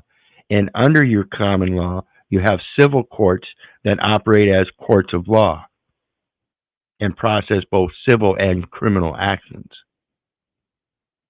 I'm asking him what's going to happen when I show up tomorrow and exercise my First Amendment rights that with a letter in my hand from the Forest Service that says I'm allowed to be there. That's not the purpose of today's interview. Today's interview is regarding the criminal case. I feel you. I feel you. Is Mr. Myers allowed to enter Hopewell Lake Campground? I don't know. So you don't know. All right, Mr. Walquist. That's You're it. We're good. done. Yeah, that's it. All right. seen Thank what you, need Mr. to Downey. see. You Pardon gonna, me? I said you've seen what you need to see. I'm gonna. Are you gonna send me that over again by email? Yeah, the same thing I did just from this morning. Yeah. Once my IT person comes back in and helps me. Yeah. All right. Okay. Are you gonna call? Is he still here? Mr. Downey, you can go ahead and hang up.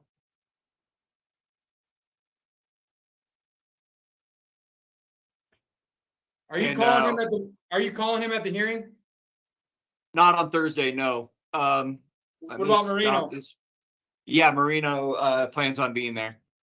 At the pre-trial or because technically you didn't file this case, okay? Moreno did. He initiated all this. It was a officer prosecution. The only reason I got you on here now is because I demanded a jury trial. Boom. Are you going to let the greedy heating companies and their crazy high prices So let's go on to the next one, folks. The The next one is the world's dumbest cop, and this is where he's going to interview the cop on the case here. And before we get into that, I do want to thank everybody for your continued support. Please hit the like, share, and subscribe button. The PayPal link's down in the details section for anybody that wants to share some love. And of course, the StreamYard link should be pinned, so anybody that wants to come join the panel can certainly do so. So in the meantime, let's get going here. We got a trust as a type of equitable contract. Yes, in equity, as I mentioned before, the courts of equity, the 20 maxims, one of them is that the beneficiary, equity deems that the beneficiary is the true, or regards the beneficiary as the true owner. And so that's the basic premise of a trust, is that you're the true owner as a beneficiary. And in the actual trust terms, the beneficiary is really just the record, whereas you're the benefactor that gives the information or the data elements that have an intrinsic value to a record. So it's merely a conversion of your value system to paper. And if you don't know what's happening in that, they're going to take advantage of it and use it to their benefit at your detriment.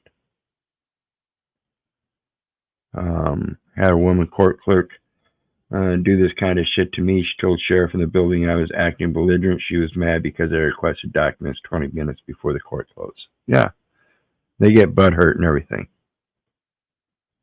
So, yes, flex your frustrations as needed. This is why I hate cupcake pansy-ass beta males that don't know how to speak up and keep the factor of truth in their life. They let other people, through this popularity contest and keeping up with the Joneses, regulate what they're going to do in their life. So we've got a Stepford wife situation where everybody wants the same thing and everybody's doing the same thing, and the expectation is always the same. And what do you think that's going to bring? You think that's going to bring any kind of excitement or value in your life? What that's doing is delineating the true value of expressing your diversity. Yes, truth does not regard feelings. All right, well, let's get into this next one then. Again, the details section has a link to this guy's channel, Lane Myers. He just started up a couple months ago in relations to this case. He himself is an attorney. His wife is a federal attorney, works for the federal government. So let's get into this.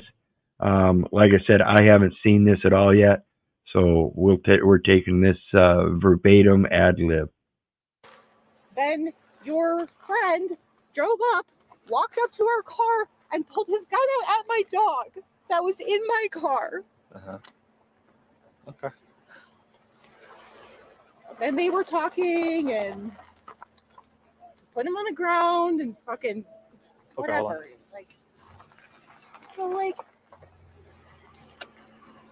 What? So things just escalated very quickly.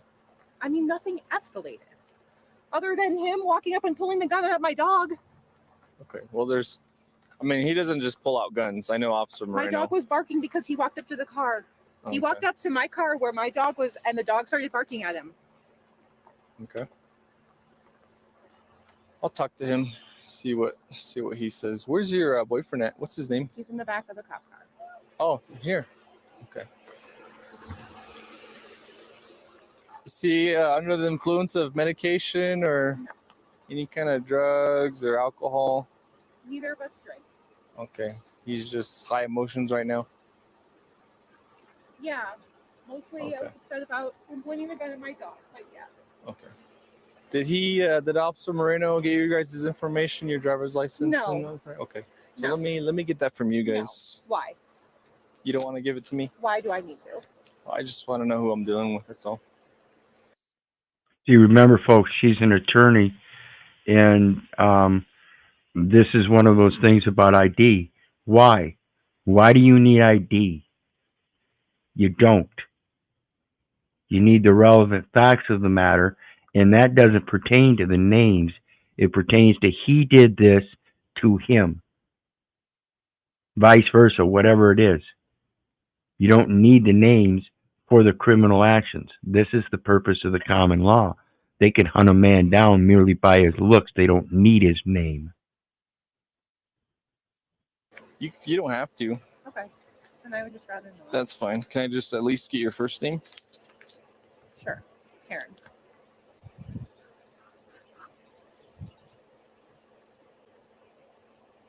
And at least get your first name. I don't have a Questions you first have name. for That me? would be part of the 'Cause I legal wanna help name, you guys which consists of the first understand and last why name. Officer But I'll Moreno give you took the my actions given that he name. did. How can he stay here? How can What? Are you guys about to take him away? Because I'm out here with all of our shit by myself. Like, we came here together. Mhm. We have like our camping stuff set up. Mhm. And so, like, are you gonna take him and for nothing? Like, Well, we can't take him for nothing. That'd be, a violation of his rights. Obviously, officer. We can't take him for nothing. That would be a violation of his rights. Well, then what are the fucking charges? Does anybody here know the law? You can't just take him away. That would be violating his rights. So we're just going to take him away. Sits in jail for 3 days, no charges. Officer Moreno has reasonable grounds to detain him in the back of his unit for whatever it is that he has for. So, but And I want to make it clear. You can look up the definitions in as many dictionaries as you want. And most all of them are going to use when you look up detention or detained, they're going to mention the stop, arrest, and those synonymous terms. So when they say you're being detained, that is in fact an arrest. I don't care what you say. It is in fact, by synonymous terms, an arrest. Get over it and learn it. I'm gonna go talk to him right now. I'm gonna get his side of the story. Then I'll be back with you. Okay, Karen? Do you have any questions for me? Okay, just stay here.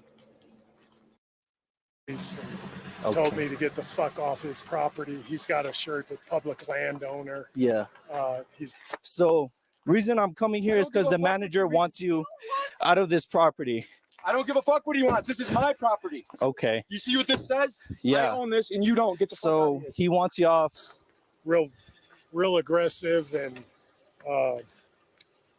told me I'm going to learn about the First Amendment and all these amendments, and I just don't need that in here. Okay. Did he pay? So trespassing is not an arrestable offense on national forest land. This is national public land. It's a First Amendment right to access a traditional public forum. It's my First Amendment right to be here. He called you and said what? Over when I got in the truck and goes, well, I'm going to stay here. And I said, no, y'all need to pack up and leave because his aggression towards me is unacceptable and you all need to pack up and leave. Leave. And he goes, well, then he come barging over. He come running over. Well, you're going to learn the amendments this week and talking all kinds of crap, So you. This problem. What is your reasonable articulable suspicion for me to be in handcuffs right now? Did you witness it? Sarge, can you hear me? It's Moreno. Hey, I just got into a use of force with this guy at Hopewell at the campgrounds. So the call. Use of force. He's admitting use of force with no crime. And when the guy explained that you can't trespass somebody off of federal public lands, National Forest Service, and particularly as a state officer. See, they're operating under the wrong premise that the state somehow has jurisdiction there when it doesn't have anything to do with citizenship at this point. It has to do with the fact that there's no crime. What was his at Hopewell? Yeah, I just got a little nosebleed from taking him down. So he was, hold on, let me end this. He was one of those constitutionalist guy. The camp host wanted him. No. It's one of those constitutionists. I gave you my birthday. It's all I'm required to do. One of those constitutionists. See, that's one of those things they like to use as a derogative term, as if though it's something bad. It's one of those constitutionists. Oh no, don't. That's just like the guy, the Douglas Downey. He wasn't going to be educated about the Constitution. No, but he's all for it, huh? He's all for it as long as he can call somebody else that supposedly took an oath to it, but holds it as a derogatory term. These blasphemous bastard motherfuckers. Do you not understand what's going on? I'm not required to give my name to you or him. You're still required to treat me. No, I know. I'm like, we're gonna treat you. So I was calm, dude. I was real calm. He was one of those constitutionalists, dude. Oh, dude, real calm. You're not aware if you enforce federal laws? No. Did you swear an oath to uphold federal laws? I swear oath to uphold the duties and responsibilities as well as state laws Of of the state of New Mexico and the United States. You swore an oath to uphold the laws of the federal government? Not the federal government. No, I did not say that. You said the United States. Yes, the United States. Federal government at 5 CFR 575.102 says federal government means all entities of the government of the United States, including the United States Postal Service and the Postal Regulatory Commission. So it doesn't matter what this guy thinks he's saying. He's saying the same thing. I didn't say federal government. I say United States, da-da-da. See, the babbling idiots don't know what the fuck kind of rope they're laying down that's going to hang them. Because literally they both mean the same thing. And it's a corporate entity. Pure and simple. You took an oath to a corporate entity under a constitution, and you're failing to uphold that constitution of trust under that corporate contract. What are you referring to when you refer to the United States? What United States laws are you referring to that you swore an oath to uphold? Your civil rights. Those are not a law. Oh, other than that, then no. I'm unaware of any federal laws that I uphold. So you're unaware of any federal laws you uphold, and you're unaware that Hopewell Lake is federal property. Correct. Shit, I'm good. I mean, trespassing, because, so I was calm, dude. I was real calm. He was one of those constitutionalists, dude. Oh, dude, real calm. I on my cable, like, so I was approaching, and those dogs started coming aggressive, so I unholstered my firearm, because. So they were in the truck? Yeah, but the windows were completely down. At that point, like, I see a black dog right there, pretty aggressive, showing teeth, so I don't know if they're gonna jump out or not. And then I unholster it when the lady got in front of it, and I was like, "Hey, look, like, I'm not good with dogs." And then that's when this dude starts coming, "Fuck you," you know. I was like, "Hey, look, maybe like that's the only part I like escalated." But then I tried like, "Hey, man, look, like you need to leave. Like you're not the land manager wants you you out." Talking like.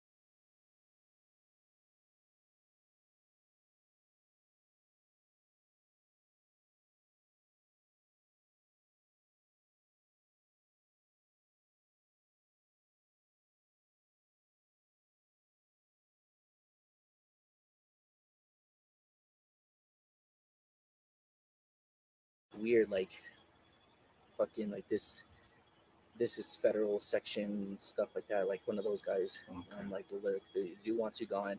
It's like, what crime have I committed? I was like, it got to the point where I was like, "Hey, are you gonna leave or not?" He's like, "No, I'm not gonna leave." And then so I was like, I fucking grab him. I was like, look, put your hands behind your back. He's not putting it. He starts tensing up. And so I started getting him towards me. He's pulling away, and then he fucking comes close to me. At that point, I just fucking picked him up and took him to the ground. Okay. So you kind of slammed him. Okay. So he is going to be arrested. Are you hot? Yeah. Okay. I'll talk to lot 3 then. Oh no, we're good. We're good. Okay. We meet everything. So we're gonna head back. Okay. Let me talk to. Did you get any of their 49? I only got her. He's concealing identity. Okay, I only got her first name. No, that's fine. No, just go. Okay. They don't want to. He doesn't want to give his Anything? name. He's just gonna get charged. And so, yeah, I guess I missed my mute button again. I'll get better at this. My apologies. But I was talking about the use of the laws and stuff, and how they placate that this guy is a land manager. He's a manager of the land, when that's totally false. What he is he's a parks manager through the recreation resource management services that hired him. Now, the reason that I mention this is because when they call them a land manager, this is totally false. The Land Management, Bureau of Land Management, will give you a map of those national parks and everything, and they will tell you that it's the U.S. Forest Service that regulates that land. They are the true land managers in those situations. Again, the displacement of the law by people that have no idea what the law truly is, because they have not the first comprehension of it.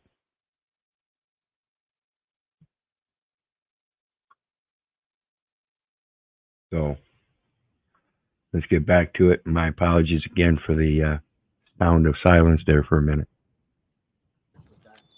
Okay. Land manager wants you off the property, okay? He wants you off. Is that like illegal order? Yeah, it's trespassing. Okay. When your husband said he's not leaving, or your boyfriend said he's not leaving the campsite, that is trespassing. So he's Again, we have a cop that's sitting there posing that he knows the law because he's a cop, but he can't support it because, again, if you look at the federal statutes, it is public lands that are had by the people as a public accommodation. It's an obligation of the government already. There's no way they can obfuscate that. And that's exactly what they're trying to do. They're doing it through lower jurisdictions, claiming jurisdiction that isn't there. being charged with trespassing, obstructing an officer, and as well as concealing identity. Obstructing an officer of what? Enforcing what? This man is being charged with trespassing that can't be had, and obstructing an officer for said trespass when the officer evidently doesn't understand what he's doing is he's violating. It's a tort action, folks. He's violating the rights of these people because of Douglas Downey's fucking feelers.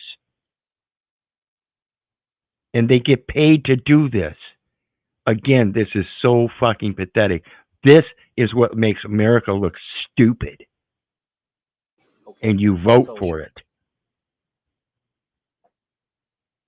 Okay. Did you swear an oath to uphold the New Mexico and United States Constitution? Yes. Did you swear an oath to uphold New Mexico state and local law? Yes. Did you swear an oath to uphold federal law? Federal law is broken, we can charge for it. If federal law is broken, we can charge for it. Can you be more specific? Did you swear an oath to uphold federal law? If an individual has a switch. Anybody in the public trust as a public officer, they're just the same thing as a mandatory reporter.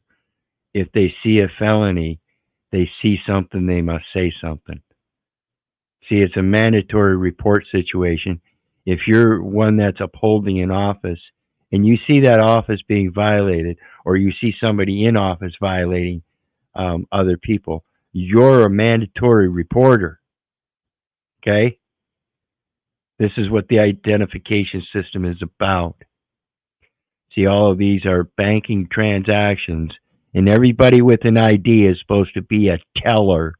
You're supposed to be telling on each other. Great job.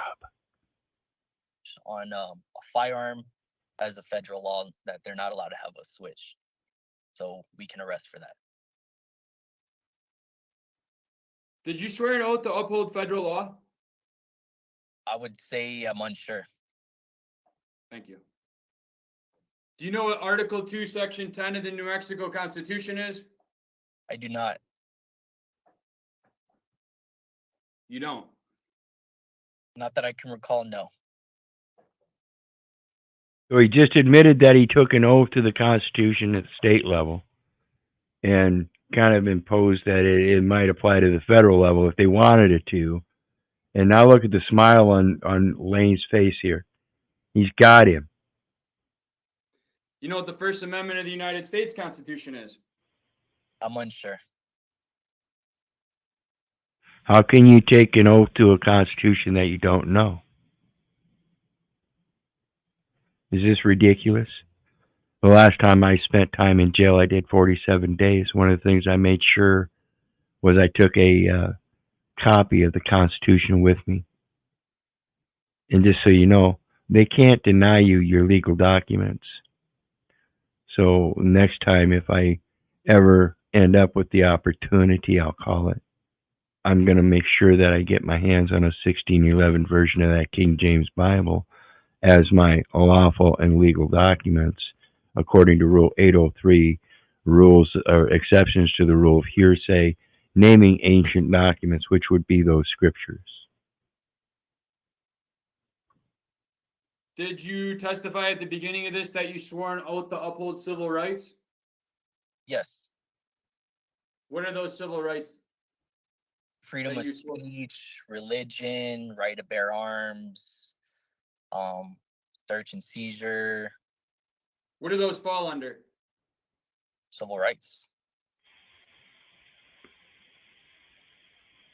What is the right to bear arms? Can have firearms with you. Is that the Second Amendment? I would say yes. See, that's a difference between a civil right and an amendment. See, a civil right is a contracted term. It's actually a privilege. So you don't know what the first... Where in the Second Amendment, under that Constitution, in trust law, the militia, it's a duty. It's a duty to bear arms. Don't you get it? First Amendment is? Freedom of speech, religion. I don't know the whole civil rights. I didn't even ask you. That's the thing, Moreno. That's the thing, sir. If you just actually respected my questions and answered the questions directly, you okay? Because I didn't ask you what to name the First Amendment. I asked you if you knew what it was. Yes, okay? I do know. Yes. Do you know what protected liberty interests are? I do not. You know what protected speech is? I do not. Do you know what unprotected speech is? I do not. This guy doesn't know anything, does he? So yeah, when it comes to the isn't even being a cop taking an oath against what the Bible says, yes, the scripture says you're not supposed to swear an oath. For he gave the first promise of immutable, to seek his immutable counsel, and it was the first sealing of the first oath, which he shewed unto himself, because there was no one else to shew an oath unto. So when we hear about these people taking oath to the Constitution and this and that, that's the first sign. That's the first sign that not only is it just a spiritual warfare, but they've fallen to that war. They are the ones that have fallen to that war, not you. Did you take that oath? No. So there's still only just a presumption. And that's all it is. They actually took the physical oath. Do you know what the 14th Amendment is of the United States Constitution? No, I do not. Do you know what the Equal Protection Clause of the 14th Amendment is? I do not. Do you know what the Due Process Clause of the 14th Amendment is? I do not. Do you know what a traditional public forum is? I do not. I'm surprised he didn't ask if he knew what the Supremacy Clause was. That's an important one in this case against the state and the state's constitution. If you're going to pose against a federal U.S. Forest Service, you have to have that nexus in there, and I think that would be one of the important ones. Just my opinion, though. This guy's the attorney. This guy's the one with all the knowledge, right? But I still yet to beg whether he has more hours than I do in regards to research. Like I said, folks, I've got over 20,000 hours researching this in the last 7 years or so. Do you believe in the Constitution? You don't need a piece of paper to tell you that you have knowledge. That somebody else confirms. You can confirm that yourself by your actions. I do. Do you think the Constitution's important? Yes. Do you think people should have civil rights? I do, yes. And you swore an oath to uphold them civil rights, right? Yes.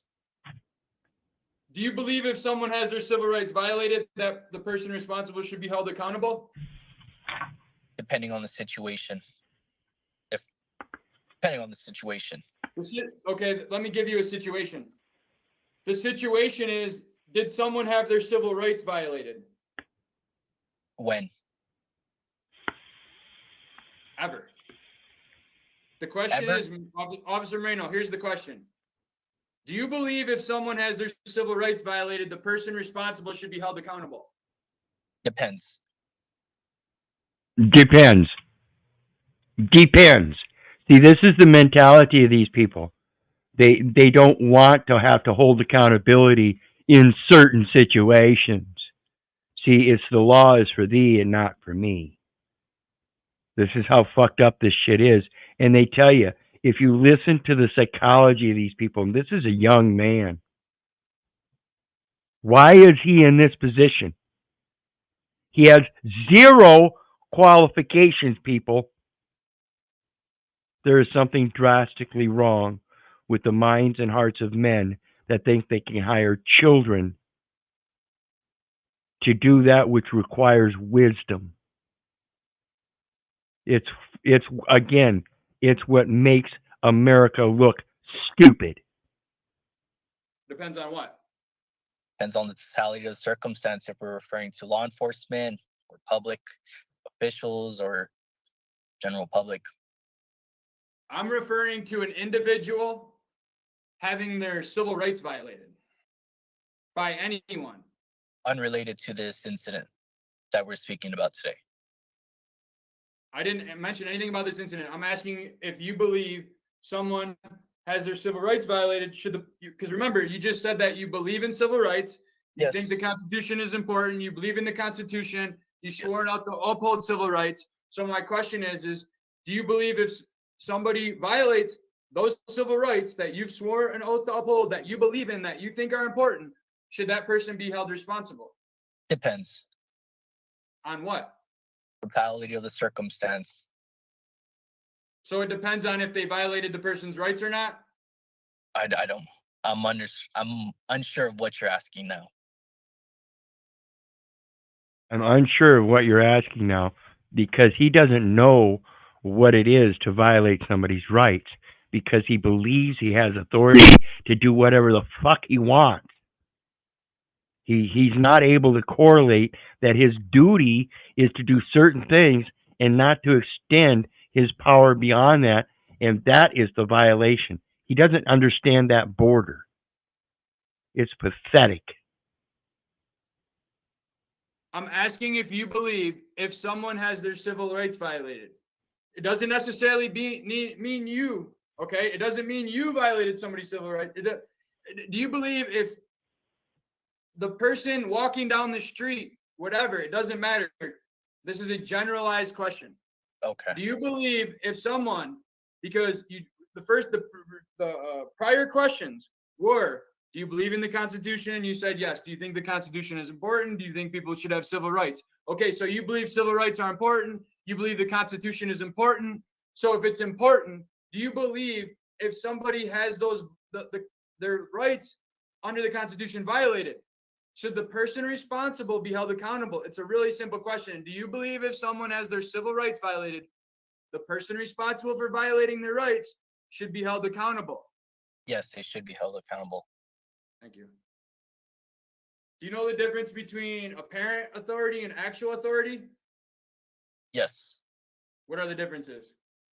Parent authority, someone who's in charge of their children, their own offspring. And a what else authority? See, this guy evidently didn't understand the question. It's not parent authority and actual authority. So evidently he wasn't listening or he doesn't comprehend. It's apparent authority, which is facetious. It just seems to be authority, and actual authority, which is true authority. I'm going to let you start over with that, okay? Because I don't think you meant to say that. So I'm going to ask the question a little slower and a little clearer, okay? Okay. Do you know the difference between apparent authority and actual authority? Oh, I thought you said a parents, as in a mom and dad authority figure. No, I do not. So you do not know the difference between apparent authority and actual authority? So he's basically saying he doesn't know the difference between apparent and actual. Do you get that, people? See, the authority is the term in both terms, is the word in both terms. He recognizes that. He recognizes authority that somebody else granted him to do whatever the fuck he felt he could do. What he doesn't understand is the simple difference between apparent and actual.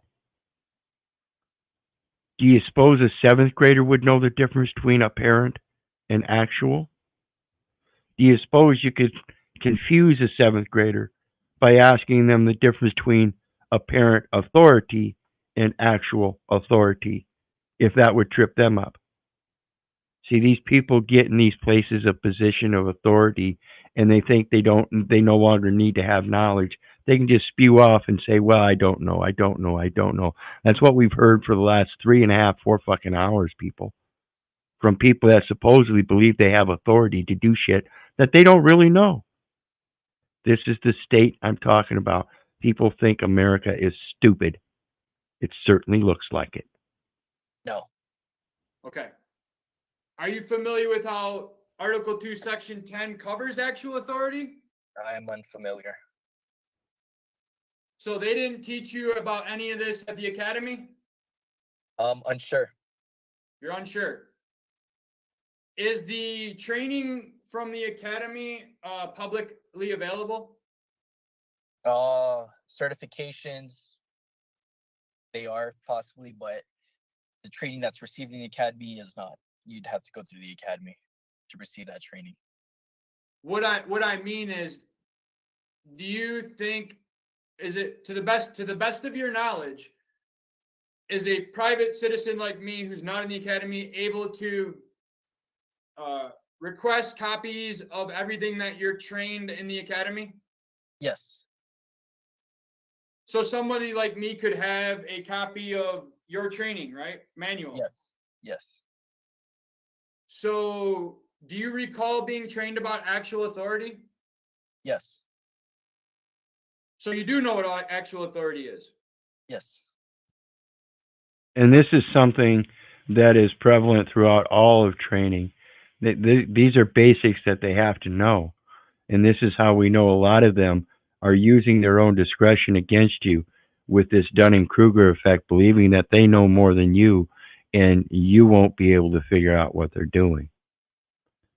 This is coming to an end, folks. It's time to wake up and learn the simple differences. Because that's all they're using against you, is simple differences. And then the culpability factor goes out the window, where is the accountability when no one seems to know anything, as we've heard for, like, again, the last several hours. I don't know. I don't know. I don't know. It's pathetic. Okay, so would you like to change your answer when I asked you, do you know the difference between apparent authority and actual authority? I would not know. I would just keep it the same. So you are aware of what actual authority is? I would say authority in general, yes. I would just stick with authority. See, isn't that what I just said? He doesn't know the difference between apparent and actual, but he knows what authority is. That's what he's concerned with. He knows what authority is. We'll stick with that. I got authority. Doesn't matter whether it's actual or apparent. Let's stick with authority. That's what you can stick with it, but I need you to stick with what I'm asking, which is the legal term actual authority. I don't know the legal term of actual authority, so I won't answer on that question. Did they train you that in the academy? I don't recall. No, I'm unsure. So you don't recall, no, or you're unsure? Pick one. Unsure. Okay. So it is possible, you're just not sure. Unsure. Okay. So did you verify Doug Downey had the actual authority to request Mr. Myers be removed?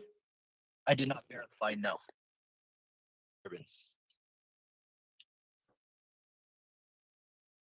What is the standard for reasonableness of an arrest under Article 2, Section 10 of the New Mexico Constitution? I'm unsure. Did Mr. Myers' arrest meet that reasonableness standard? I'm unsure if it related to what you're explaining to me. I don't know. Do you believe that Mr. Myers' arrest was reasonable? Yes. Yes, 100%. Yes. Based on the exigent circumstances that you articulated? Based off the investigation that took place, yes.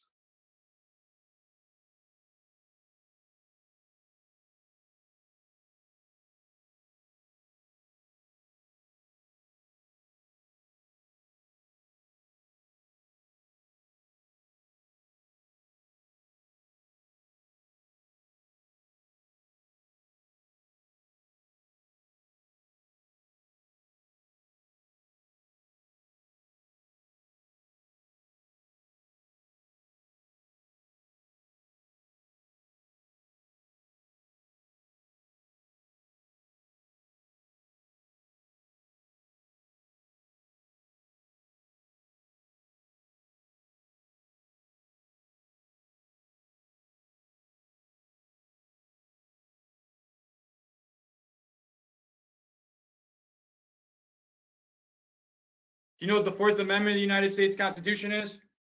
Yes. What is the... And there I did it again. But again, it goes to this definition of actual and apparent, and he doesn't know the difference. So upon the authority that he deems to investigate, and that was purely just the Douglas guy. That's the only thing he really investigated. He didn't go to the U.S. Forest Service to find out if it was true that what Lane Myers was saying, that there is no such thing as trespass on U.S. forest land. If he'd have done his investigation as he claimed, then he'd have found a different route and different measures would have been taken. And I don't think we'd be hearing this deposition. But because he's only concerned with authority, and he has the authority, he doesn't have to hand it over to anybody else. He's going to do his investigation his way, under his discernment, despite the fact that he really doesn't know a fucking thing. Amazing. Fourth Amendment protect against? Illegal search and seizures, movements, your property, not going inside your residence, mobile home, your freedom to leave. does it talk about reasonable? I'm unsure. I don't know the exact verbatim definition of the Fourth Amendment.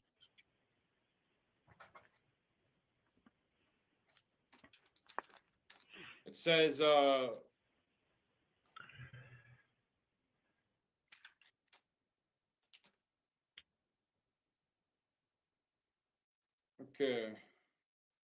The right of the people to be secure in their persons, houses, papers, and effects against unreasonable searches and seizure shall not be violated, and no warrant shall issue but upon probable cause supported by oath or affirmation, and particularly describing the place to be searched and the persons or thing to be seized. But are you aware of the standard under Article 2, Section 10, which you've already stated no? Okay, we'll move on then. Do you know what US 42, Section 1983 is? No. Oops. Oh. Oh, he doesn't know about that either. See, this is the civil pass-through for that claim of tort. See, the 1983 is the civil suit against him in his actions of private licensure, because again, even as a state police, that's a private entity. Okay, he's got a private contract.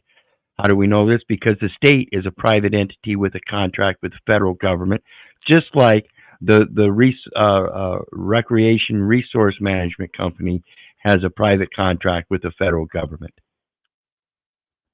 Same setup. Amazing how this is going to turn out, I think. Like I said earlier, I don't think this is a matter of anybody pressing charges against Lane Meyer anymore, but the fact that they arrested him unlawfully, violating his constitutional rights, or the rights recognized in the Constitution. He now has a tort claim against everybody involved, all the way up to the U.S. Forest Service, because they didn't step in. And this is part of the problem with the right hand not knowing what the left hand is doing. So they don't know that there's a conflict of interest that's going to make them look bad. So now that they get noticed, I guarantee things are probably going to turn out better for this Lane Meyer guy with the U.S. Forest Service on his side, because there is no way these people were supposed to arrest this man to begin with, and the U.S. Forest Service has to qualify that because they're the ones that regulate it. And again, you can't trespass somebody off of public lands. It's land. Do you know what the federal statute for criminal trespassing is? No.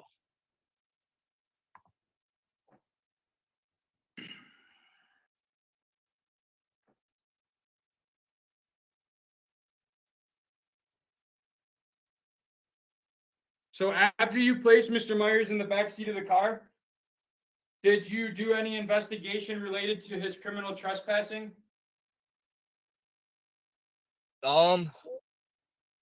Yes. No, not at that time, no. No. See, his investigation was already over. He already arrested him, and he did so without investigating. Yes or no? No, not at that time. After he was placed in the backseat of my unit, that was it. I went to go reconfirm with Mr. Downey as I was leaving to speak with him on what happened. And so basically he's trying to say that he confirmed the violation with somebody who claimed his feelings were violated and nothing more. And therefore, he is in fact merely by that action alone violating another man's rights, because there is, again, no application of law. None. This is despicable. And get a little bit more. Other than that, no. I didn't ask anyone. I didn't talk to anyone. Only to use someone's cell phone due to service issues. Yeah, what did you mean by, actually, let's pull the video up. Yes, Jen. You just made me think of it by saying, all right, so let's see. Deposition is part of the process of discovery to bring out not just supplemental material facts, but exculpatory evidence. in favor of the defendant or the accused. So you're saying, here we go. Here we have the video of you going over and talking to the people. As you just, following up with what you just said. Here's the video of exactly what you just said. You walked over there to these people, right? Oh, I'm good, thank you. So you had all these people there, and the original site Mr. Myers was in was directly next to them, and you didn't ask them any questions related to the possibility of Mr. Myers' behavior. No. Did they volunteer any statements? Not that I remember, no.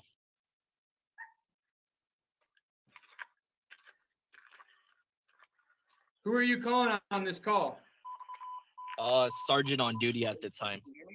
And who was that? I believe Sergeant Andazola. Peter Andazola. All right, let's hear this because I'm gonna have a follow-up question. With this guy at Hopewell at the campgrounds. So the call was at Hopewell. Yeah, I just got a little nosebleed from taking him down. So he was, hold on, let me end this. Why did you feel you needed to mute that? It was a conversation between me and my sergeant, advising him on what happened. Yeah, statements off the record. See, this is the omission in the proof evidence that we often overlook and oversee or don't get to see, that shows that they're specifically trying to create records to their benefit no matter what the situation is. This is pathetic. This is a violation of ethics and trust all the way up and down the line. And these people need to be put out of office, put out of jobs, put out of the community. Go learn how to survive naturally without the comforts and convenience of modern day technologies and stuff. Learn how to live like an animal that you're acting like. And it says here, Unslaved Truth, Tarek says, I saw the cop version, he got arrested. I don't know if you knew that the cop was arrested. We will check that out. We're going to end it for tonight with this video here, but I'm certainly going to go check that out. And like I said, there's a link to this guy's channel in the details section below. So everybody be sure to go over and check that out and stay updated on what's going on in this case. Because like I said, I don't think this is a matter of Mr. Lane Meyer acting as a defendant. This is more, he's acting like he's going to take this case over and flip the tables and make his own claim in a tort action with his civil process here. See, that's why he's doing this, is he's going through the civil process to prove the data elements that he can then use as discovery in his own case, like Harry was talking about here earlier. Depositions are just the questions. Discovery is requesting all this shit. So you can do depositions before or after discovery. I always try to make sure in my own private communications it's the admit or deny section, and that's the same thing as deposition. What we do is pose questions that they have to admit or deny, and that helps with the discovery process through your private communications, that lets them know that you've got certain supplemental and exculpatory evidence in your favor that you're going to be presenting through that discovery process. I can choose to mute it. He was one of those constitutionalist guy. What is a constitutionalist guy? It's just a generalization of a term, just a generalization of a word. The generalization of a term? I'm asking you what you meant when you said constitutionalist guy right here. You said he's one of those constitutionalists. Someone who's an advocate of civil rights and wanted him. So a constitutionalist guy is somebody who is an advocate for civil rights? That's what I'm going off of. That's my definition. Someone who's an advocate of civil rights, section and articles, someone who likes to look at laws. Someone That who is likes my to look at laws. Someone who likes to look at laws because they like to know the law. Whereas that placates his position is he doesn't look at laws. He doesn't need those laws. He's got authority. it's my definition or interpretation of a constitutionalist. So is anything you just described illegal? No, just giving him a generalization of what I observed Mr. Myers to be. A constitutionalist guy? Possibly, yes. Yes, the constitutionalist guy. Notice a little quirk in his eye there when he said constitutionalist. See, that's an irritation. He takes that as an irritation that somebody would know the Constitution. Because in fact, he's supposed to know the Constitution, and now it's a danger to him. And remember, these are all for safety, people. Safety. Not your safety, their safety.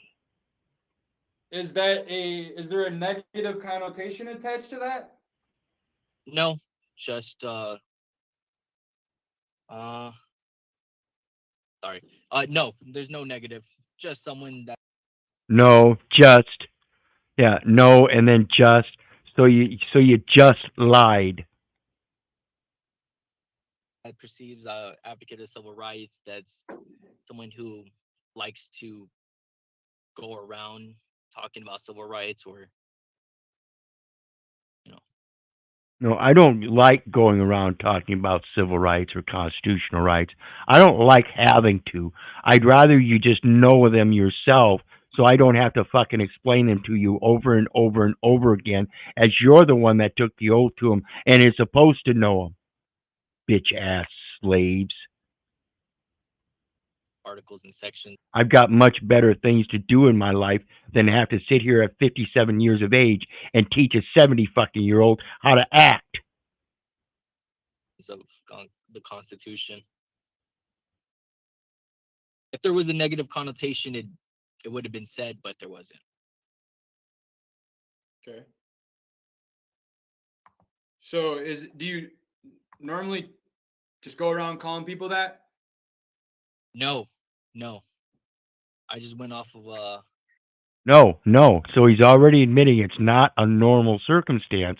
And so therefore this was a special circumstance because this is a special guy. You know, like Douglas Donahue or whatever his name said. He said he's psycho. So it deserves special terms. a generalization based off the investigation and lean back against the seat. There you go. Yeah, Okay, generalization so based off the investigation. what message were you attempting to Which never occurred. So it's a generalization based off of somebody else's interpretation of their feelers, and then portraying them feelers as criminal actions that violated him. So it wasn't just a constitutionalist, just somebody that supported civil rights. It was founded on zero, zilch, anything. You didn't investigate. There was no crime. There was no trespass. There was nothing. convey to your supervisor by saying he was one of those constitutionalist guys?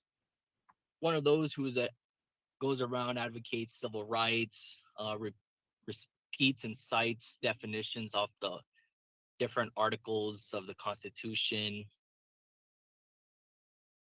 Do you have information or reason to believe Mr. Myers goes around and does that prior to you meeting him? No. So what led you to believe that Mr. Myers was a constitutionalist guy? During my interaction when I arrived on scene, he multiple times started stating different section and articles of the Constitution throughout the investigation. Stated violating civil rights multiple times, which just led me to believe some sort of a constitutionalist of some sort. So Mr. Myers was exercising his rights?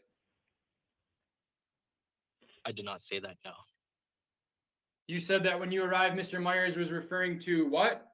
The Constitution and amendments and sections and articles? Yes, he was referring to. Was in what context was he referring to those?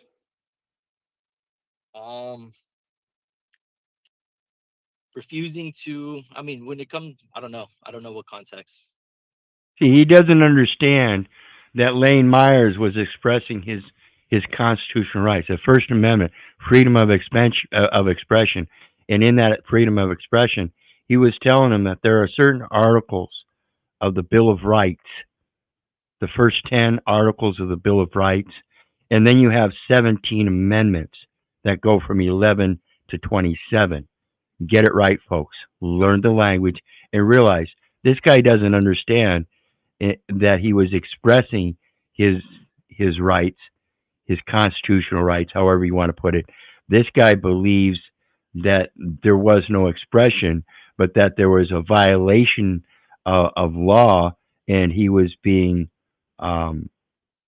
distractive with the Constitution itself because it didn't have to do with the constitutional element. That's the problem. Every act against another man has to do with the Constitution. It has to do with trust law first and foremost. In that interaction, you are either a trustee or a benefactor. Know your place. And if you're a trustee, then you're one of the bitch-ass slaves. I don't know what Mr. Myers was talking about when he started stating section and articles. I was unaware of what he was even saying. You weren't aware of what he was saying? Okay, so let's go to this video. In this video, you walk in, here we go, we're in the hospital now. Okay. And this nurse walks up to you. It's one of those constitutionalists. And you tell her it's one of those constitutionalists. Yes.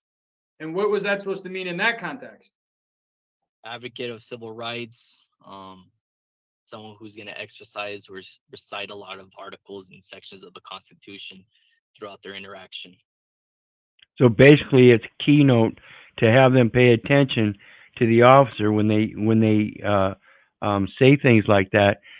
It's particularly a kind of a language that they use to tell him, well, don't listen to him. He's just a constitutionalist.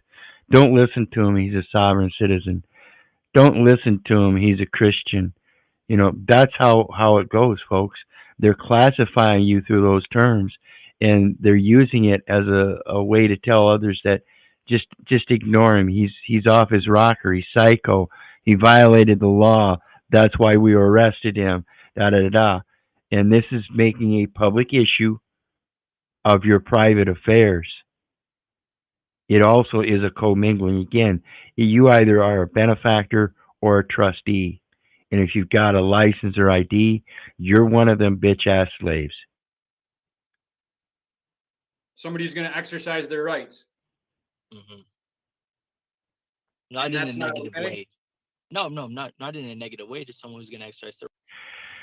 And I'm sorry if that hurts most folks. I know a lot of you out there appreciate what I'm putting out, and a lot of you out there still have that ID. You know what I mean, though. There comes a time when you got to start standing up and start doing things to help relieve yourself from those attachments.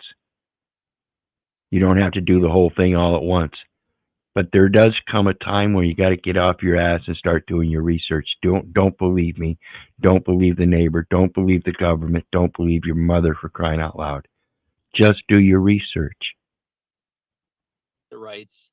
Possibly might not even want a medical checkup. What? Possibly someone who's going to refuse medical attention. Other than that, that's it. There's no negative connotation regarding a constitutionalist. So, do you consider yourself a constitutionalist? To a certain extent, I would say I am an advocate of civil rights and the U.S. Constitution. But there's no really broad definition of a constitutionalist. It was just kind of a. So then why did you use it? There's really no broad definition. So there must be a pretty clarified one. Please explain that to us. See, this guy is another babbling idiot. This is what we've got in this society. These are all babbling idiots. Every last one of them. Please, please, please wake the fuck up. What I perceive it to be, it can be anything. Oh, so now it's so broad that it's what I perceive it could be to be anything. So you mean a constitutionalist could be a Republican? You mean a constitution could be a communist?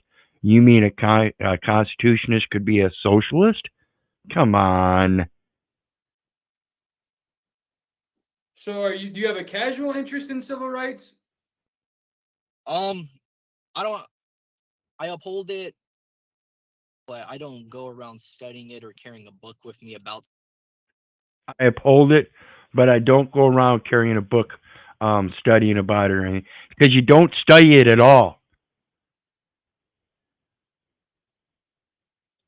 This is how pathetic this stuff is, people. These are the people that you're hiring to protect you.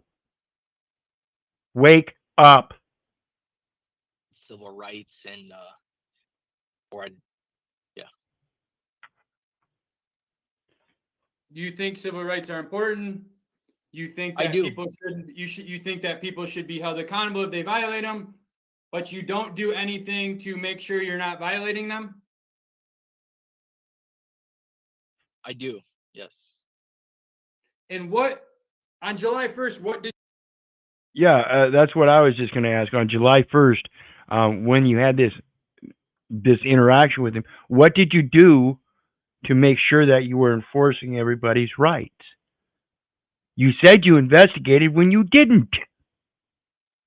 This is clear. You took a statement after being dispatched, after he gave one statement. Then you took a statement when you arrived, and lo and behold, that was the extent of your investigation. You don't have any concern to learn anything more, just like the Douglas guy. Yeah, screw the Constitution. I don't need to learn about that. I'm not going to learn anything from you about it, that's for sure.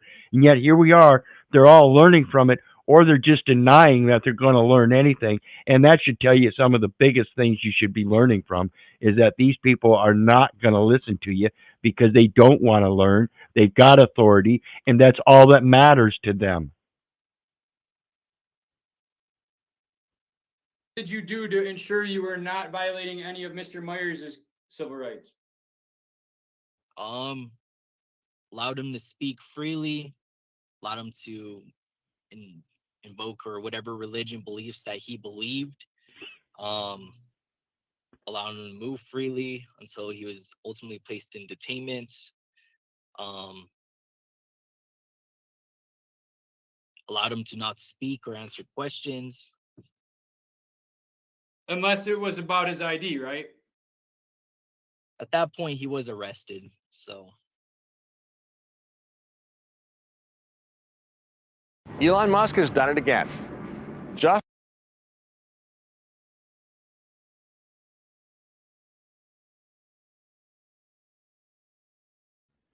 So at that point, he was arrested, done and over with. And that's all that matters to them is the arrest. And again, like I said earlier, folks, remember, a detention, being detained, is an arrest. Look it up and just clarify this shit. Again, unlearn everything you've been taught and start relearning concise English. Get back to the fundamentals of what truth is and realize it needs no defense. It just merely needs to be expressed. And the best way to express it is by exposing those that are lying by asking good questions. Pure and simple. I want to thank everybody for joining me tonight. I appreciate all the support. Again, hit that like, share, and subscribe button on your way out. And anybody that wants to share some love, it's greatly appreciated. Every little bit counts, especially during this time of the season when things are kind of short and dry. So please help out. And remember, folks, I love you, but I don't give a rat's ass whether you love me back. So may God bless you and have a good night. Bye now.